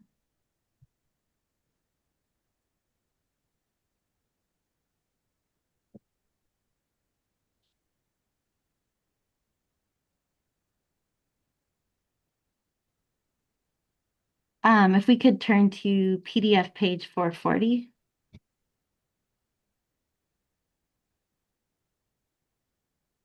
I think we need to scroll down. I think that's good. Do you see about halfway through the first paragraph on the right where it says the key period of concern for potential larval white sturgeon entrainment is February through May? I see that that's DWR's opinion, yes. And doesn't it give the percentage of flow in this same section that could have been diverted under the ITP application operational criteria? It does. I see that it's up to 19% in February, up to 14% in March, up to 13% in April, up to 13% in May, up to 22% in June. And in your testimony, you don't cite a range, right? You just cite the highest potential, 14, 13, 22. Objection misstates the testimony. It says up to. That sounds like a range. Will Is you that what you rephrase? intended? I'm sorry, Ms. Morris, I interrupted you. Will you just state the question again, please? Yeah.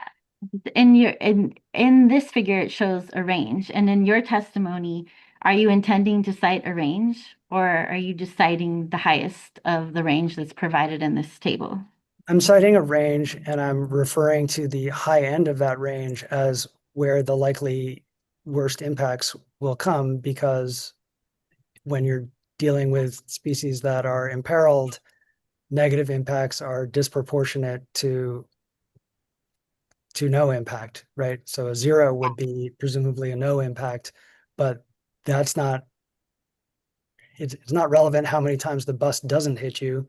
It's relevant how many times the bus does hit you, and it's up to that amount of water that's going to be diverted. Furthermore, I'm assuming that those high percentages of flow happen in wetter year types, because DCP is constrained in drier year types. So wetter year types being when the fish reproduce seemed like the relevant factor to point out. And would you agree that the same document states that the percentage of larvae and train would likely be considerably lower? You see that statement right after the percentages and range of percentages? Lower than the percentage of flow diverted. Yes.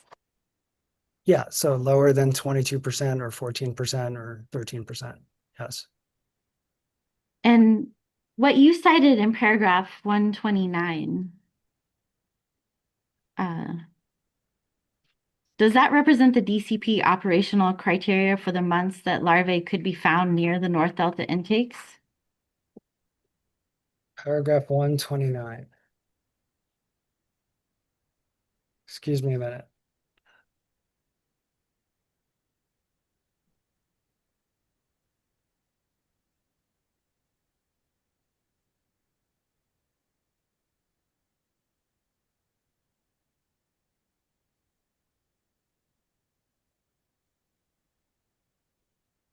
Can you repeat the question then?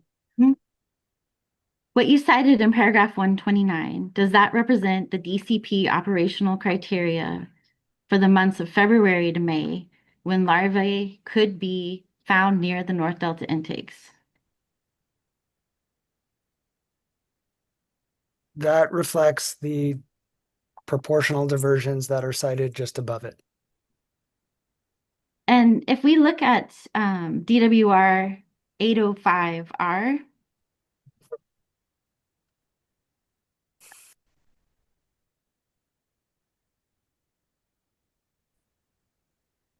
like actually we can skip that. Let's just move on.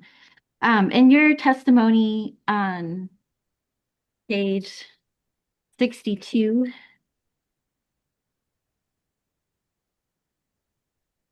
lines 5 to 8, you state that the operation of the DCP's North Delta intakes is expected to reduce suspended sediment transport downstream. Is that correct? Correct.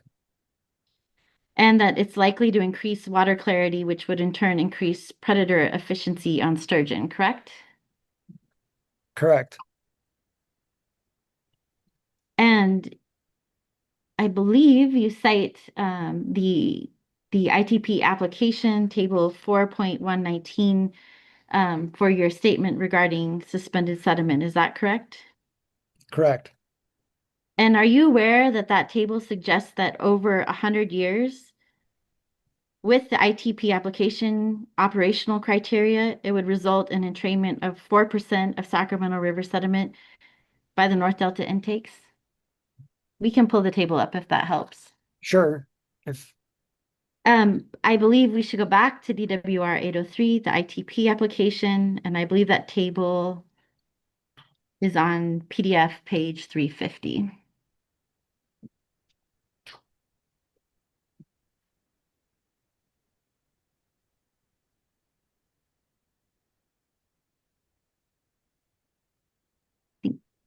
It is table 41-9, so might be it might be up.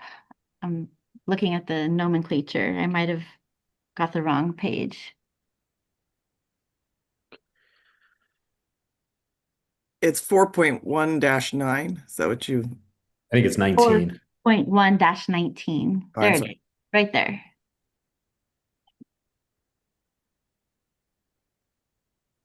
And do you see in wet years that with the proposed project, there's a 4%? Yes.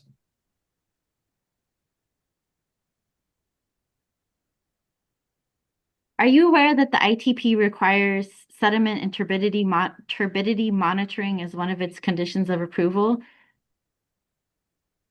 That sounds familiar. Are you aware that the ITP includes assessing changes to baseline during pre-construction and operations? That general requirement seems like it's part of many of the conditions in the ITP. Yes. And are you aware if the performance criteria are not met, that the ITP requires development of a sediment reintroduction plan? That sounds generally familiar. Yes. In looking at your testimony on page 63, lines 8 through 12,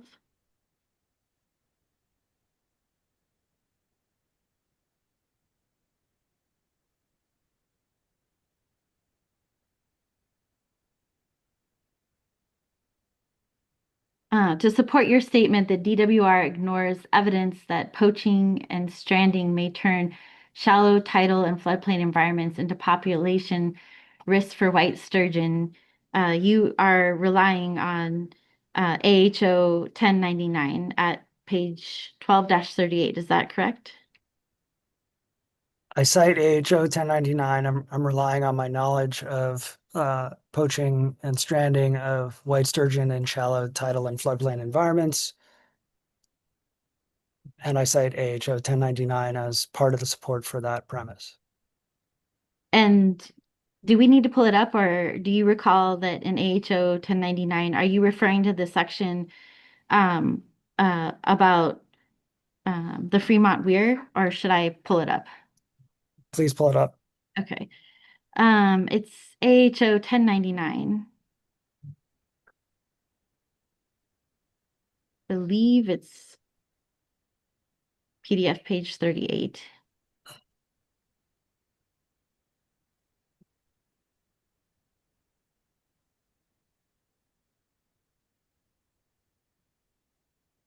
And I was looking at to try to figure out where you're citing. It looks to me like it's to support that lines 15 through 17. Does that seem accurate? That looks like one of the places I might be referring to. Yes. And are you aware that construction of a weir in a floodplain environment is not proposed as habitat mitigation by the Delta Conveyance Project? I was citing this section to support the premise that shallow water environments are not necessarily habitat for white sturgeon, and that indeed they can represent population sinks, which the Fremont Weir was. This is but generally applying to the premise that creating shallow water environments is habitat for white sturgeon is not a premise that's well supported. And this was an example of where shallow water environments are not don't contribute to the population success of white sturgeon or green sturgeon. And if we can go to page 63 of your testimony. Oh, I'm sorry, we did that where I got backwards. You also cite BK 140 and that same page on line 10, correct? Yes. And are you aware regarding the stranding that's cited by BK 140 that was information from a newspaper report rather than a scientific study? We can pull it up if you need to. That sounds vaguely familiar. It's published in a scientific study that's peer reviewed. Why don't we just quickly pull it up? I think it's BK 140 PDF page 8, please.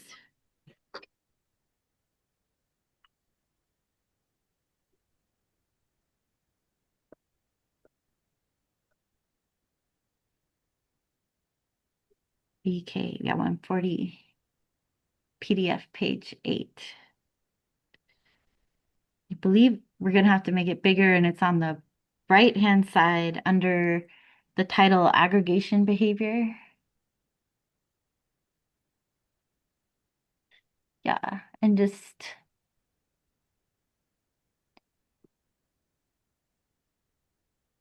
do you see where it says in March 2009, approximately 1,500 adult? Do you see that?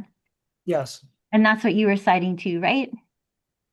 for the premise that shallow water environments carry risks to white sturgeon that might outweigh any presumed benefit that they have. Yes. And the article says that of the 1,500 that were stranded, that most survived until the tide returned, right? It does say that most survived. That would be a very stressful environment for white sturgeon and likely impact the reproductive success of any gravid females that were part of that 1,500. So the fact that they survived does not mean that it didn't have an impact. Have you conducted a quantitative study to evaluate the potential for these types of effects from the Delta Conveyance project? Objection vague as Which to these effects? types of effects. Do you know what I'm talking about, Dr. Rosenfeld? I don't. Stranding, predation, the things that we've just been talking about for the last 20 minutes? Yeah, I did not conduct a numerical analysis because there's no numbers to process. The point is that DWR seems to not have counted these as potential negative impacts of their mitigation minimization procedures. And I'm pointing to evidence that there are potential negative consequences. And like we saw with the winter run Chinook salmon and the O-band model, if you make an estimate of some negative consequences and add that to the known or the estimated impact, the impact of the project that is estimated, that estimated impact would be larger and more negative. So not studying it and not addressing it is an unknown with a project that can only go in one direction, right? If there's no predation, then things will only be as bad as DWR modeled for white sturgeon. If there is predation, then they will be worse. If there's creating shallow water habitat like the 3,500 acres that we described before, that they describe as habitat, whether it's supposed to be habitat or not, if white sturgeon swim onto that habitat, that area, there's a risk as indicated by their stranding of large numbers of fish in this ecosystem and in other ecosystems. That's the point that I'm trying to make in that paragraph. Hearing Officer Kinsey, I have quite a bit left. I'm again trying to move through this, but I can't control everything. Is it about time to take a break? Because I'm gonna change subjects. Let's take a break, but before we do, I'm looking at the time. It sounds like you have at least an hour more to go. Is that generally accurate? I would say it's less, but again, Okay. based on our pace, I think that's probably accurate. Um, I'm thinking about North Delta's witnesses and whether they should be off the hook for the day. Um, That seems fair. well, and because we have Dr. Morgan in Yes. the interim, and I'm trying to look back in my notes. Do you recall what your estimate was for Dr. Morgan? I thought it was 30 minutes. I think you That were was my 25. recollection as well. Yep. Um,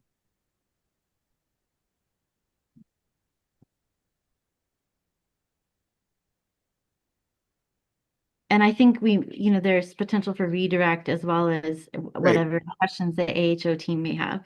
Yes. So here's what I'll say to let's see, we have a hand. Mr. Krieger, if we can please elevate Mr. Krieger.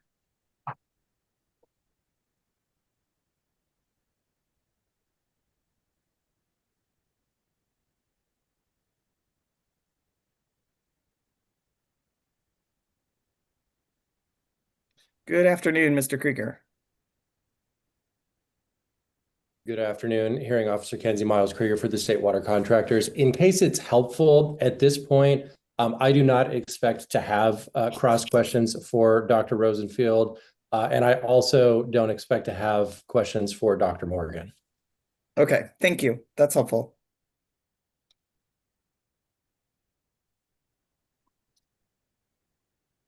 Well, let's leave it as Mr. Cho, obviously we're not going to get to any of your witnesses by 2 o'clock. Um, and were you planning, remind me please, were you planning to present your witnesses one at a time or as a panel? Thank you, Austin Cho for North Delta Water Agency et al. We had planned, just given where we were expecting to start, to go witness by witness, starting with Melinda Terry, in the hopes that we could get through her direct and cross and excuse her today. If it's not looking like we will get to her at all, I'd like to reserve some opportunity to think about that presentation sequencing a little bit if we are starting on the 18th. But our plan was to go witness by witness if we were going to start today. Okay.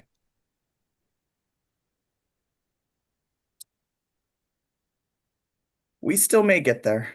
I hate to it. But I will try to keep, I do, I don't want to hold anyone unnecessarily. So I will try to return to you, and so we can excuse your witness once we know as soon as possible today. But I We think are we standing still by and appreciate it. Thank you. Yeah, thank you. Let's go ahead and take um, we'll just do a 5-minute break or 6-minute break and come back at 1:55. Thank you.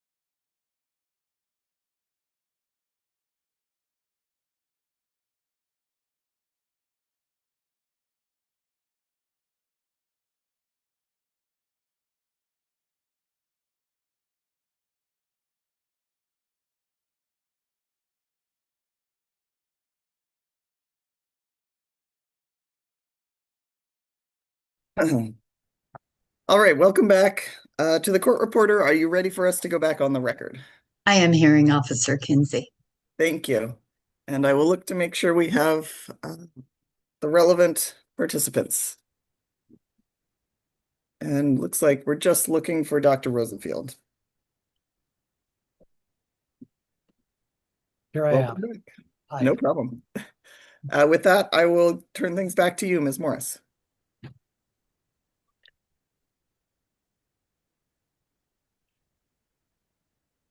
And Ms. Morris, you are on mute. Thank you. There we go. I wanted to look at paragraph 147, talk about green sturgeon on page 68 of your testimony.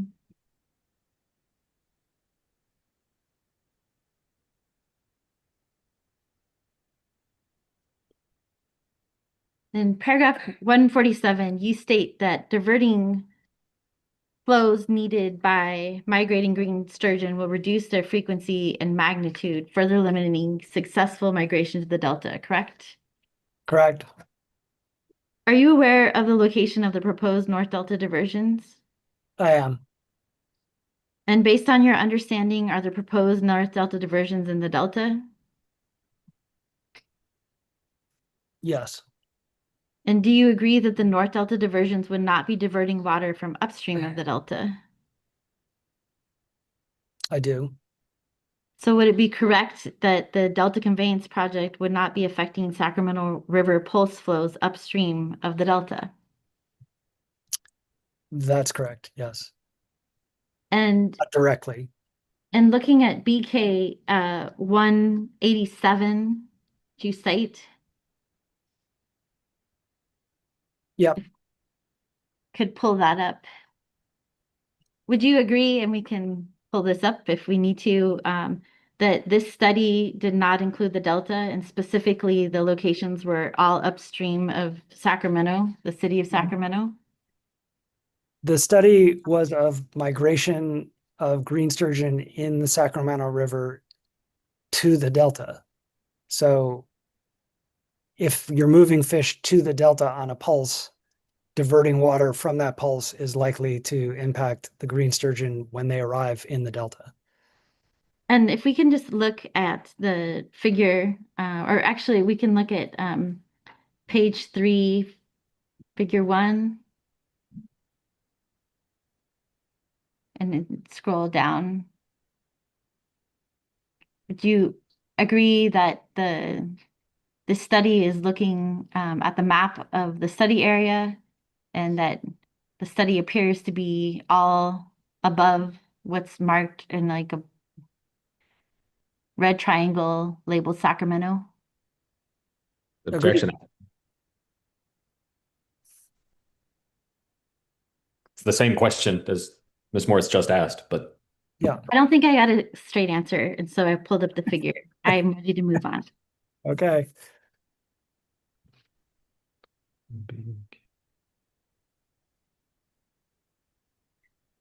Looking at your testimony on page 73 and lines 10 through 15, you state that the strong positive relationship between longfin smelt abundance and delta outflow during the winter and spring is extremely well documented and durable through time with a string of citations. Is that correct? Correct. And if we could pull up BK 179.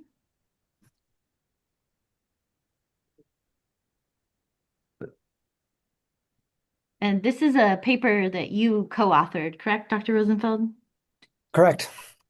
And if you recall, if not, we can find it. You used an outflow period of December to May for this paper. Is that accurate? That sounds familiar. Yes. And looking back at your testimony, figure 7, which is on page 74.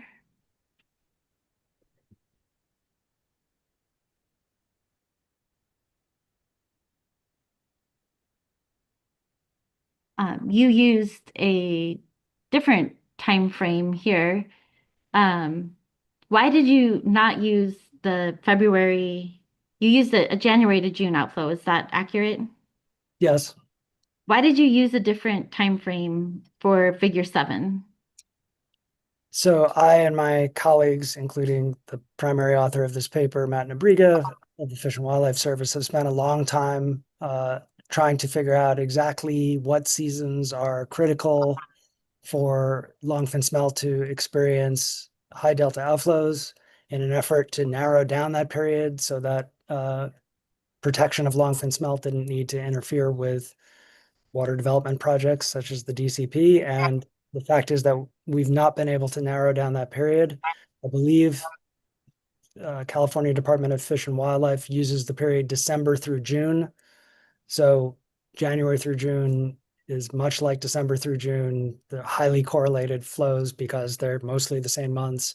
Similarly, December through May is much like January through June. It just, the correlation exists regardless of which assemblage of winter spring months you use, likely because they need longfin smelt benefit from flows during that whole period.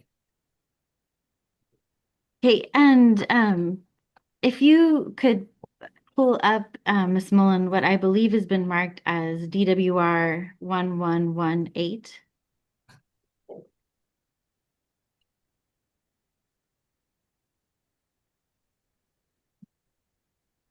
And this is the CDFW Fall Midwater Trawl Survey End of Season Report for 2022. Are you familiar with this document?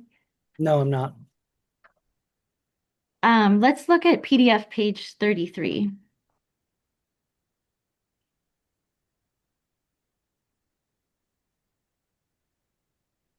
And if we could be able to see, perfect, thank you. Would you agree that figure 21 depicts data between the years of 1967 through 1922? 2022? Objection foundation. The figure says what it says, but he just testified he's not familiar with the document. Well, let's see what your question is, Ms. Morris. I don't think you finished, did you? No, I was laying a foundation to ask some questions about this table. So It says 1967 through 2021, actually. That's what the caption says, that's where the data are from. And you're aware that this information from the title was published by the California Department of Fish and Wildlife, correct? Correct. And it shows different eras that are shown in colors. So for example, the pre-clam is like a light green and the clam is orange. Do you see that? Yes. And the x-axis shows the December to May outflow. Is that correct? It looks like it's in a log scale, or maybe not. Anyway, yes, it shows December to the May outflow. Yeah, log scale, December through May outflow, yes. And similarly, the y-axis shows the log scale fall mid-water trawl longfin abundance index, correct? Correct. And Dr. Rosenfeld, what kind of relationship between December and May outflow and fall midwater trawl abundance does the pre-clam area in green show? I'm gonna make my same objection on the foundation, but Noted, but go ahead, Dr. Rosenfield, to the extent you can interpret the chart. A strong positive log-log relationship. And same question for the clam era shown in orange. same objection. Noted. Just make this a standing objection about this chart. Seems to show the same positive relationship. Between flow and abundance. Yes. And the same question for the pod area shown in the light purple. The pod area. Pod era, sorry. Yeah. That shows a perhaps even more positive relationship between flow and abundance. And finally, for the climate shift 2013 to present, do you see the same kind of relationship as the three other eras? So I'm going to object again, in the description in figure 21 as different years for the climate shift in the pink triangles, and there appear to be different sets of data and descriptions here. I mean, he doesn't know what the document is or who put it together. I mean, beyond CDFW. So if we've got detailed questions about it, we should get somebody who's familiar with the document. I see what you're pointing out, Mr. Busher, and that's interesting. I'm not sure what to. So, Ms. Morris, I think this may be. I'm going to allow your questions, but Mr. Busher's objection is, or concern, maybe is what it is noted. Well, Go Dr. ahead. Rosenfeld, are you used to looking at data? I mean, you state Am I and you used to have looking at data that are Yes. similar. I'm sorry, I wasn't. Did Well, you you? asked a question. I wasn't finished. Are you familiar with interpreting charts like this that show outflow to abundance and their relationships? I am familiar. In fact, you do it in your testimony, right? Yes. Okay, so do you remember my question? Is do we see for the pink climate shift era the same kind of relationship as the other three? So given my familiarity with charts like this and analyzing them, I would say that I I don't know whether the relationship is the same or not, because there's extremely high variance in that whatever climate shift is supposed to represent, because as Mr. Busher pointed out, it seems to represent either 2013 through the present or 2002 through 2021. So it's not clear. Nevertheless, it's very few years with very high variance at a very low population, close to zero. And very low populations would be expected to give very high variance, meaning that interpreting the results is you need a lot more data to actually make any conclusion than the data that are presented here.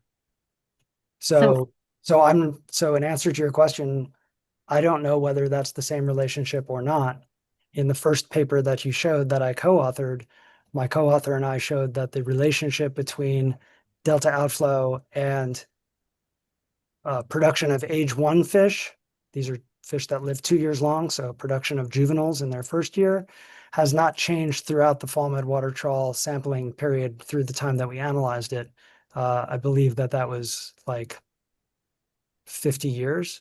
So even if I accepted that this showed some change in relationship, I would not assume that the nature of the Bay Delta ecology had changed. I would assume that the fall mud water trawl is no longer sampling longfin smelt with great efficiency because the population is so low during this period. That's whichever of the two periods this is referring to. And Dr. Rosenfeld, you answered the relationship for the first three. Is there a relationship for the climate shift era based on what you see? I see the pre-clam period is 19 years of data. I see the clam period is 14 or 15 years of data, and the pod period is 9 or 10 or 11 years of data. So more data at levels at which the fall mud water trawl is likely to be sampling them efficiently. And then I see something that's like less than 10 years of data when the population is really low. I mean, I'll say, Ms. Morris, that I've been seeing graphs like this showing different putative time periods for longfin smelt. And every time, regardless of what the time period is, somebody tries to tell me that the relationship has changed. So I'm used to seeing this argument that the relationship has changed. And yet now that we're in a supposedly new time period, the climate shift period, we can see that the first three time periods where people used to try and convince me that the pod had changed things or the clam had changed things, we see that those relationships are not different at all. So Dr. Rosenfeld, I'm not trying to make I a repeat my point. answer that I am not sure what that data from the quote climate shift period, which I don't know what these periods are actually referring to other than whatever years they're referring to. I don't know what pattern that's supposed to show at all, but I don't think the effective flow on longfin smelt ecology has changed in the past few years. Regardless of your opinion on that, I think it's a question that you have not answered. What Which one? relationship do you see from the climate shift? You were able to answer it for the first three. I understand all your caveats about the data, but what relationship, Hearing if off, any, do Kenzie, you I'm see? having a problem because Hold on. I'm Hold answering. on, Hold on. hold on. I'm just going to object. This is asked and answered. She asked what the relationship was. He answered it. She asked a second time to compare the relationships. He answered it. I understand it wasn't the answer she expected, but I think it's been asked and answered. So let's do this. I don't think this has a lot of, or any possibly probative value, but as I understand it, Ms. Morris, you are simply asking for someone with expertise looking at graphs, not with fisheries expertise, but someone with experience looking at graphs to look at this. I don't know if it's a graph, chart, whatever it is, figure, to look at this figure and interpret whether or not the figure depicts a relationship regardless of consideration of the validity of the underlying data. Is that generally where you're going?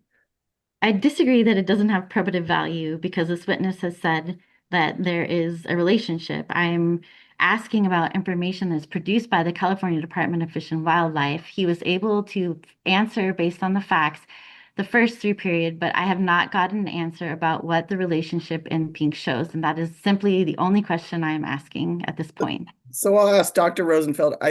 I believe I understand your caveats here and concerns about the underlying data. And I'm going to ask if you would please set those aside and look at this graph and in your experience interpreting these, and again, graph may be the wrong word, these types of Graph is a figures. fine word. I understand your. Do you have anything to say about what appears to be the relationship based solely on what's depicted on this graph Yeah, or figure? I want to make sure I'm clear. My experience interpreting these graphs tells me not to make too much of that pink period because A, I don't know what time period it's referring to. B, it appears to be short. C, it's a different, like the data are in a different place where the sampling program may not reflect. So I'm using my experience to interpret this graph. But if you just want a straight answer of what anybody on the street would say, looking at the graph, I see a line going up from the left to the right, indicating a positive relationship between flow and abundance. That's what I see. And if we can pull up, I think what has been marked as DWR 01122, it should say corrected. I think there might have been two that one didn't have all the years.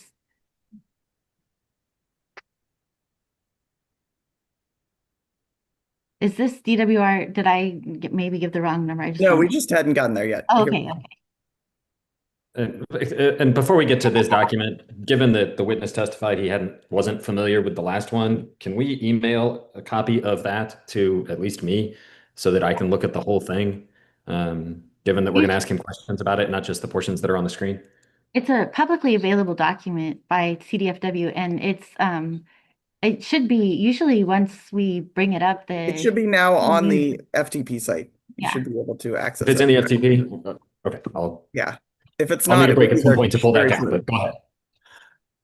And if you could scroll down, are you aware of this information, monthly abundance and sorry, I can't talk. The longfin smelt index volumes that are available on the CDFW's website? I'm familiar with the longfin smelt abundance index for the fall midwater trawl, and that is presented on the CDFW website. And do you see that this is, in fact, a summary from 1996? And if we could scroll down.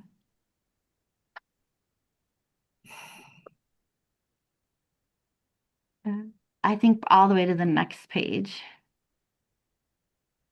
Hopefully we can see through. Keep going. I know it's hard because I think the end is right there. Yeah. And do you see in the final three rows that the years 2022 to 24? I do. And would you agree that the longfin index values from 2021 to the present 2024 reflects some of the largest in the last 15 years or so, if you want to scroll up and through. I see a larger number in 2011. In general, there's also a larger number in 2006, but in general, Can you scroll down to the bottom, please, again? I'd say they're similar to or a little bit larger than some of the years before 2021. and are you aware that 2020 to 2024 correspond to dry, critical, wet, and above normal water year types in that order based on the Sacramento Valley Index? I'd have to check my data to confirm that. That sounds generally correct. And did you analyze this data or the flows occurring over this period to confirm that they met the critical threshold you cite in Table 1 to support the apparent rebound in longfin smelt abundance? To clarify, the threshold that I identified in Table 1 comes from the Water Board and its analyses. I did not do a reanalysis. The analysis, though, that the Water Board did and that I'm repeating is probabilistic. So flows above a certain level have a higher likelihood of population growth, although low population growth is still possible. Similarly, flows below a certain level have a very high likelihood of producing population declines, even though because it's ecology and there's variability, some years produce higher population growth. It doesn't change my opinion of the very long-term, very well-documented relationship between flow and abundance for longfin smelt.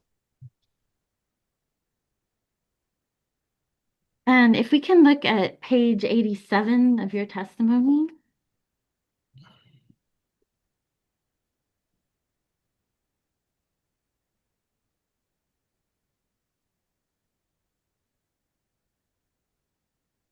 And specifically paragraph 196. And just looking at that line, you state that there's evidence that increased outflow during the fall months as indexed by the position. I'm going to just call it X2. Would you agree that I can say that for shorthand? Thanks. Sure. Corresponds to increased recruitment of Delta smelt in the following spring. Do you see that? Yes. And you cited as one of the sites to support that DWR 803 at 4-34. Is that correct? Yes. And then you also say, but see Polinsky et al. 2024. Do you see that? I do. And if we go to DWR 803,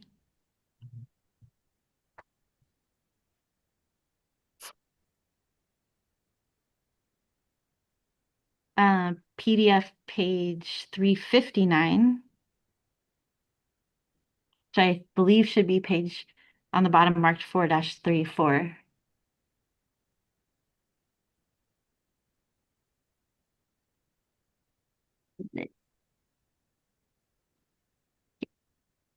And do you see that in this context, DWR is actually just citing to Polinsky?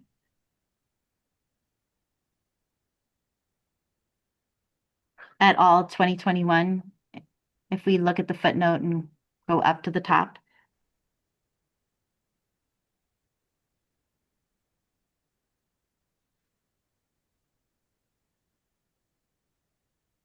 Do you see that? Where are you asking me to look here? I'm just showing that what you cited to is actually citing to Polinsky as well. And do you see under footnote 19 talking about September to November X2 negatively correlated to the subsequent year's recruitment? And then if we scroll down to footnote 19. Yeah. Isn't that also citing Polinsky 2021? So I'm going to just object that this misstates Dr. Rosenfield's written testimony. It cites a 2024 paper by Polanski, not a 2021 paper. But if you want to ask if it's the same author, go for it. Or I think he cites both of them. He does, and I'm gonna get there. All right. Would you agree that DWR is citing Polanski It's 2020? citing Polanski for the premise that X2 is negatively correlated with recruitment the following spring, which is what I said. Right. And you're also citing DWR in that same footnote is citing Smith et al. 2021, correct?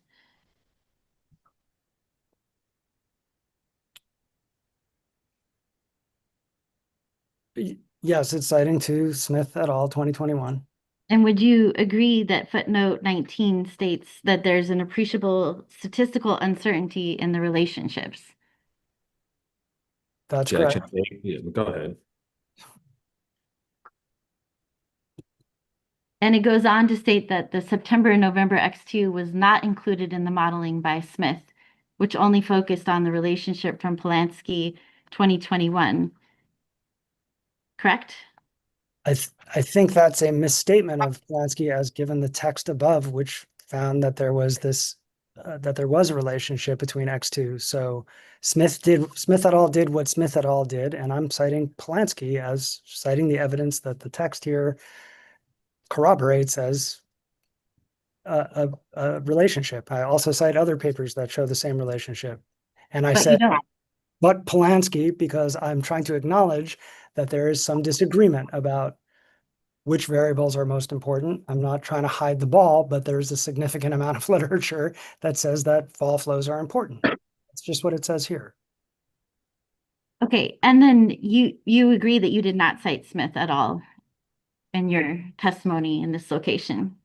I didn't cite Smith at all in this testimony in this location because I cited Polanski 2024, which references Smith et al. 2021.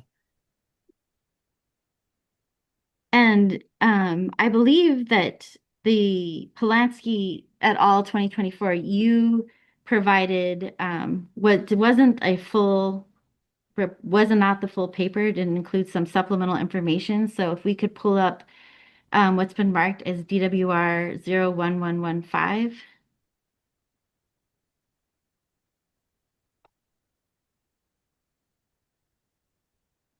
And is this the Polanski 2024 paper? I think we probably need to Yes. scroll to find a date unless you know. I can't see it. So It's right at the top there. Oh, Yeah. thank you. Oh yeah, February 2024. Okay. And if we could look at table 2, which I believe is on PDF page 22.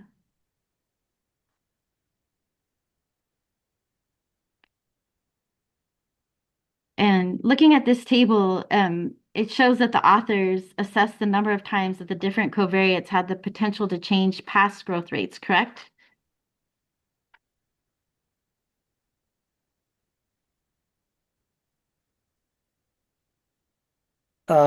that seems to be what it's showing, yes.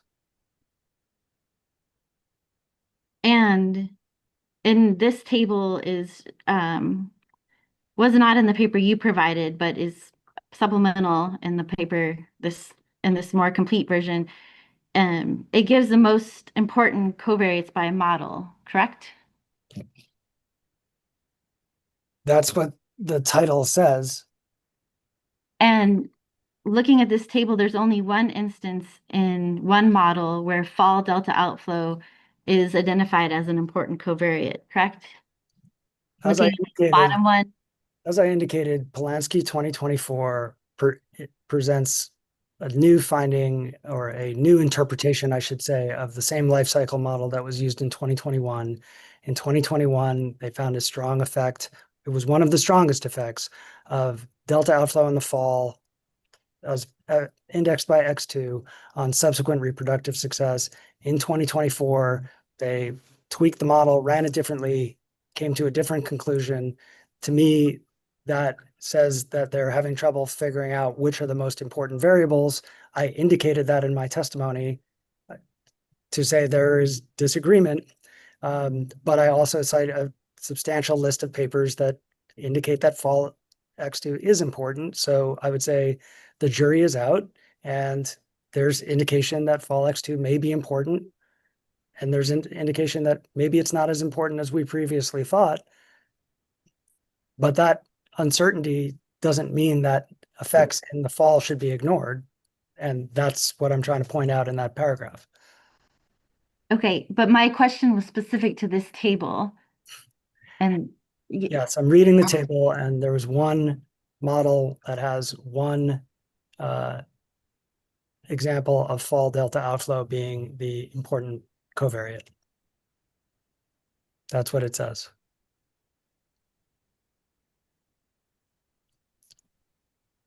I'll also note that summer delta outflow here is quite important, and that was also part of my testimony. I want to look at, I don't think there was any question pending, but looking at page 88.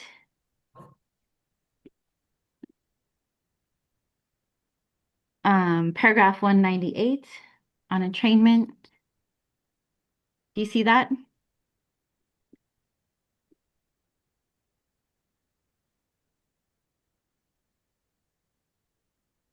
Yes.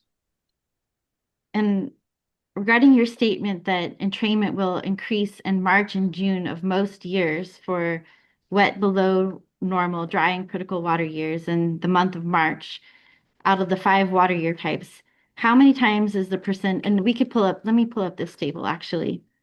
If we can look at DWR 803.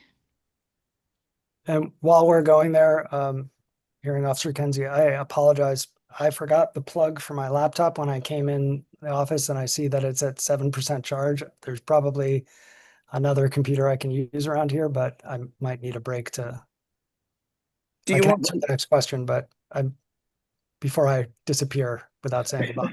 do you need a break now to find I don't know if you have a charger, or will you just need to shift to another device? One of those two, I hope. Well, Ms. Morris, you have a limited time period that we can take a break now, or would you Take like it to keep now. going? I can Okay. rephrase the question. Yeah. Okay. Now, Well, why don't we go ahead and take 5 minutes? Dr. Rosenfield, I understand. Sorry And about that. that no problem. And we'll come back at 2:35. Great.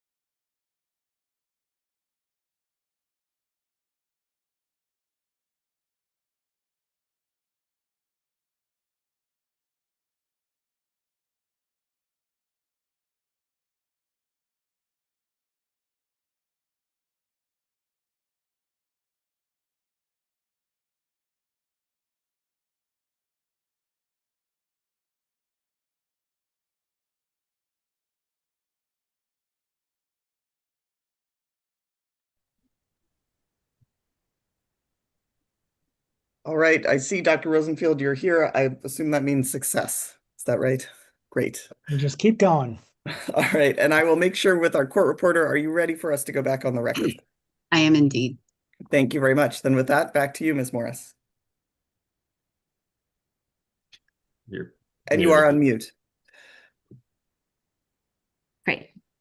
So for situational awareness, I would use the break to cut a bunch of questions. So I'm hoping that I only have 10 to 15 minutes left.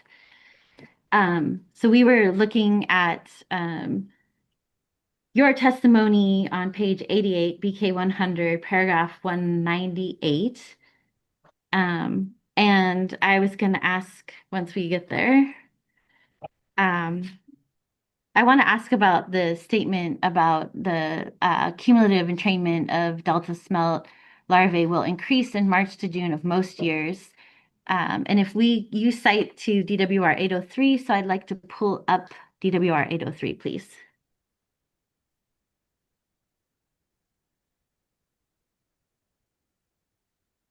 And if we could go to PDF page 348.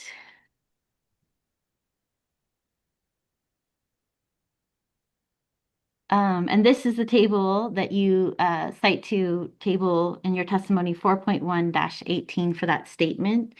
So my question is, looking at this table in the month of March, how many times is the percentage in parentheses greater than 0 when we're looking at the proposed project as compared to the EC, which is existing condition? It's not ever different.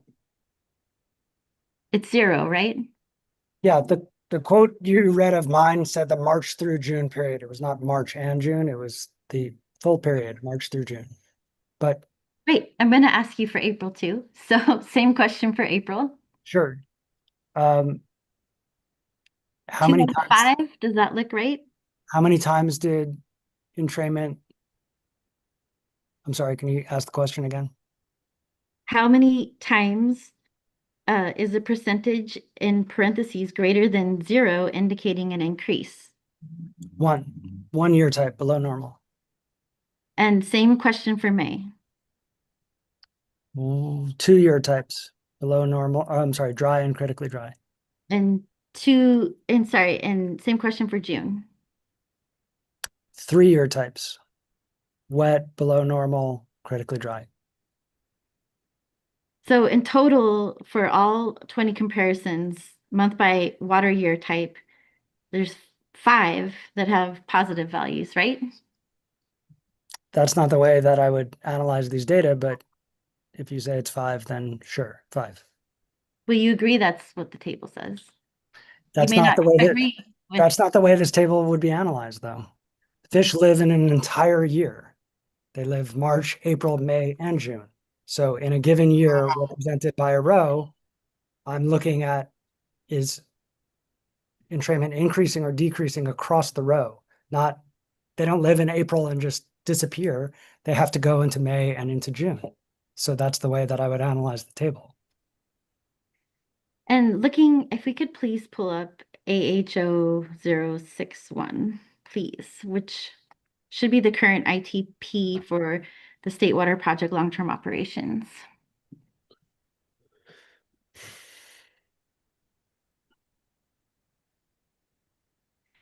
And if we could look at PDF page 70, I think it's probably at the bottom into 71.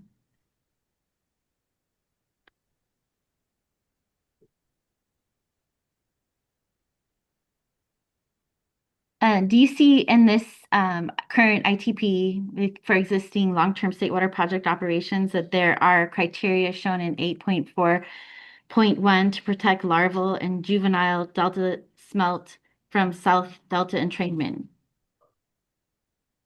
There are conditions that apply to larval and juvenile delta smelt. Yes. And if we could pull up AHO 65.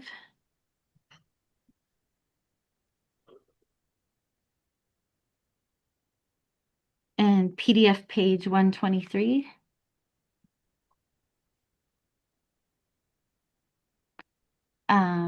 And would you agree that approval, condition of approval 10.21.8 shown on the screen requires DWR to conduct an optimization study to inform joint operations of the North Delta intakes and the South Delta export facilities?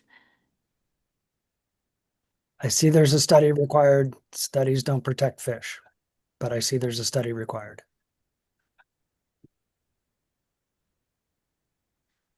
And would you agree that this states that to ensure that jointly operating the North Delta intakes with existing South Delta facilities is done in a way that further reduces impacts to covered fish species to meet biological criteria? I see that that's what it says. I also know the biological criteria for the DCP in the ITP allow for declines in longfin smelt, white sturgeon, and I think delta smelt. So if we're talking about ITPs and conditions, like the ITPs allow for negative impacts that I consider to be inconsistent with maintaining the fish species. But yes, there are lots of studies, lots of monitoring, lots of intent, but that doesn't necessarily and hasn't necessarily led to protection of these fish. And if we can pull up BK 205, please.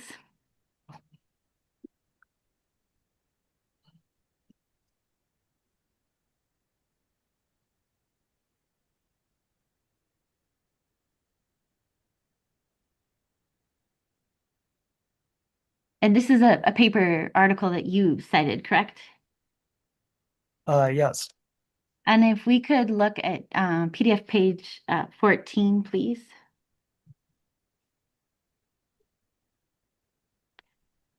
I think towards the bottom of the first column.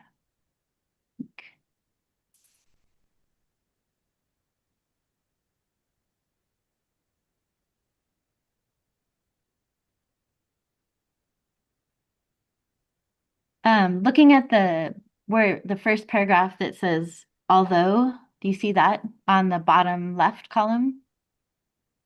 Yes. And starting at the sentence where do you see that this paper states that active management of entrainment appears to have been successful in reducing mortality? It's referring to the 2008 biological opinions. But you agree that's what it says, right?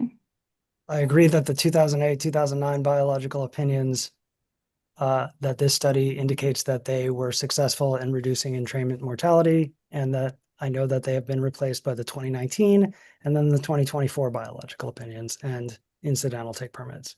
So the fact that the 2008 U.S. Fish and Wildlife Service biological opinion did a good job doesn't say anything about the 2019 or 2024 or the operations of the Delta Conveyance project, which were revealed in that table to have additional entrainment impacts over their baseline, which is not the 2008, 2009 biological opinion. The baseline for the DCP, as I understand it, was for analysis was the 2020 biological opinion and incidental take permit. Which you believe is less protected than the 2008 I know that in the analysis of the 2024 biological opinion, the baseline, which is the 2019 and 2019 biological opinion, 2020 incidental take permit, that in the analysis for the final environmental impact statement for the 2024 biological opinion, it showed that the baseline led to persistent negative population growth, which is continuing on a path to extinction. And I have no further questions for you, Dr. Rosenfeld. Thank you for your time. I appreciate it. Have a great afternoon. Thank you. You too. Thank you, Ms. Morris. And Mr. Krieger, I understand you do not have questions for Dr. Rosenfield. That is correct. Thank you. Remains true.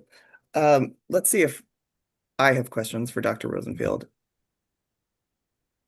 Just a moment here.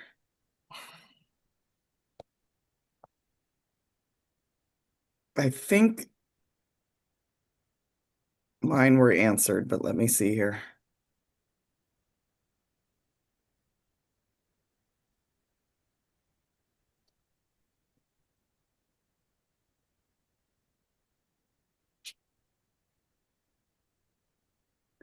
I have one question from the hearing team. Dr. Rosenfield, the question is whether it is your opinion that operations of the proposed Delta Conveyance project would lead to less shallow water habitat for rearing of juvenile salmon.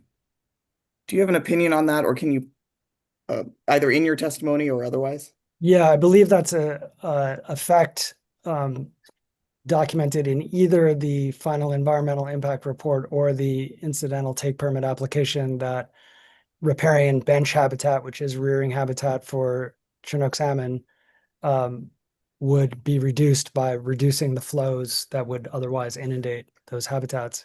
And that habitat is quite valuable because it's riparian, it's on the water's edge. And so according to the study by Munch et al. That I cited about rearing habitat, more likely to be used. So losing it is DWR's identifying it as an impact. I'm not disagreeing with them. Understood. Thank you.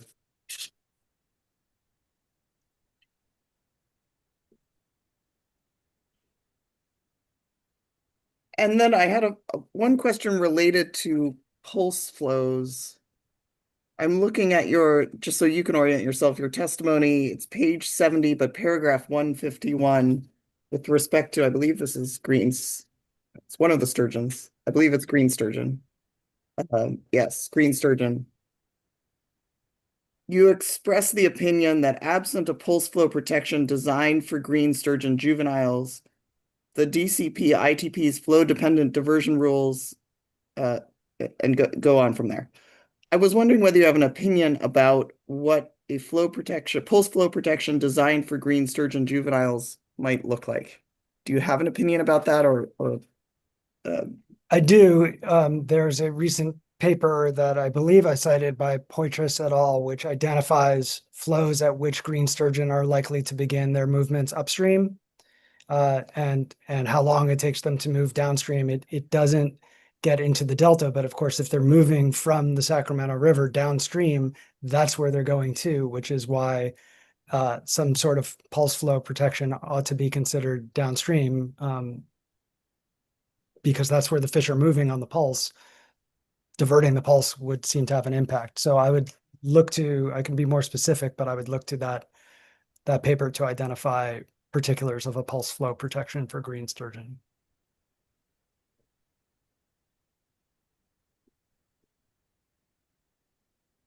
thank you for that. I know those were very specific, but I think those were the only questions that weren't already addressed. Okay. In our discussion here. So with that, then I will look to you, Mr. Busher. Excuse me. Do you have redirect for Dr. Rosenfield? I do.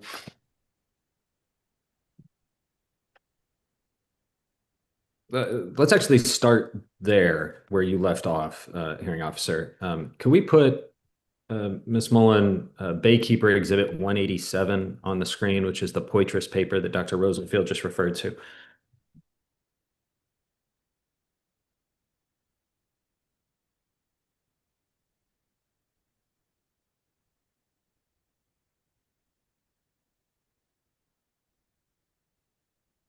And Dr. Rosenfield, you can correct me. This is the paper you were referring to about the green sturgeon in responding to Ms. Kenzie's question. I believe so. And They're all putting together at this point. Let's start at page 3, please. And so just to orient for the next figure, this map here describes an upper reach, a middle reach, and a lower reach as green sturgeon migrate down the Sacramento River toward the Delta, correct? Correct. All right, and then if we could go to page 7.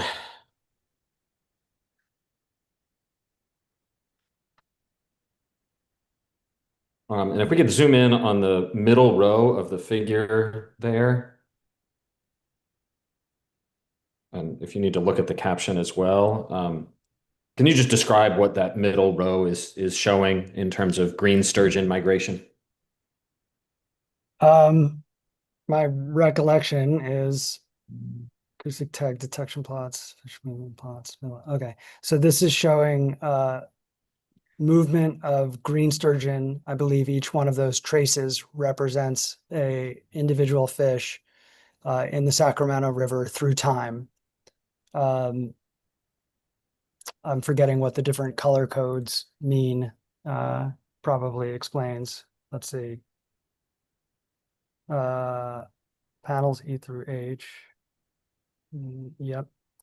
Waterfall migration patterns exhibited by, okay, so panels E through H, which are the ones you're referring to, are waterfall plots of detections and migration patterns exhibited by individuals, including continuous migration, the green, or I'm sorry, the orange lines showing that once they start moving, they go all the way down to the last detection location.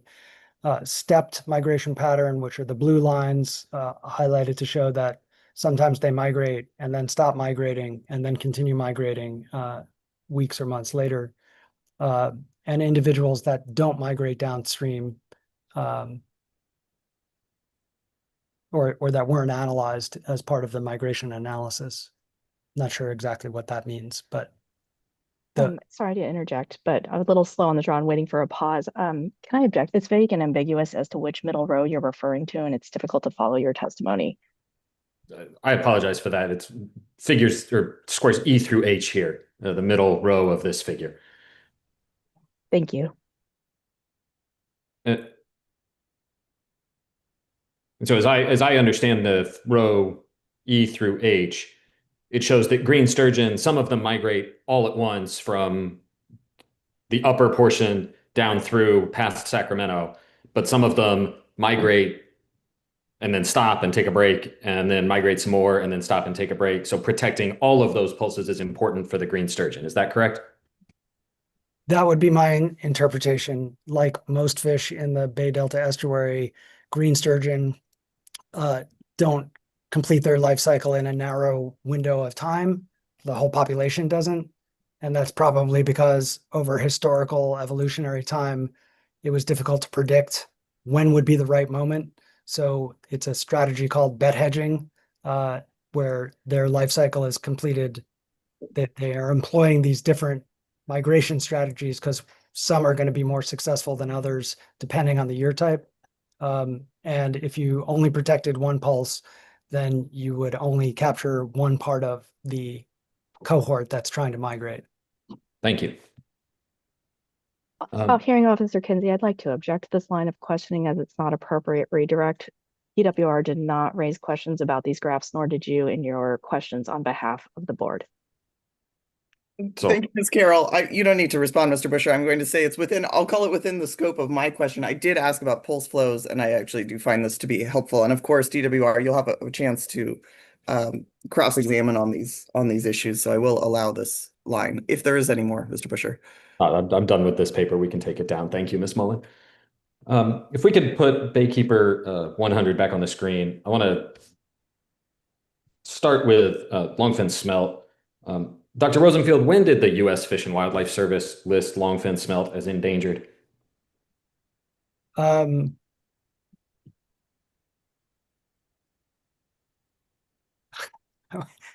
forgetting now whether it was 2023 or 2024. Fair to say after the midwater trawl results from 2022 that you looked at with Ms. Morris? That's correct. Okay.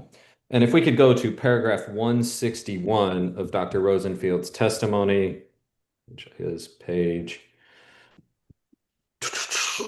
73. Yep. Can you describe what the U.S. Fish and Wildlife Service found to be the biggest threat to longfin smelt in their determination to list them as endangered?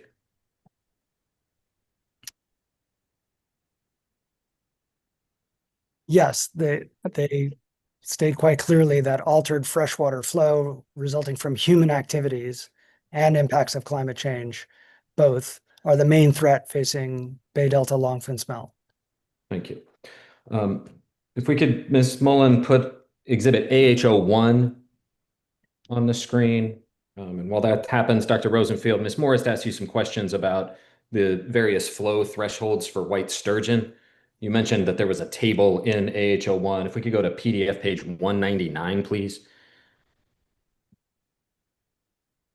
And zoom in on the table at the top. And this is the page after the 2 or 3 pages that Ms. Morris asked you about. Do you recognize that table? I do. And what does that show in terms of the state board's determination of protective outflows for white sturgeon? It shows that flows of, on average, 37,000 CFS from March through July are indicated to be protective of not only white sturgeon, but green sturgeon. So those are monthly average flows. And that's where I derived my threshold for delta outflow from. Thank you. If we could go back to Dr. Rosenfield's testimony, please, BK 100.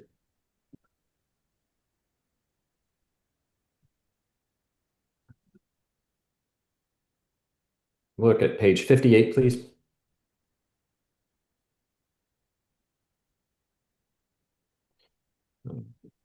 So this is figure 5 here. You had a conversation about the data that underlies this, or the years that underlie this. Do you recall those questions from Ms. Morris? Yes. Okay, and then if we could also look at page 54, at figure 3.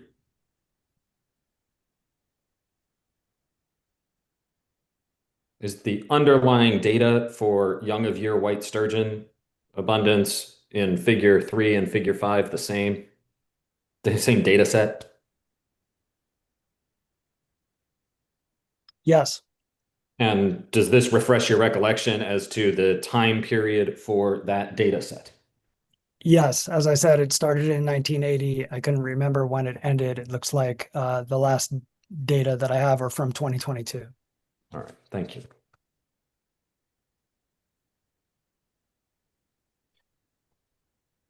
And then if we could now turn Ms. Mullen to Baykeeper 171, please.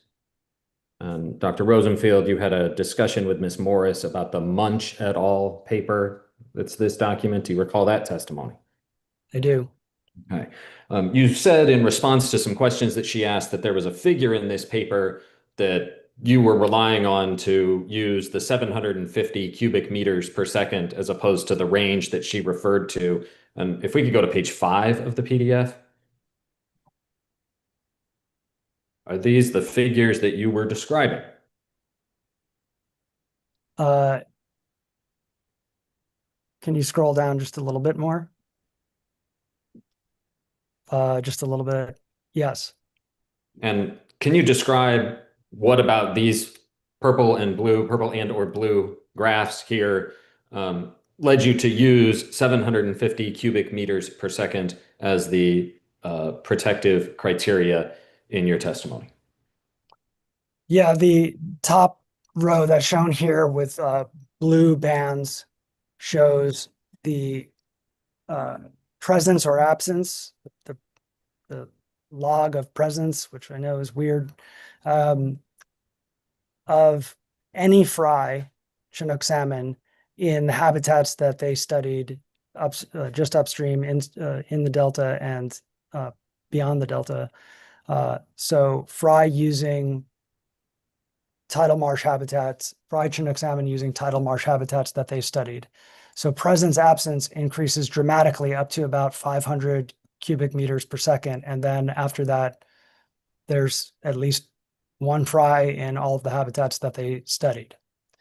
The lowest row with the purple bands, the lowest row of panels here, shows a similar analysis, but it is based on not presence absence, but the density of fish fry caught in these same habitats. So one is looking at, are the habitats used at all? And the other is, are the habitats well stocked with fish? Are there a lot of fish in these habitats that are being used? And it's only for the habitats that are being used, that lower panel. And that, to me, it's first of all continuously increasing. It's going up across the whole range of flows. But I'm identifying what appears to me to be a breakpoint in the increase or a leveling off, I should say, at about somewhere between 500 and 1,000 cubic meters per second. I interpreted it to be about 750 cubic meters per second. And that flows above that point, you're getting not as many, not as great an increase in density of fry per unit flow as you do on flows up to 750 cubic meters per second, where the increase in density is pretty dramatic. Again, I'll say that these thresholds that I identified are just to help illustrate the effect of reducing flows. You can see this is a continuous line, right? So below 750 cubic meters per second, as flows are decreased, for instance, by a delta conveyance project, I would expect the usage of the habitat to decline very quickly. Above 750 cubic meters per second, flow diversions, for instance, by a delta conveyance project, would still decrease the density of fish in these habitats that are used, but not as dramatically as up to 750 cubic meters per second. So there's no magic to whether it's 700 cubic meters per second or 750 cubic meters per second. I could do the same analysis with 700 cubic meters per second and would probably show nearly identical results. The Delta Conveyance project removes water, never adds water. And so it's going to have a negative effect on the flows that the flow dependent habitat use, which is what's shown here. Thank you. You also had a. Oh, can I stop you, Mr. Busher? Yeah, go ahead, please. Because this relates to a question that Ms. Objection, there's no pending question. Dr. Rosenfield, would you like to add to your prior answer? Yes. Please do. Before I was asked about would there be habitat loss due to Delta Conveyance project diversions, and I identified that there would be dewatering of bench habitats that DWR identifies, and that's habitat that's useful to migrating fry Chinook salmon. It's because it's riparian habitat. It's right on the river's edge. So it's likely to be more likely than other habitats to be used. But this relationship that I'm showing here, or that is being shown here in the middle panel on the bottom row, is showing that flow itself has an effect on habitat use. This relationship that's being shown is not because of the dewatering of habitats. It's for habitats that are being used, that are inundated. How much are they being used? So the dewatering of habitat and DWR's proposed mitigation to make new habitat doesn't account for this effect of whether the habitat will be used as a function of flow. Thank you. You had an extended colloquy with Ms. Morris, I think it was this morning, about the STARS model and the Delta Passage model as it related to winter run Chinook salmon and the impacts of the project and the status of the status quo. Do you generally recall that conversation? I do. Did you have an opportunity to refresh your recollection about what the Delta Passage model analyzes or models during our breaks? I did. I looked at a technical appendix of, I think, the long-term operations of the Central Valley project. I think that was where the document was an appendix to refresh my memory about the Delta Passage model, because it's been a long time. And what I read is that it, like the STARS model, is basically focused on smolt migration success. So it is studying the same group of fish as the STARS model. Both models in the DCP analysis are consistent in that they show reductions in the fish that they're designed to estimate survival of, these smolt-sized fish, under DCP operations. Thank you. Oh, and also the Delta Passage, this was part of Ms. Morris's question, the Delta Passage model was updated to account for the acoustic tagging data that have been developed more recently. Thank you. Last Thursday, you had a discussion with Ms. Morris related to temperature and flow, water temperature and flow and air temperature about Bashevkin and Maharja paper. Do you recall that testimony? I do. Ms. Morris had asked you some questions about their paper indicating that it did not offer any recommendations for temperature management purposes. Are you aware of any peer-reviewed academic work analyzing how flow can be used to modify or influence water temperatures in the Bay Delta watershed? Yes, I am. There's a paper by Danner and Daniels that I cite, and a paper by Michelle Danner and Daniels. I think that latter one is from 2023, so it's fairly recent.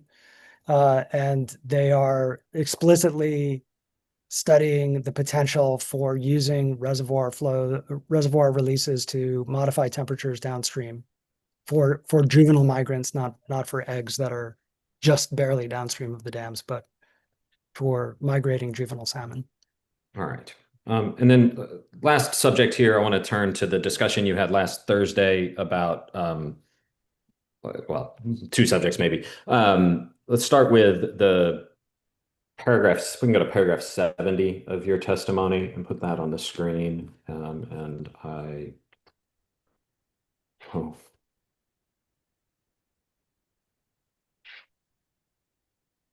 Sorry, I'll have page number a second. Page 35, please. And there was a footnote at the bottom here, footnote 14, where you provided three examples of what you call in your testimony requirements that are often disregarded. Do you recall that discussion with Ms. Morris? Yes. Okay. And the second example here referred to a letter from Reclamation that's marked as BK 193. Could we put that on the screen, please?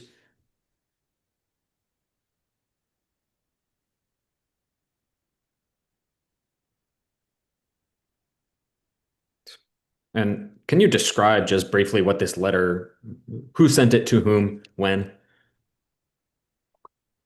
I need to see the date, but it's from this year, and it's a letter from the Bureau of Reclamation to the executive director of the State Water Resources Control Board, identifying that Vernalis base flows identified in D1641, the Bureau's permit terms, that flows identified in there for the San Joaquin River had not been attained. Okay. And when you refer to Vernalis flows under D1641, in your opinion, is that standard adequately protective of fish and wildlife? Definitely not. The Water Board has already updated that flow standard in its phase 1 proceedings of the update to the Water Quality Control Plan to replace that flow standard because it is inadequately protective. But that phase 1 update, although adopted, has not been implemented. So D1641 remains the requirement.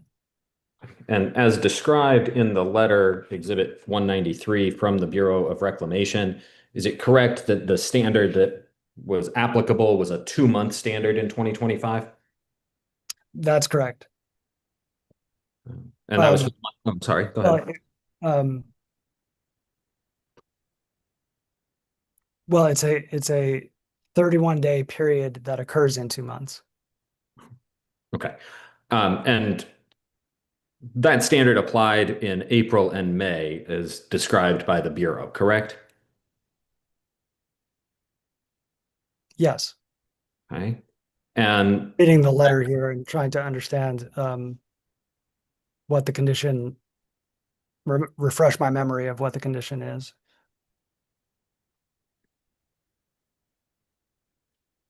okay. So the first paragraph of the letter describes an April 14th notification that the pulse flow, the Vernalis pulse flow, would take place from April 19th to May 19th, and then the May Vernalis target period would be from May 20 to May 31, correct?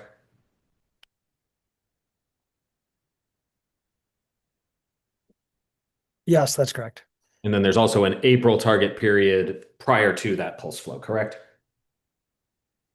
There's a Vernalis target period for April 1 through April 18, according to this. Thank you. So in the 61 days from April 1 to May 31, is it correct that the Bureau described its conduct as not meeting the standard on 30 days during that period? I believe that's correct, yes. And then, do you recall Ms. Morris asking you a series of questions related to temporary urgency change orders last Thursday as well? Yes. Um, so I want to follow up on those. If we could put Baykeeper Exhibit 237 on the screen, please, Ms. Mullen.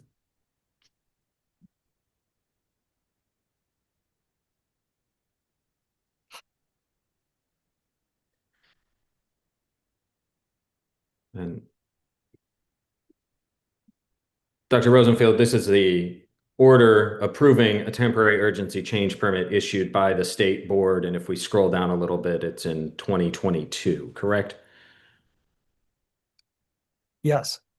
Okay.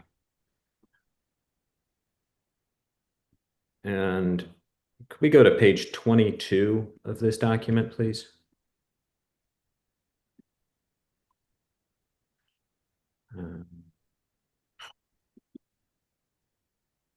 Section 3.7, which starts here and I'll represent to you, goes to page 34, describes the status of the fish species and the biological reviews that were submitted to the state board about the impacts of the temporary urgency change permit, correct? The anticipated impacts, yes. Thank you. So I just want to walk through these briefly, species by species.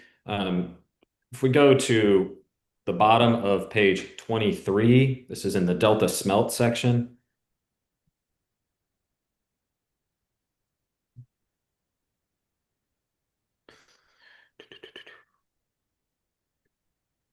Then continuing on to the top of page 24, the last line there, you see it says there is evidence. Yes. Can you just go ahead and read that sentence? Therefore, with a decrease in delta outflow and an increase in X2, there is evidence that the TUCP will have a negative effect on the recruitment and post-larval survival of delta smelt in 2022. And is that consistent with your opinion of what you would expect to happen from a decrease in delta outflow under the TUCP? Yes. Okay. I would expect that when the TUCP was granted and flows were reduced corresponding to the new standard, that it would have a negative effect on the delta smelt population by reducing their survival from one life stage to the next.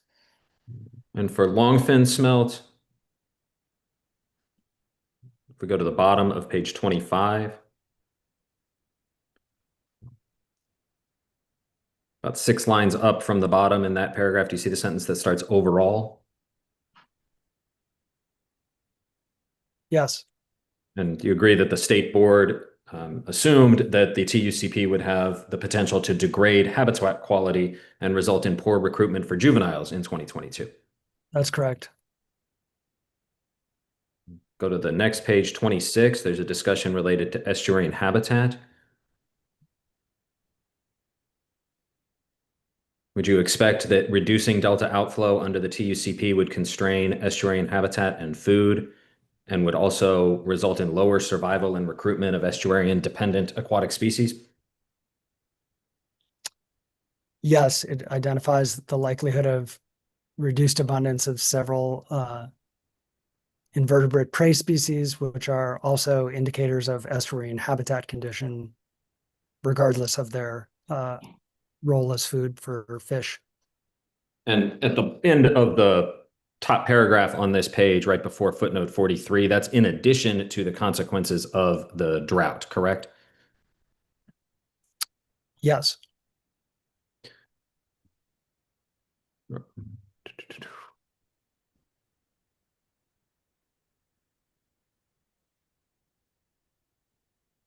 And then if we could scroll to page 30, please.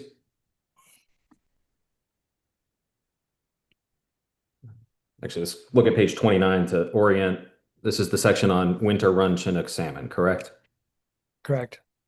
And if we look at page 30, would you expect the consequences of the TUCP on winter run Chinook salmon to reduce through delta survival of that species? Yes, I would. Okay.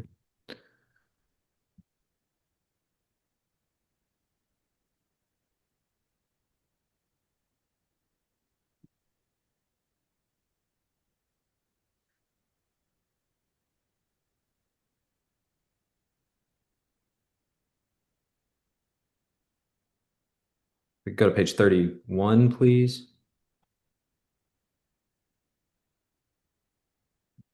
The paragraph there above the table notes that this would risk or this could have a population level effect on a threatened species, correct?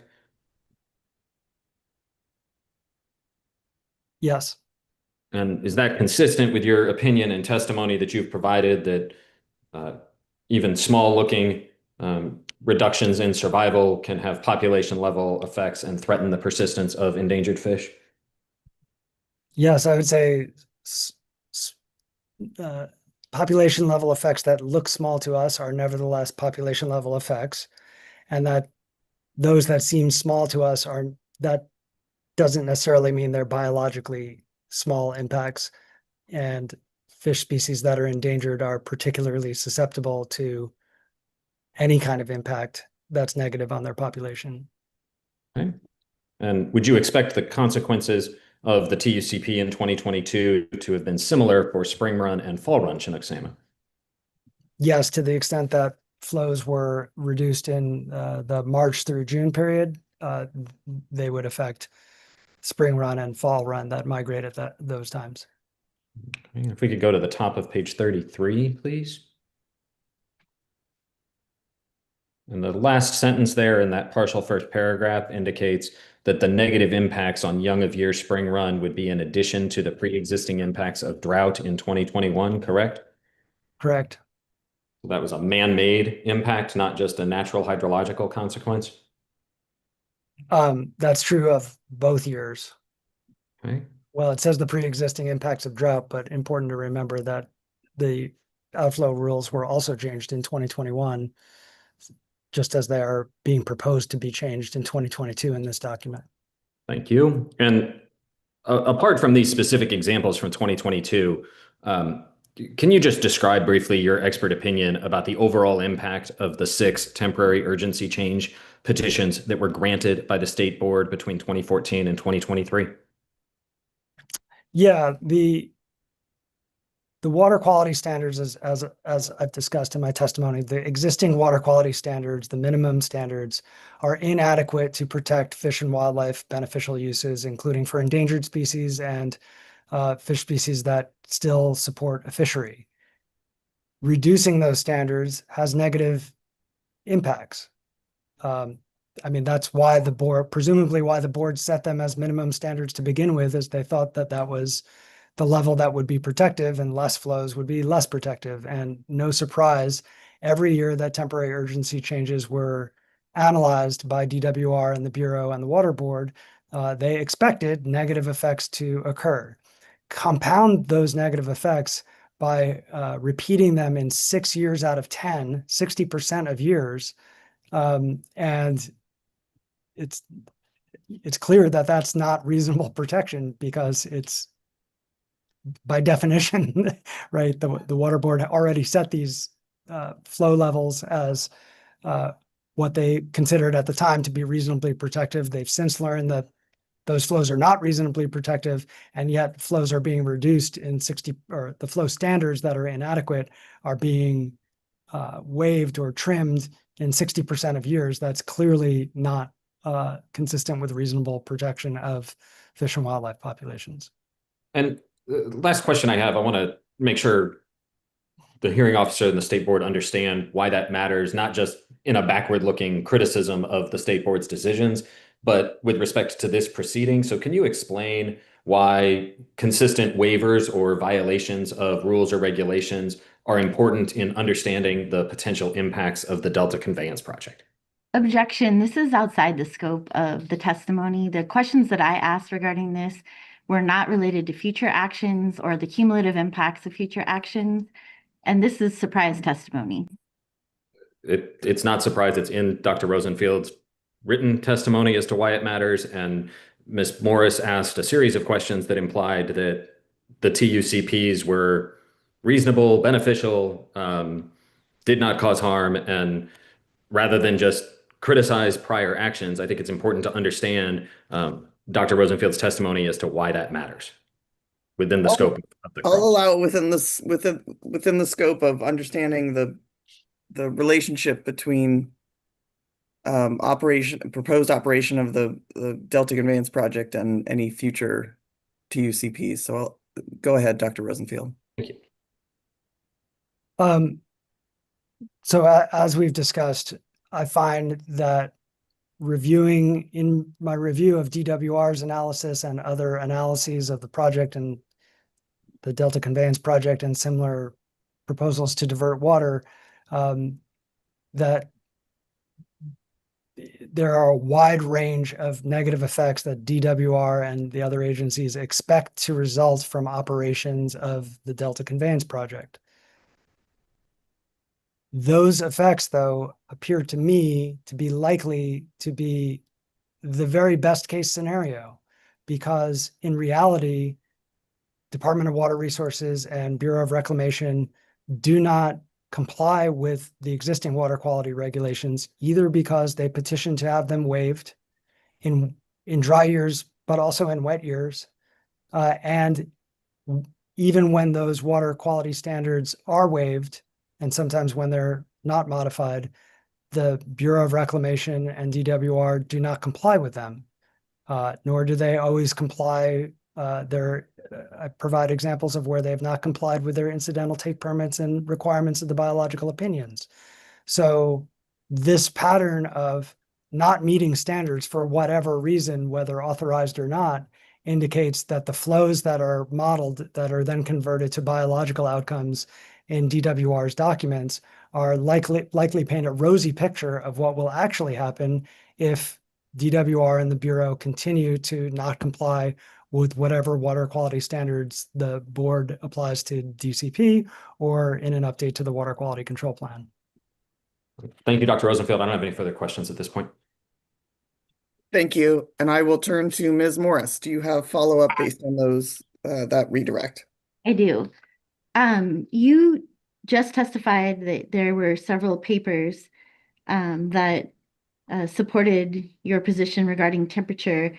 And I'm wondering if you can identify which of the exhibits that are listed in your testimony support the contention that reservoir reoperation could change end delta temperatures and delta water temperatures, to be clear.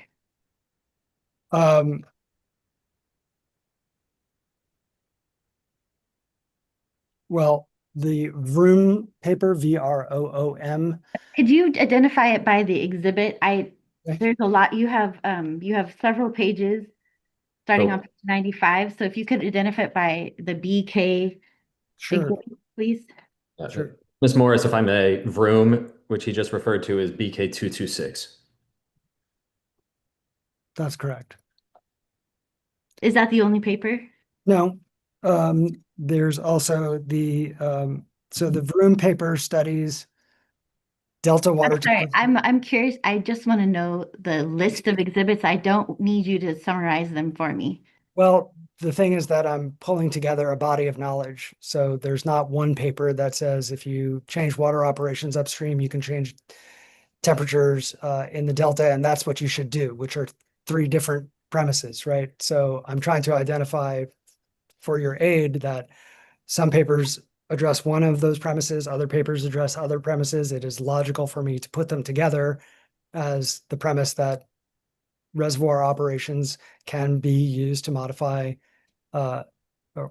flow conditions, flow requirements can modify temperature conditions in the delta. But if you don't want the background, then Vroom, Michelle et al. 2023, which I'll find.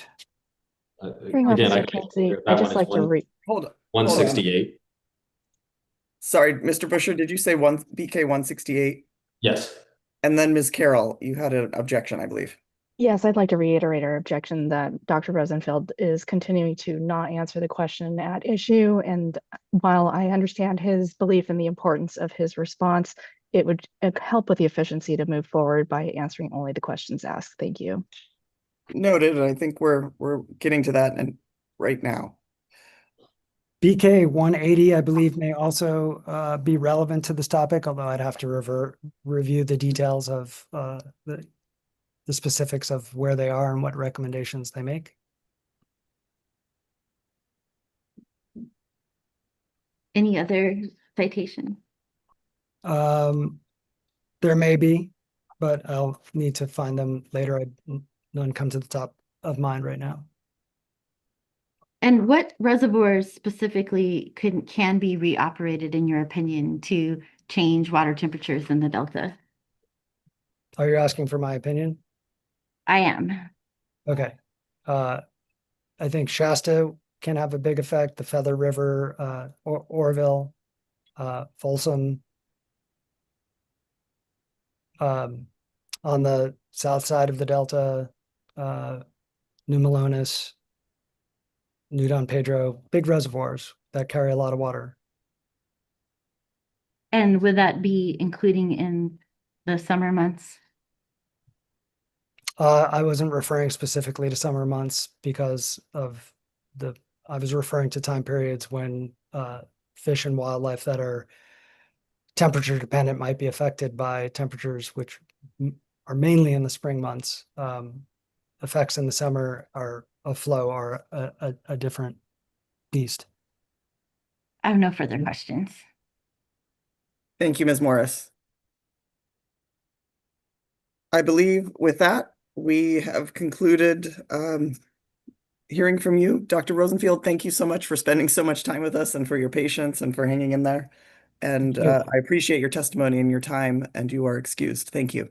Thank you very much. Have a good day. Thank you. With that, I believe it's time for us to turn to possibly Ms. Tabor or another representative at the county. My understanding is we'd be returning to Dr. Morgan. Let's see here. I'll look to the hearing team. Will you please elevate Ms. Chester and Ms. Tabor?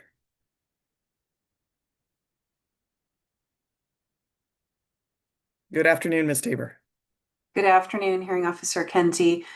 Kelly Tabor on behalf of the County of Sacramento. Michelle Chester from our office will be presenting Dr. Morgan, and I'll be on in the background. Wonderful, thank you. Welcome, Ms. Chester. Thank you. I'm ready to begin direct if we can identify Dr. Morgan. Yes, if we can please elevate Dr. Morgan. I also see a hand from Mr. Cho. Mr. Cho, please. Thank you, Hearing Officer Kenzie. Just generally seeking a time check to see if it's at this stage, 3:30, looking like you would like to have North Delta Water Agency's first witness appear or not.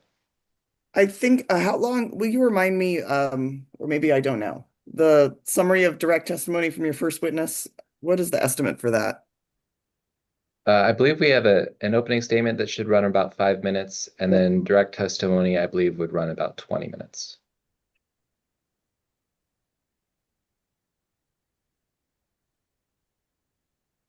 If we can hold, please. And I appreciate your and your witnesses' patience on that, but I think we may get there, and I would like to keep us moving.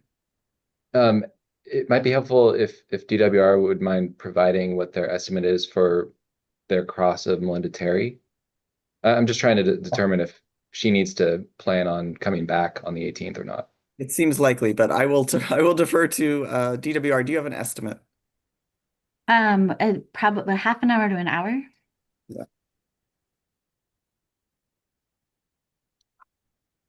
Thank you. So yes, so you could think, Mr. Cho, if you'd like to present as a panel, I certainly I can commit to reserving that option for you. You know, that we'd hear her summary of direct testimony, and then we could move to your other witnesses and present them as a panel. We can leave that open, if that's because it sounds like she will need to be here on the 18th regardless. Okay, thank you. Thank you. Welcome, Dr. Morgan. Thank you. I will go ahead and administer the oath, and then with that, I will turn things over to Ms. Chester. If you would please raise your right hand. Dr. Morgan, do you swear or affirm under the penalty of perjury that the testimony you will give in this hearing will be the truth, the whole truth, and nothing but the truth? I do. Thank you very much. And with that, to you, Ms. Chester. Thank you. Dr. Morgan, is Exhibit Sacramento 4 an accurate statement of your written testimony for this proceeding? Yes. Is Exhibit Sacramento County 6 a true and correct copy of your current resume? Yes. And is Exhibit Sacramento County 14 a true and correct copy of your summary presentation? Yes. At this time, would you please summarize your testimony for this portion of the proceeding as set forth in Exhibit Sacramento County 14?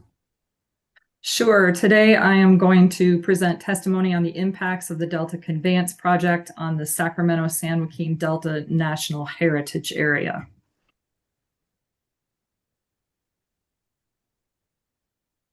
All right.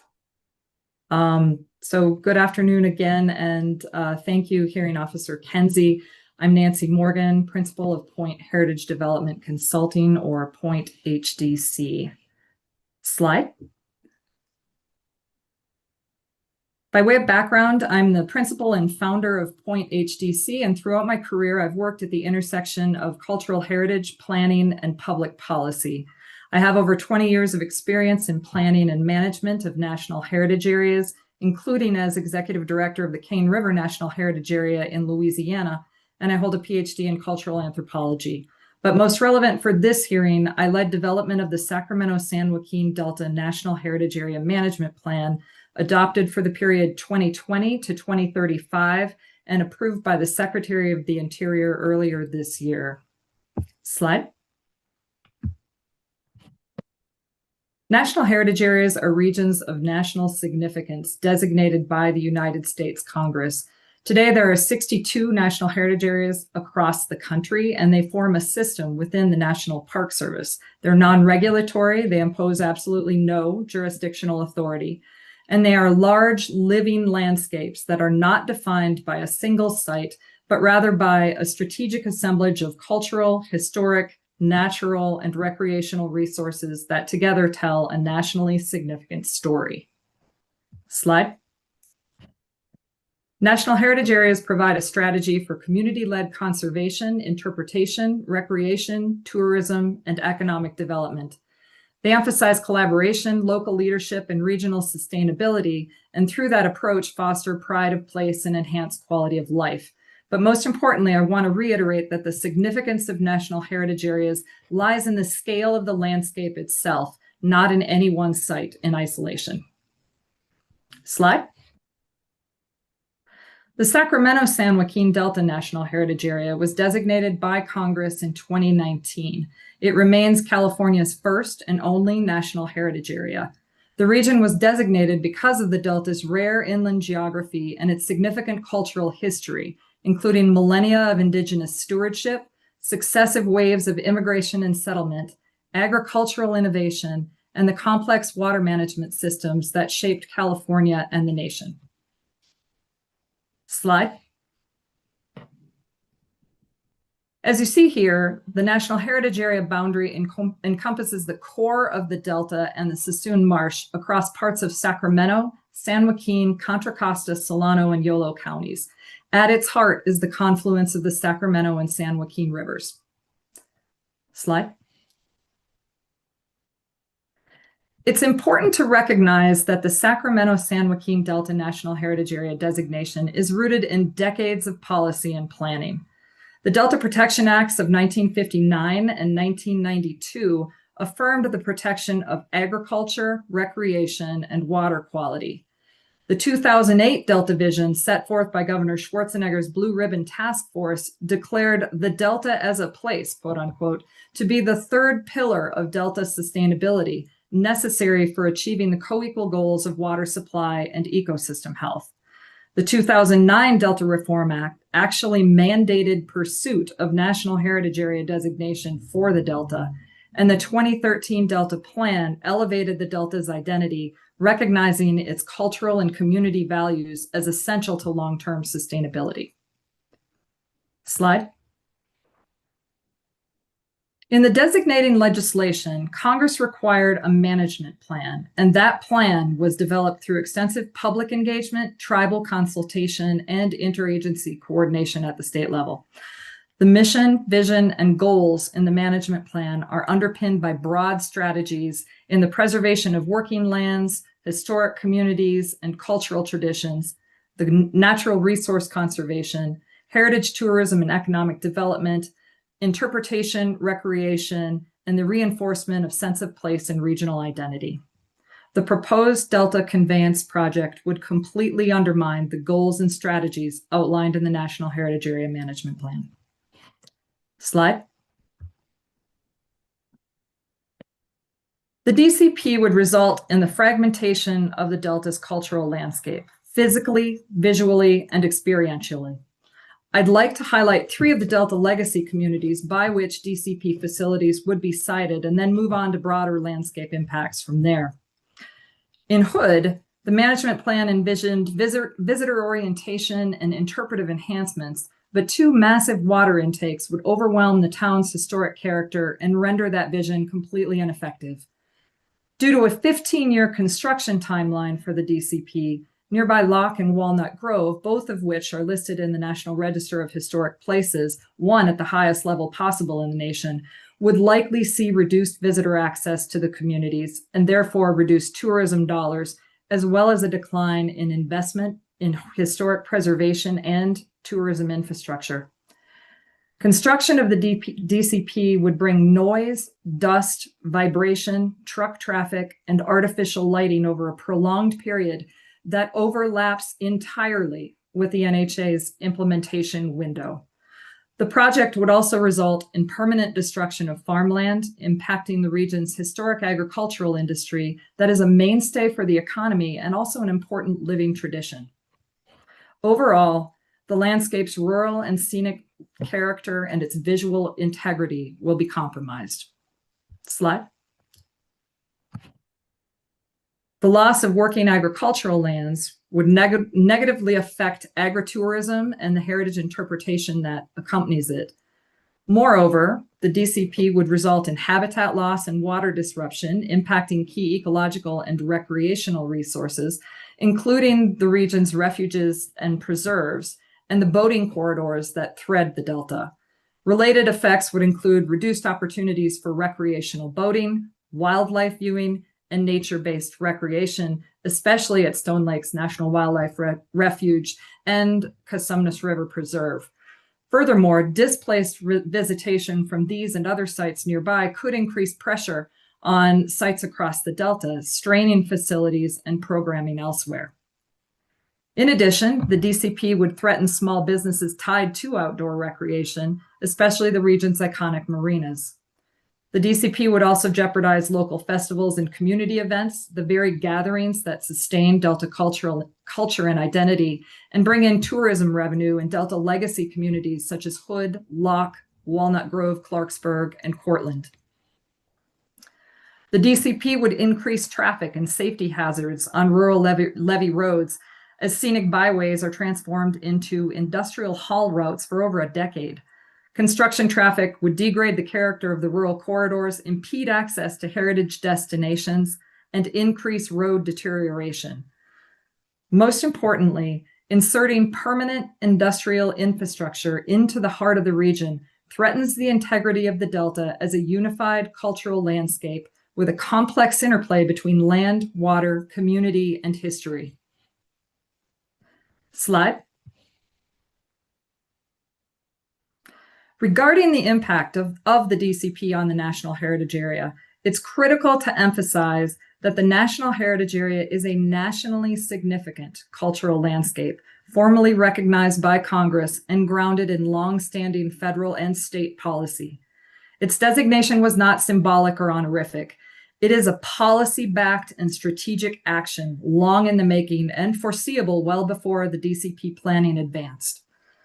The NHA, the National Heritage Area, embodies the vision that protecting cultural, agricultural, and recreational resources is essential, not secondary, to achieving California's co-equal goals for the Delta. Slide. In conclusion, the siting, scale, and timing of the DCP disregards the policies, priorities, and public input that establish the National Heritage Area. It ignores both the statutory framework and the priorities voiced by Delta communities in planning, and is therefore not in the public interest.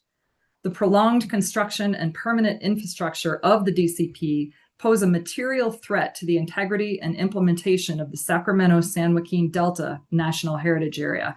The risk is not confined to any single intake or tunnel shaft. The real risk is compromising the Delta's identity as a unified cultural landscape of national significance. If National Heritage Area designation is to be meaningful, the Delta must be treated not as a utility corridor, but as a living heritage landscape worthy of protection, investment, and care. Thank you. Thank you, Dr. Morgan. With that, I will turn to Ms. Morris. I understand you have questions for Dr. Morgan. I do. Good afternoon, Dr. Morgan. My name is Stephanie Morris, and I'm outside counsel for the Department of Water Resources in this hearing, and I have a few questions for you today. How are you?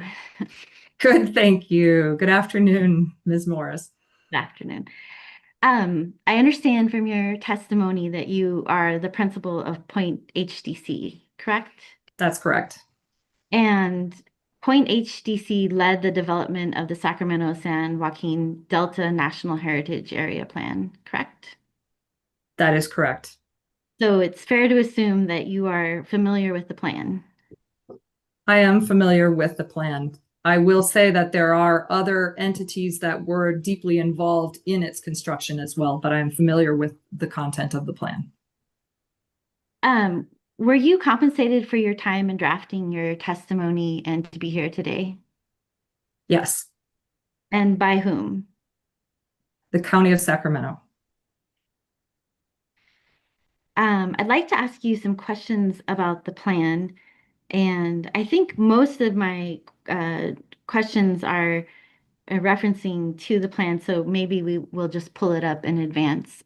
It is SAC O, not SAC, SAC O005. Ms. Mullen, please. And while Ms. Mullen's pulling that up, the Delta Protection Commission is the entity that was responsible for preparing the plan. Is that accurate? That is correct. And the initial federal authorization for the plan is through 2035? The initial authorization for that has changed in the way that they handle national heritage areas as of 2022. So the initial planning horizon is through 2035. The authorization for the National Heritage Area is in perpetuity, and the authorization for funding is now also in perpetuity. And that is not notated in the plan that you submitted, correct? Likely not. The National Heritage Area Act of 2022 pulled all the pieces of legislation that established the 62 national heritage areas across the U.S. together under a system in the National Park Service. So that changed things. And in the plan, it outlines the authorities and responsibilities for implementing the plan, correct? Correct.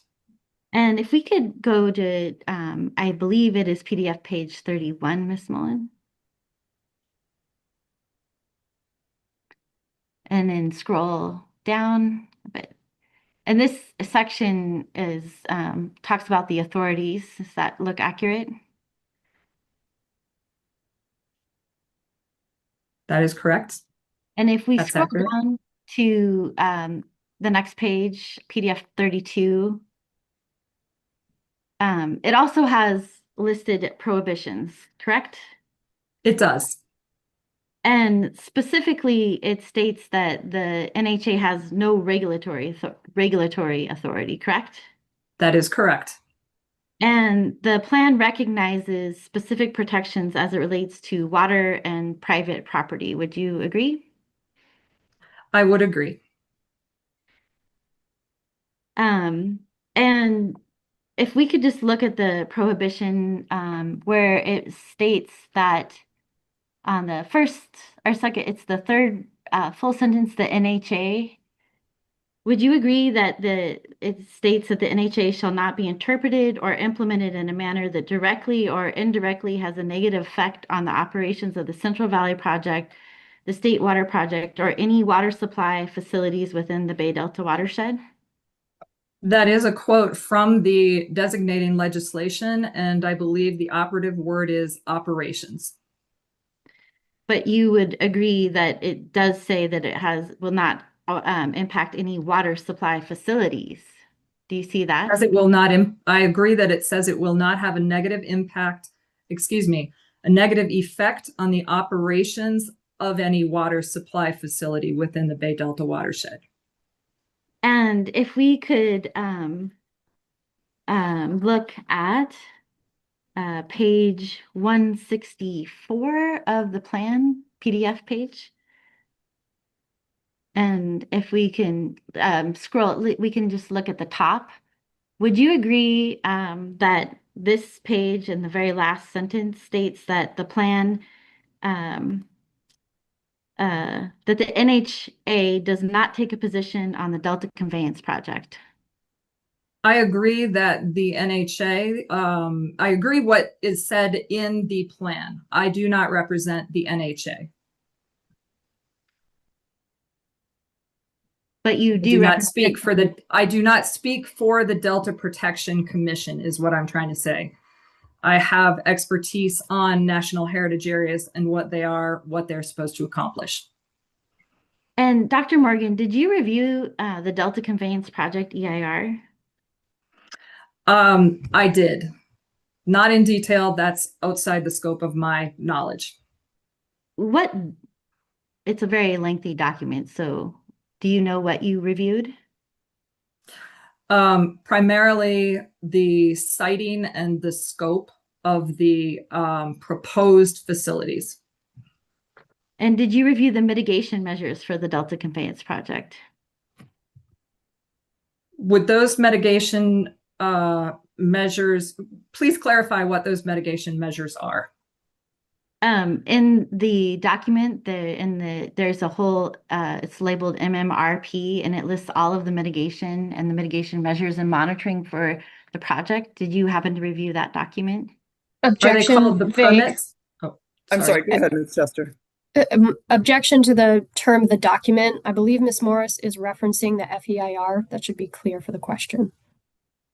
Thank you. Go ahead, Dr. Morgan.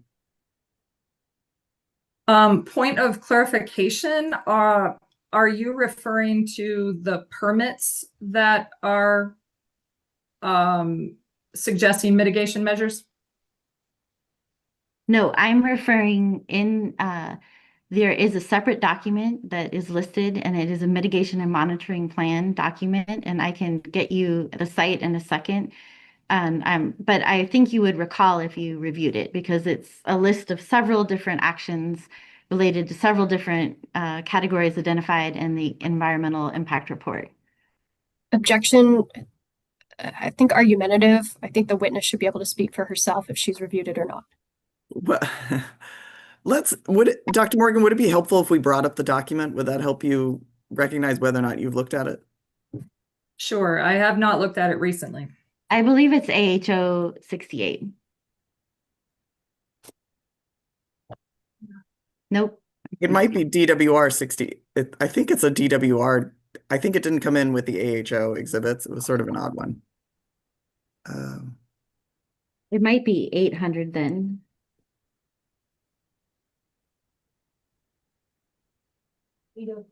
$804?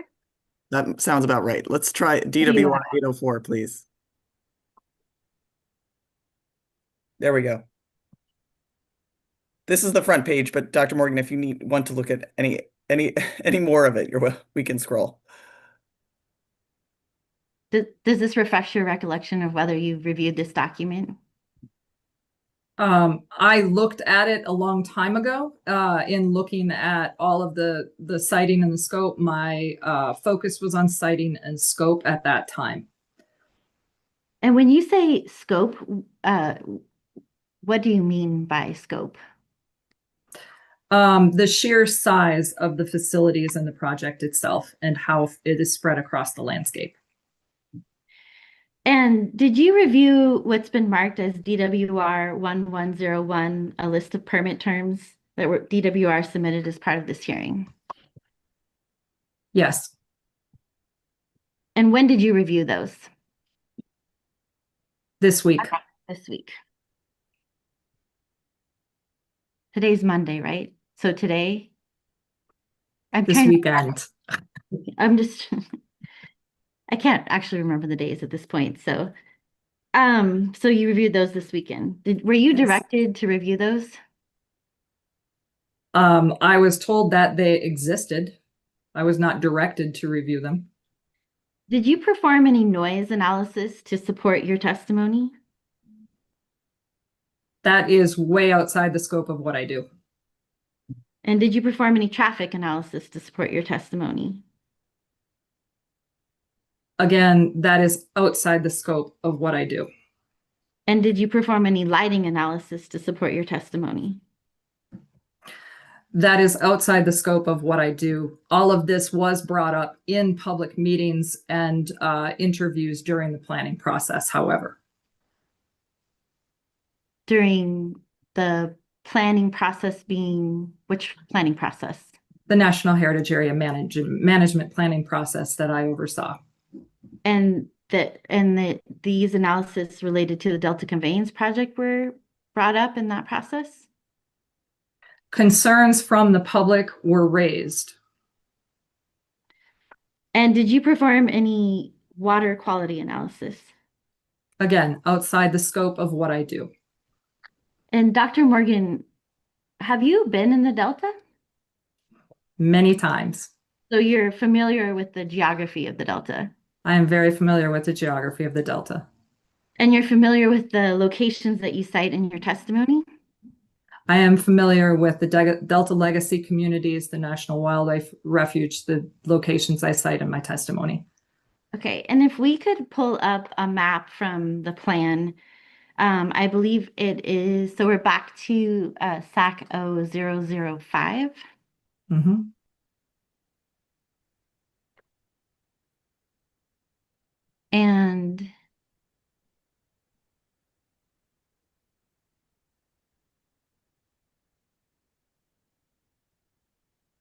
And if we could go to PDF page 314. And if we could just scroll. So this shows a map of Sacramento County. And if we could scroll to the bottom, do you see that this is a map that's included in the plan? This is a map that is included in the plan. And you can see on the bottom the legend, which looks like, however we want to say, it's a 5 miles, showing 5 miles on the legend, the distance. Do you see that? I see the legend. And if we could scroll up just a little bit, so we can see, thanks. On page 10 of your testimony, you indicate that large facilities are within close proximity to lock. Looking at the legend on the map and the distance, how far away are the intakes from lock? Would you say You said about large facilities? I did not reference intake regarding lock. I believe it's tunnel shafts that are located closer to lock. I would say that it's a distance of about 10 miles to Hood where the intake shafts are located. And the tunnel shafts that you believe are located next to lock, how far, in your opinion, are those from lock? That I do not know exactly. I do know that my concern with Lock, Walnut Grove, and Hood were both the infrastructure, but very much the construction as well, where you're regarding Lock and Walnut Grove. And specifically for Lock, you're concerned about the construction from tunnel shafts, correct? Yes, and the construction traffic that will be in the area, both with new roads and the existing levee roads. And are you aware that the EIR did not identify any construction routes that will pass through Lock? Not directly, but the proposed mitigation activities for traffic and for that would be helpful in a normal rural residential region. But the whole point of my testimony is that the Delta is not a normal rural residential region. It's a nationally significant cultural landscape designated as part of the National Heritage Area System of the National Park Service by the United States. And are you aware that the EIR did not identify any other impacts to the town of Locke? Specifically, yes. And on paragraph 11, I'm sorry, page 11, paragraph 33, your testimony indicates that Walnut Grove would be strongly affected by the dual impact of permanent impact and prolonged construction, including noise, vibration, truck traffic, artificial lighting, and air quality degradation, correct? Correct. But you didn't do any analysis on any of those, correct? I did not do analysis. Again, I was relying on the information gathered during planning and mostly the concerns of the public voiced repeatedly during planning. And the concerns of the public were those concerns based on any analysis, or were those just general concerns shared with you?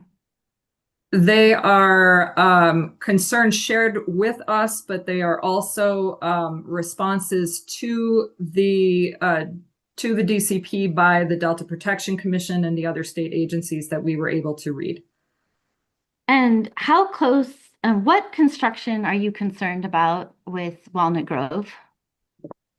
Again, I think you are missing the point of the testimony that it is not a single point or community on the landscape. It is the cumulative impact of large-scale construction, permanent industrial architecture, and a prolonged construction timeline. That is the issue. And that I do believe you recognize in the terms, both through the construction mitigation and through the community benefits program. Right, but I'm specifically asking about your testimony, and you talk specifically about these types of impacts that we just went over: noise, vibration, truck traffic in Walnut Grove. So what construction near Walnut Grove are you concerned about for these types of impacts that you've listed as concerns? The Delta is not a huge region, so the truck traffic that will be responsible for the tunnel intakes and the tunnel shafts and the intake facilities will be in the region. It will be a presence in the region. It will be near Walnut Grove. And would you agree that Walnut Grove is farther away from Locke? I do. Objection, vague. And what's your basis for asserting that noise, vibration, and lighting impacts will travel to Locke?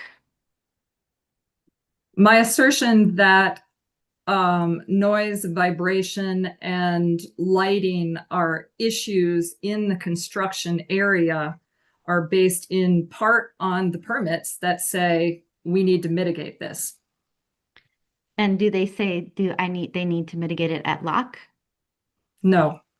And same question for Walnut Grove. No, but again, if you go back to the testimony, the point was it is not a single community or isolated site that makes a nationally significant landscape. And what's your basis for, and similar, are you aware that there are no construction routes that pass through Walnut Grove? I am not aware of the specifics of the construction routes. Did you review the air quality analysis and mitigation that's in the EIR? That's above my scope. And in your of knowledge. testimony, in paragraph 34, you state that the DCEP construction would impact community events and cultural activities across the Delta, correct? Correct. And if we could please pull up, Ms. Mullen, what's been marked as AHO 1007.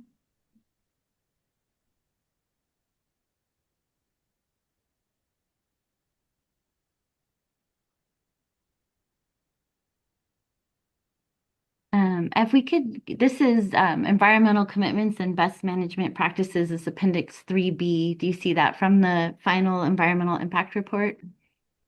I see the document. And if we could go to page PDF 32. and scroll down to we're beginning on line 16, if we can see that paragraph. Yes. Were you aware that DWR has made commitments relating to disturbances to Delta community events and festivals? I was not aware of this specific, whatever you would call it. That is the answer. Okay. Environmental commitment. That's what Environmental commitment. Thank you. And no problem. It's been a long day for me. I hope your day has been a little shorter. If we could look at this specific language, looking kind of in the middle of this 3B1-19, where it says specific actions. Do you see that specific actions to minimize this include limiting, rerouting, or avoiding truck hauling during festivals and events? Objection, lack of foundation. The witness has already said she has not seen this. I mean, the document speaks for itself. What, will you repeat your question, Ms. Morris? Yep. And my question is, do you see that some of the actions that can be taken to minimize these impacts that you're concerned about and you raise in your testimony include limiting, rerouting, or avoiding truck hauling during festival and events? I'll allow that. Go ahead, Dr. Morgan. I see that the environmental commitment says that, which to me indicates that it is acknowledging that there will be construction-related disturbances such as noise and traffic, and that would require rerouting or avoiding truck hauling during festivals and events. And what it cannot address and what it does not address is the fact that if people who might want to attend events in the Delta know that there is massive construction going on, it both diminishes the appeal of going to the Delta, and also they do not know of this environmental commitment, and they will not be looking for it as they make their plan with their 8-year-old and their 10-year-old on a Saturday afternoon. It will result in reduced visitation to these communities. And you just said that it will impact, but if you look at line 18 and you're saying that based on this, the DWR is acknowledging that there will be this impact, but wouldn't you agree that at line 19 it says that these events could be disturbed by construction? It does not say they will. I'm speaking from a professional standpoint of having worked in heritage development for a long time and what impacts and does not impact people's decisions to take in heritage events, festivals, and other interpretation. And would you agree that you don't have any basis to state that people may or may not come based on just a knowledge of a general project? That is, you're speculating that people will not, right? Objection, argumentative. That's fair. Let's move to the next question, Ms. Morris. And do you see, in addition to this, that DWR, depending on the location of the events and the area of the construction, could take additional actions? Again, I'm sure that actions can be taken. What cannot be taken is the public perception that this would be a difficult place to go and attend a festival.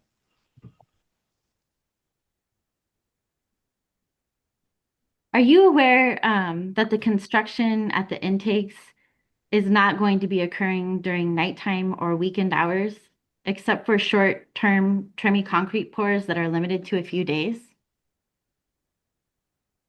I did read that someplace, and that is fine for a weekend festival, but the general tourism that does not occur on a particular festival day or at night would be impacted. And are you aware of the amount of acres in production of farmland in the Delta? No, I do not have a figure for that. If we could go back to SAC 0005.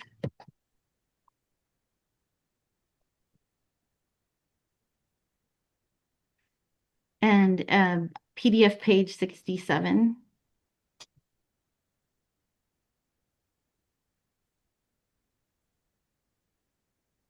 And if we could scroll down, I think, towards the bottom. And this is the plan that you were involved in drafting. Does this refresh your recollection that there's roughly more than 3 million acres of productive farmland within the Delta? Now that I see it, yes. When I reread the plan, I wasn't looking for specific numbers like that, and it's been a couple of years. So yes, we do have a figure for farmland. And do you know how many acres are in production? I do not recall. And if we could just look at the same exhibit on PDF page 91. And at the top, do you see that it says on the first line, today the Delta grows over 70 different crops on 415,000 farmed acres? Does Yes. that refresh your recollection? Does that refresh your recollection? Sure. Do you know how much farmland is permanently impacted by the Delta Conveyance project? I do not have a figure for that.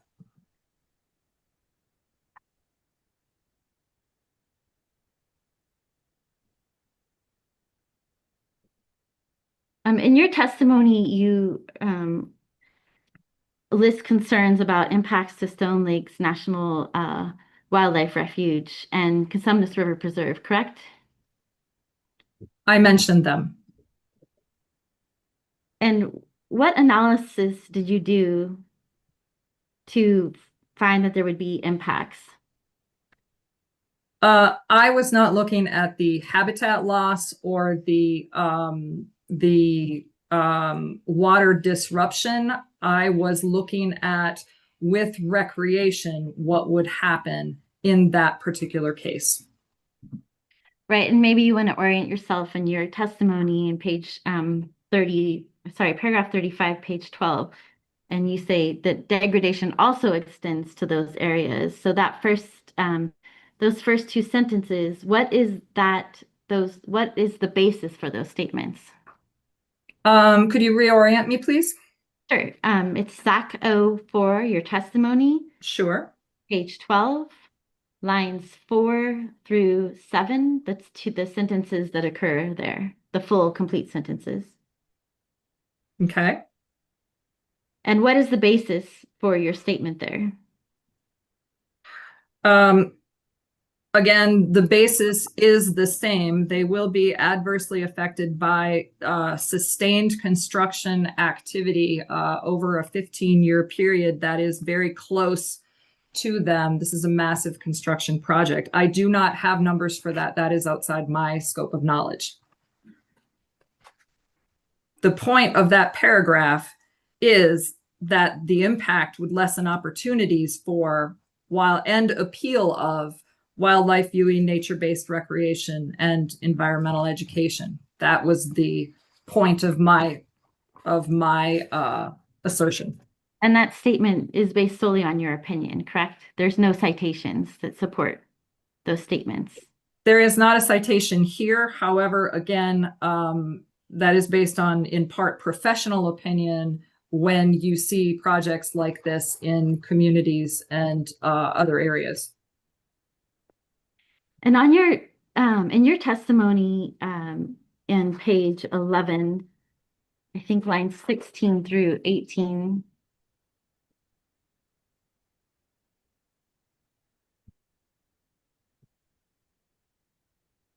All right. And you say that in Hood, where a management plan proposes a visitor center, the presence of 2 large-scale intake facilities would overwhelm the town's historic character. Do you see that? I do. Do you know how far the intakes are located from the town of Hood? I do not know the specifics of, I looked at the scope at one point in time. I do not know the specifics of that, but I remember them being close, that it would impact visitor experience. Do you think that the intakes would be visible from Hood? Objection. Just say it's vague, calls for speculation. It's this witness's testimony. I'm just Overruled. Go ahead, Dr. Morgan. I do not know if in 15 years when they're complete, they would be visible, but the 15-year construction process certainly would be. And do you believe that the noise from the operations, once the project is operational, would be heard in the town of Hood? Objection. Not, Again, calls for speculation. This witness has already stated that noise analysis is outside of her scope. Well, I'll overrule it. Just answer to the extent you have an opinion, Dr. Morgan. Again, I remember the siting of the facilities. I do not know about noise after the end of the 15-year planning period that, or excuse me, plan horizon that the National Heritage Area has. I do know that in that first 15 years, there is definitely noise from that site. I cannot speak to whether there will be afterwards. Did you look at the noise contours for the town of Hood that were provided in the FEIR? Again, that is, no, I did not, but that is something when you're having to mitigate it, it is acknowledgement that it is a highly disruptive activity. Are you aware of the thresholds that were set for mitigation for noise in the town of Hood? I do not know of the noise mitigation thresholds. I do not have any other questions. Thank you so much for answering my questions. Thank you. Thank you, Ms. Morris. Thank you, Dr. Morgan. I will look to Mr. Krieger. Do you have questions for Dr. Morgan? I do not. Thank you. Thank you. Does anyone else have questions for Dr. Morgan? And I do not, so I will look to you, Ms. Chester. Do you have any redirect? I potentially have a question for redirect. Would it be possible to take a 5-minute break? Yes, it is possible. Let's come back at 4:17. Thank you. you.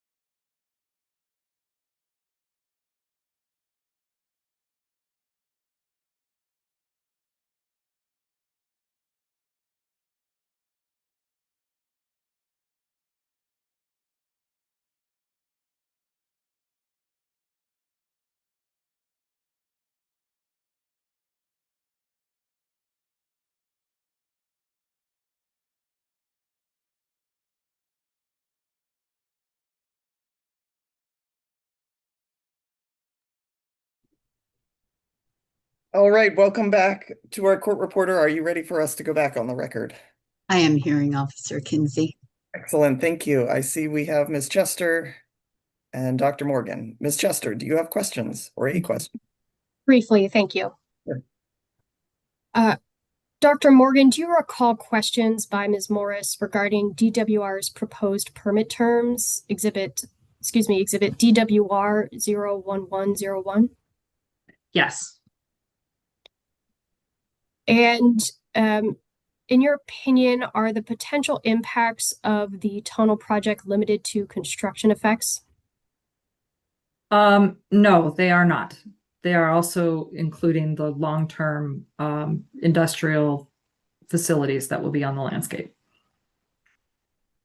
And from your review of these permit terms, do they resolve your concerns to impacts on the cultural landscape as stated in your testimony? They do not.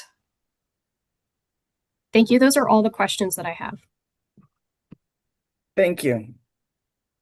And with that, Ms. Morris, do you have any follow-up? I do not. Thank you. Then with that, Dr. Morgan, thank you so much for your time and your testimony. I did note, I was looking at your testimony again. It's nice to see a fellow Tulane grad. There are not many of us out west, so. Absolutely. Go Green Wave. Thank you. But thank you very much, and you are excused. Appreciate that. Thank you. And with that, I will look to Mr. Cho. At this time, would you like to start with an opening statement for the North Delta Water Agency? Yes, thank you very much. Please. The North Delta Water Agency, with reclamation districts 999, 2060, and 2068, protests the water right changes for the Delta Conveyance project on the grounds that the DCP, as proposed, will injure legal users of water within the agency by increasing salinity and detrimentally altering flows in Delta channels. For a brief background, the North Delta Water Agency was created by a special act of the legislature in response to the impacts that the State Water Project and the Central Valley Project had on Delta hydrology and water quality. The agency was formed to negotiate, enter, and enforce agreements with the United States and California to both protect the water supply of the lands within the agency against intrusions of ocean salinity, and to assure that those lands have a dependable supply of water of suitable quality to meet their present and future needs. The agency successfully negotiated a contract with the state of California in 1981, under which DWR is required to operate the State Water Project to meet specific water quality criteria year-round and maintain flows so as not to disrupt the water uses within the agency. Since the execution of the 1981 contract, the agency has paid DWR nearly $15 million for those assurances. North Delta Water Agency encompasses approximately 302,000 acres in the legal delta, with over 1,400 points of diversion held by individual water users. Across these lands, there's a diversity in the topography and agricultural economy. There are many farmers there that are 6th or 7th generations in the North Delta. And in addition to the many annual crops that are grown in the North Delta, there are thousands of acres of permanent crops, such as pears, apples, cherries, nut trees, and more recently, wine grapes. Tourism to the legacy towns within the agency on both sides of the Sacramento River has flourished with the addition of many wine tasting facilities and other attractions. These special and unique communities are under direct threat by the DCP. The diversion of 6,000 cubic feet per second from the Sacramento River in the North Delta would remove large amounts of fresh water that go to maintaining water quality and meeting the criteria of the 1981 contract. DWR witnesses readily admit that the DCP will cause an overall increase to salinity in the Delta. For instance, Dr. Priest testified that across DWR's modeled simulation period, the DCP would increase long-term monthly average salinity by 9% at Edmonton and 8% at 3 Mile Slough. But that does not capture the extent of the injury to North Delta water users, and as you'll hear from the agency's witnesses, long-term monthly averages do not tell the whole story. The agency will present testimony by Melinda Terry, the former manager of the North Delta Water Agency, on key water quality and water supply provisions of the 1981 contract. Likely on Thursday, Ann Williams and Shankar Parvathanathan of MBK Engineers will provide background on the water uses within the agency, historical exceedances of the 1981 contract criteria, and they will also explain how long-term averages can mask much higher short-term salinity spikes that DWR's modeling just does not adequately address. You'll also hear from Director Steve Mello, who will present a brief bird's eye view video of the North Delta, including its lands, towns, diversion intakes, and contract monitoring locations. Mr. Mello will also provide testimony regarding his experiences as a farmer within the agency and the transition from annual crops to permanent crops over the last several decades. He will also talk about the real effects that salt loading and changes to water surface levels can have on farmers' livelihoods. Finally, Director Tom Slater will provide testimony about Reclamation District 999, his experiences farming wine grapes, and his concerns regarding increased salinity associated with the DCP, particularly in drought years. The North Delta is a unique and vital region that depends on a sufficient supply of fresh water to sustain the agriculture and communities that make it so important. DWR is proposing to fundamentally change the hydrology of the Delta with the DCP. It is the position of the North Delta Water Agency and the RDs that the State Water Board cannot approve DWR's requested water right changes without sufficient conditions that ensure that the DCP will not be used if the 1981 contract criteria are not being met. If such a condition is incorporated, the agency will consider the other likely impacts of the project about which it is concerned, such as decreased water levels near the DCP intakes, and it will determine whether the concerns raised by its protest have been adequately addressed. Thank you. Thank you, Mr. Cho. And at this point, are you ready to call your first witness? Yes, please. I would like to call Melinda Terry, please.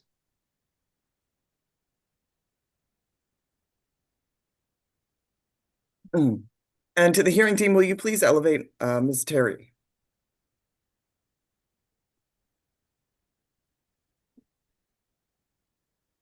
And welcome, Ms. Terry. You're welcome to come on camera and off mute.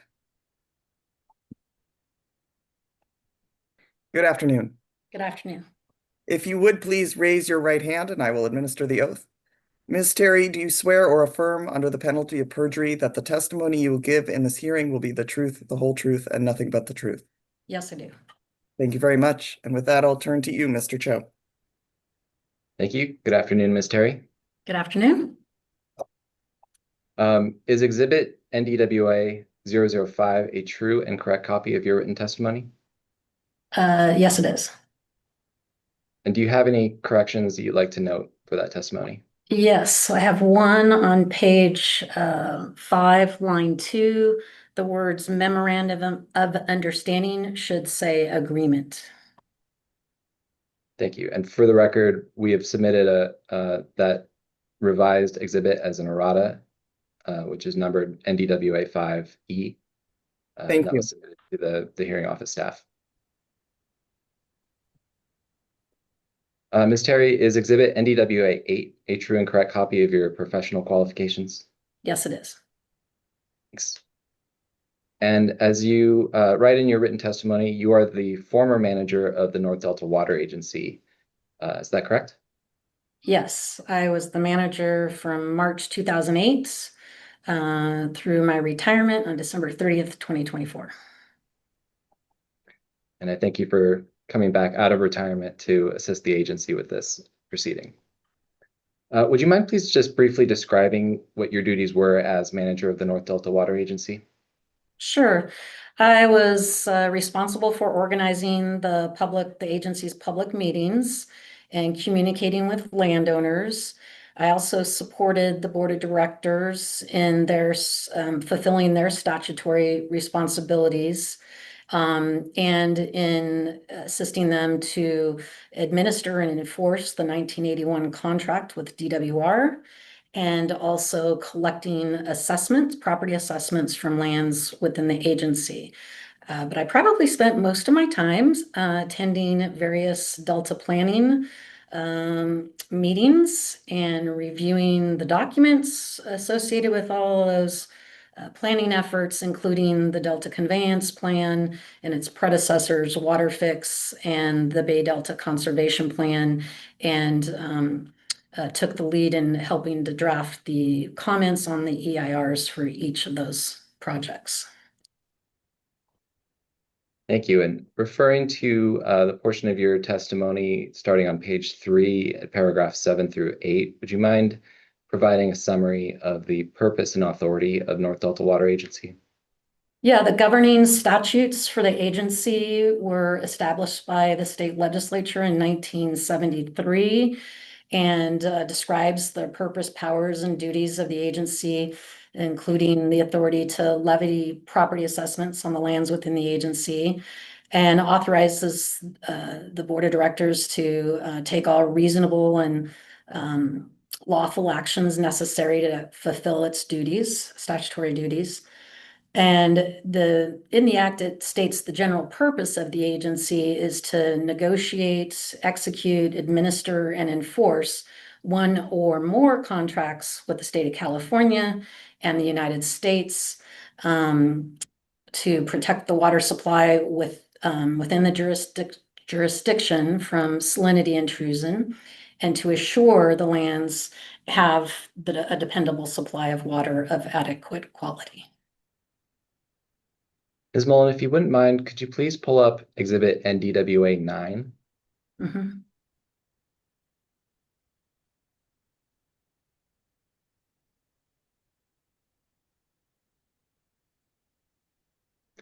If you don't mind zooming out so we can see the entirety of this exhibit for now, that'd be great. Thank you. Ms. Terry, would you mind describing this exhibit and what it depicts? Yes. So if you look at the map, you can see the North Delta is quite large. It's approximately 300,000 acres, which is more than 40% of the legal delta. The outer black line that you see is the boundaries of the North Delta Water Agency that was established by the state legislature. The red dotted lines are the boundaries of Sacramento, San Joaquin, Solano, and Yolo counties. There are 5 districts identified. The directors are elected by landowners to serve from each of these districts to serve on the board of directors. And then, starting at the top, the most northern boundary there is the I Street Bridge in West Sacramento. And then below that, you see the Yolo bypass. And if you then over to the right, the boundary skirts along downtown Sacramento, the pocket area there, and then down to Clarksburg. And then at Freeport, you can see that the eastern boundary goes further, and then down through there is where you then travel through some of the legacy communities of the Hood, Cortland, Walnut Grove, Thornton, and then all the way down to Terminus Island there on the east. And then in Walnut, I should mention that in Walnut Grove, there is where the federal Delta Cross Channel gates are located. And then if you go over to the northwest portion of the map, that's the Solano County lands, which includes the Cache Slough Complex and the North Bay Aqueduct, which is part of the State Water Project. And then the most southern boundary down there on the bottom left is the bottom of Sherman Island. And the black dots that you see on the map are the 7 water quality monitoring stations identified in the contract.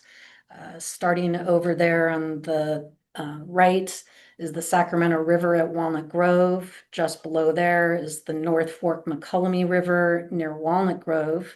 Farther down is the McCullummy River at Terminus. To the west of that is the San Joaquin River at San Andreas Landing. Due west of there is the Sacramento River at 3 Mile Slough. And then just above is the Sacramento River at Rio Vista. And then there in the middle, north of there in the middle is the Steamboat Slough at Sutter Slough. Unfortunately, a map, as good as this map is and fascinating, it does not do justice to the diverse topography and economies within the North Delta. So in order to provide a better visual depiction of the agricultural production going on, the legacy communities, the intakes, the local intakes that are near where the DCP intakes would be installed, as well as our contract monitoring location, the agency prepared a video that does a good flyover to show some of these key attributes in this very, very large boundary. And Thank Steve you. Mello will be presenting that beautiful video during his testimony. Thank you. And you referenced the monitoring locations of the 1981 contract that are shown in this exhibit. Ms. Mullen, if we could please pull up exhibit DWR 414.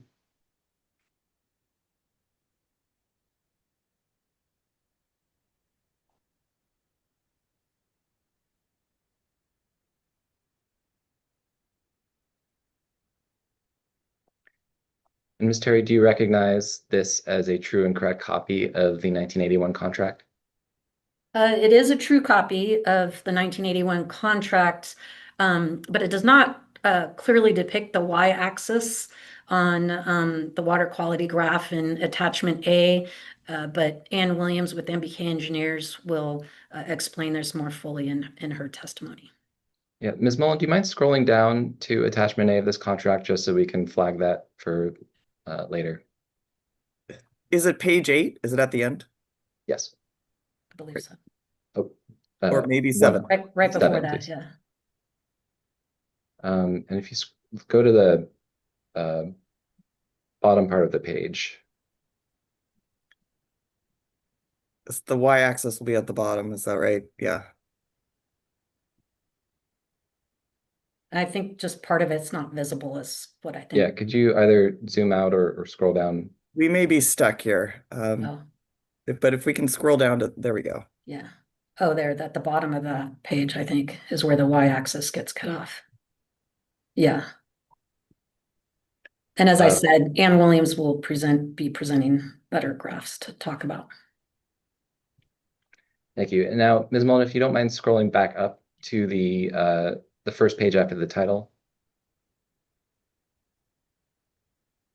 Or I'm sorry, after the table of contents as well. Just for purposes of explaining for the record, Ms. Terry, do you mind reading recital A at the top of this page to describe the purpose of the 1981 contract? Sure. The purpose of this contract is to assure that the state will maintain within the agency a dependable water supply of adequate quantity and quality for agricultural uses and consistent with the water quality standards of attachment A for municipal and industrial uses, that the state will recognize the right to the use of water for agricultural, municipal, and industrial uses within the agency, and that the agency will pay compensation for any reimbursable benefits allocated to water users within the agency resulting from the federal Central Valley Project and the State Water Project and offset by any detriments caused thereby. And are you aware, have there been any amendments to the contract since its execution in 1981? Yes, there was one amendment in 1997, which allowed DWR to purchase the majority of lands on Sherman Island in lieu of DWR constructing diversion and overland facilities to distribute water of suitable quality on Sherman Island pursuant to Article 5 of the contract. The amendment also allowed the water quality monitoring location at Edmonton to be moved to 3 Mile Slough. Thank you. Does the 1981 contract have a termination date? No, there is no termination date in the contract, but under Article 9 entitled Term of Contract, it says that it's to remain in full force and effect until it's terminated by the written consent of both parties. Article 9 also provides for an adjustment period to occur every 40 years that allows each party to request revisions to the Article 10 payment provisions. The next payment adjustment period is in 2061. And Ms. Mullen, if you don't mind scrolling down to Article 10.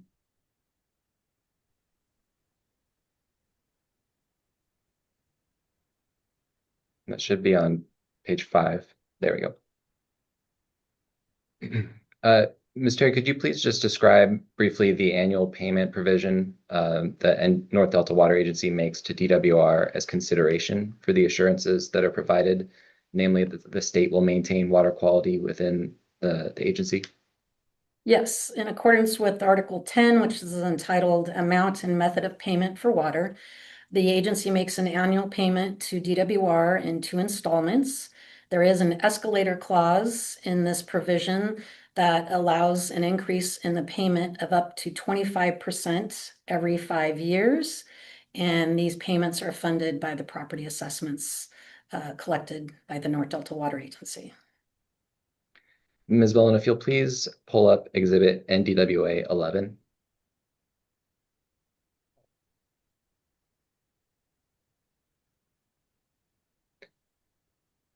Ms. Terry, will you please describe this exhibit? Yes, this notes the annual payments that have been made, which started in January 1982 at $170,000, and then shows the payments that have been made through the end of December. If you look at the middle of page 2, you can see that the total amount paid through then is almost $15 million. Thanks. Now I'd like to jump back to Exhibit DWR 414 to get a little more detail on some of the key provisions of the 1981 contract. If we could first go to page 4, at the top of that page, which is Article 2, entitled Water Quality. Ms. Terry, will you just briefly summarize the key assurances in this provision? Yeah, in subsection A, the state is required to operate the state water project to provide water quality that is at least equal to the better of either the criteria in the contract or the Delta water quality standards adopted by the State Water Resources Control Board. The contract criteria for salinity is year-round, so which effectively means that from August 16th through March 31st, when D1641 is not in play, then the state is to be operating the state water project to meet the contract criteria. And Ann Williams with MBK Engineers will discuss in more detail the methodology to set the criteria annually. And then subsection B of Article 2 there, the state has agreed to not alter the delta hydraulics in a manner to cause a measurable adverse change in the salinity gradients. And the alteration of hydraulics mentioned in subsection B here in Article 2 also relates to Article 6 entitled Flow Impact, which prohibits the state from conveying state water projects so as to cause changes in the natural flow and surface water elevations in a way that would be detrimental to the Delta channels and Delta water users. And this will be discussed further by both Steve Mello and Tom Slater in their testimony. Article 6 also requires the state to repair seepage and erosion damage, to improve the channel embankments, and to provide all diversion modifications that may be necessary. Thanks. And Ms. Mullen, if you don't mind scrolling down to Article 12, which starts at the very bottom of page 5. And then continues on to page 6. Ms. Terry, could you just briefly describe what how the contract contemplates the agency's ability to enforce these assurances under the contract to maintain the water quality criteria? Yeah, Article 12, which is entitled Remedies, provides that if the water quality falls below the criteria in the contract, then at the agency's request, the state is required to either cease all diversions to storage, to release water from state water project reservoirs, to cease all state water project exports from the Delta, or a combination of these actions. And then in the middle of page 5, I'd like to point your direction to Article 8, which is entitled the Scope of Contract. I would like it if you could please just describe briefly the assurances in Article 8 that are relevant to this proceeding. Yeah, there's a few things here. First, the state acknowledges the right of water users to divert from Delta channels, and it agrees to not disturb or challenge these diversions and uses. The state also agrees to affirmatively defend the use of water to maintain the contract water quality as a reasonable and beneficial use of water. The state also commits to provide basically a supplemental water supply as may be required within the agency to the extent that it's not otherwise available under the water rates of water users. Thank you. Finally, if we could go back to NDWA 5E, which is your testimony.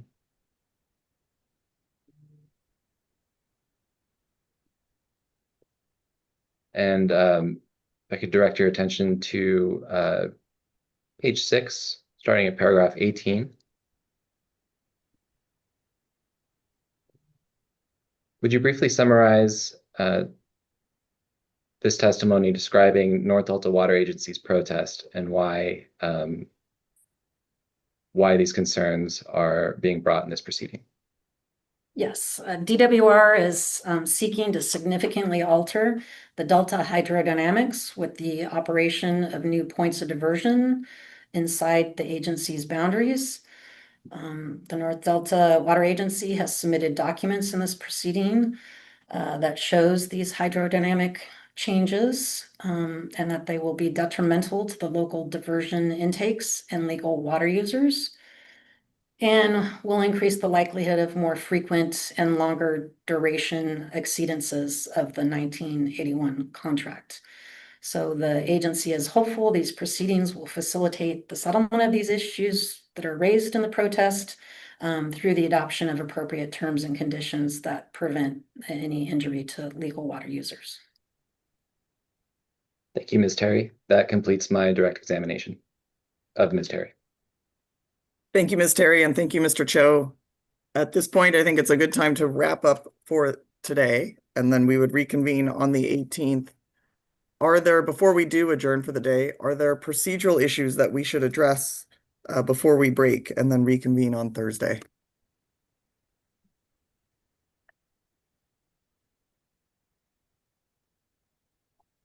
Then with that, I thank all of you for your cooperation and participation today, and we are adjourned. Thank you.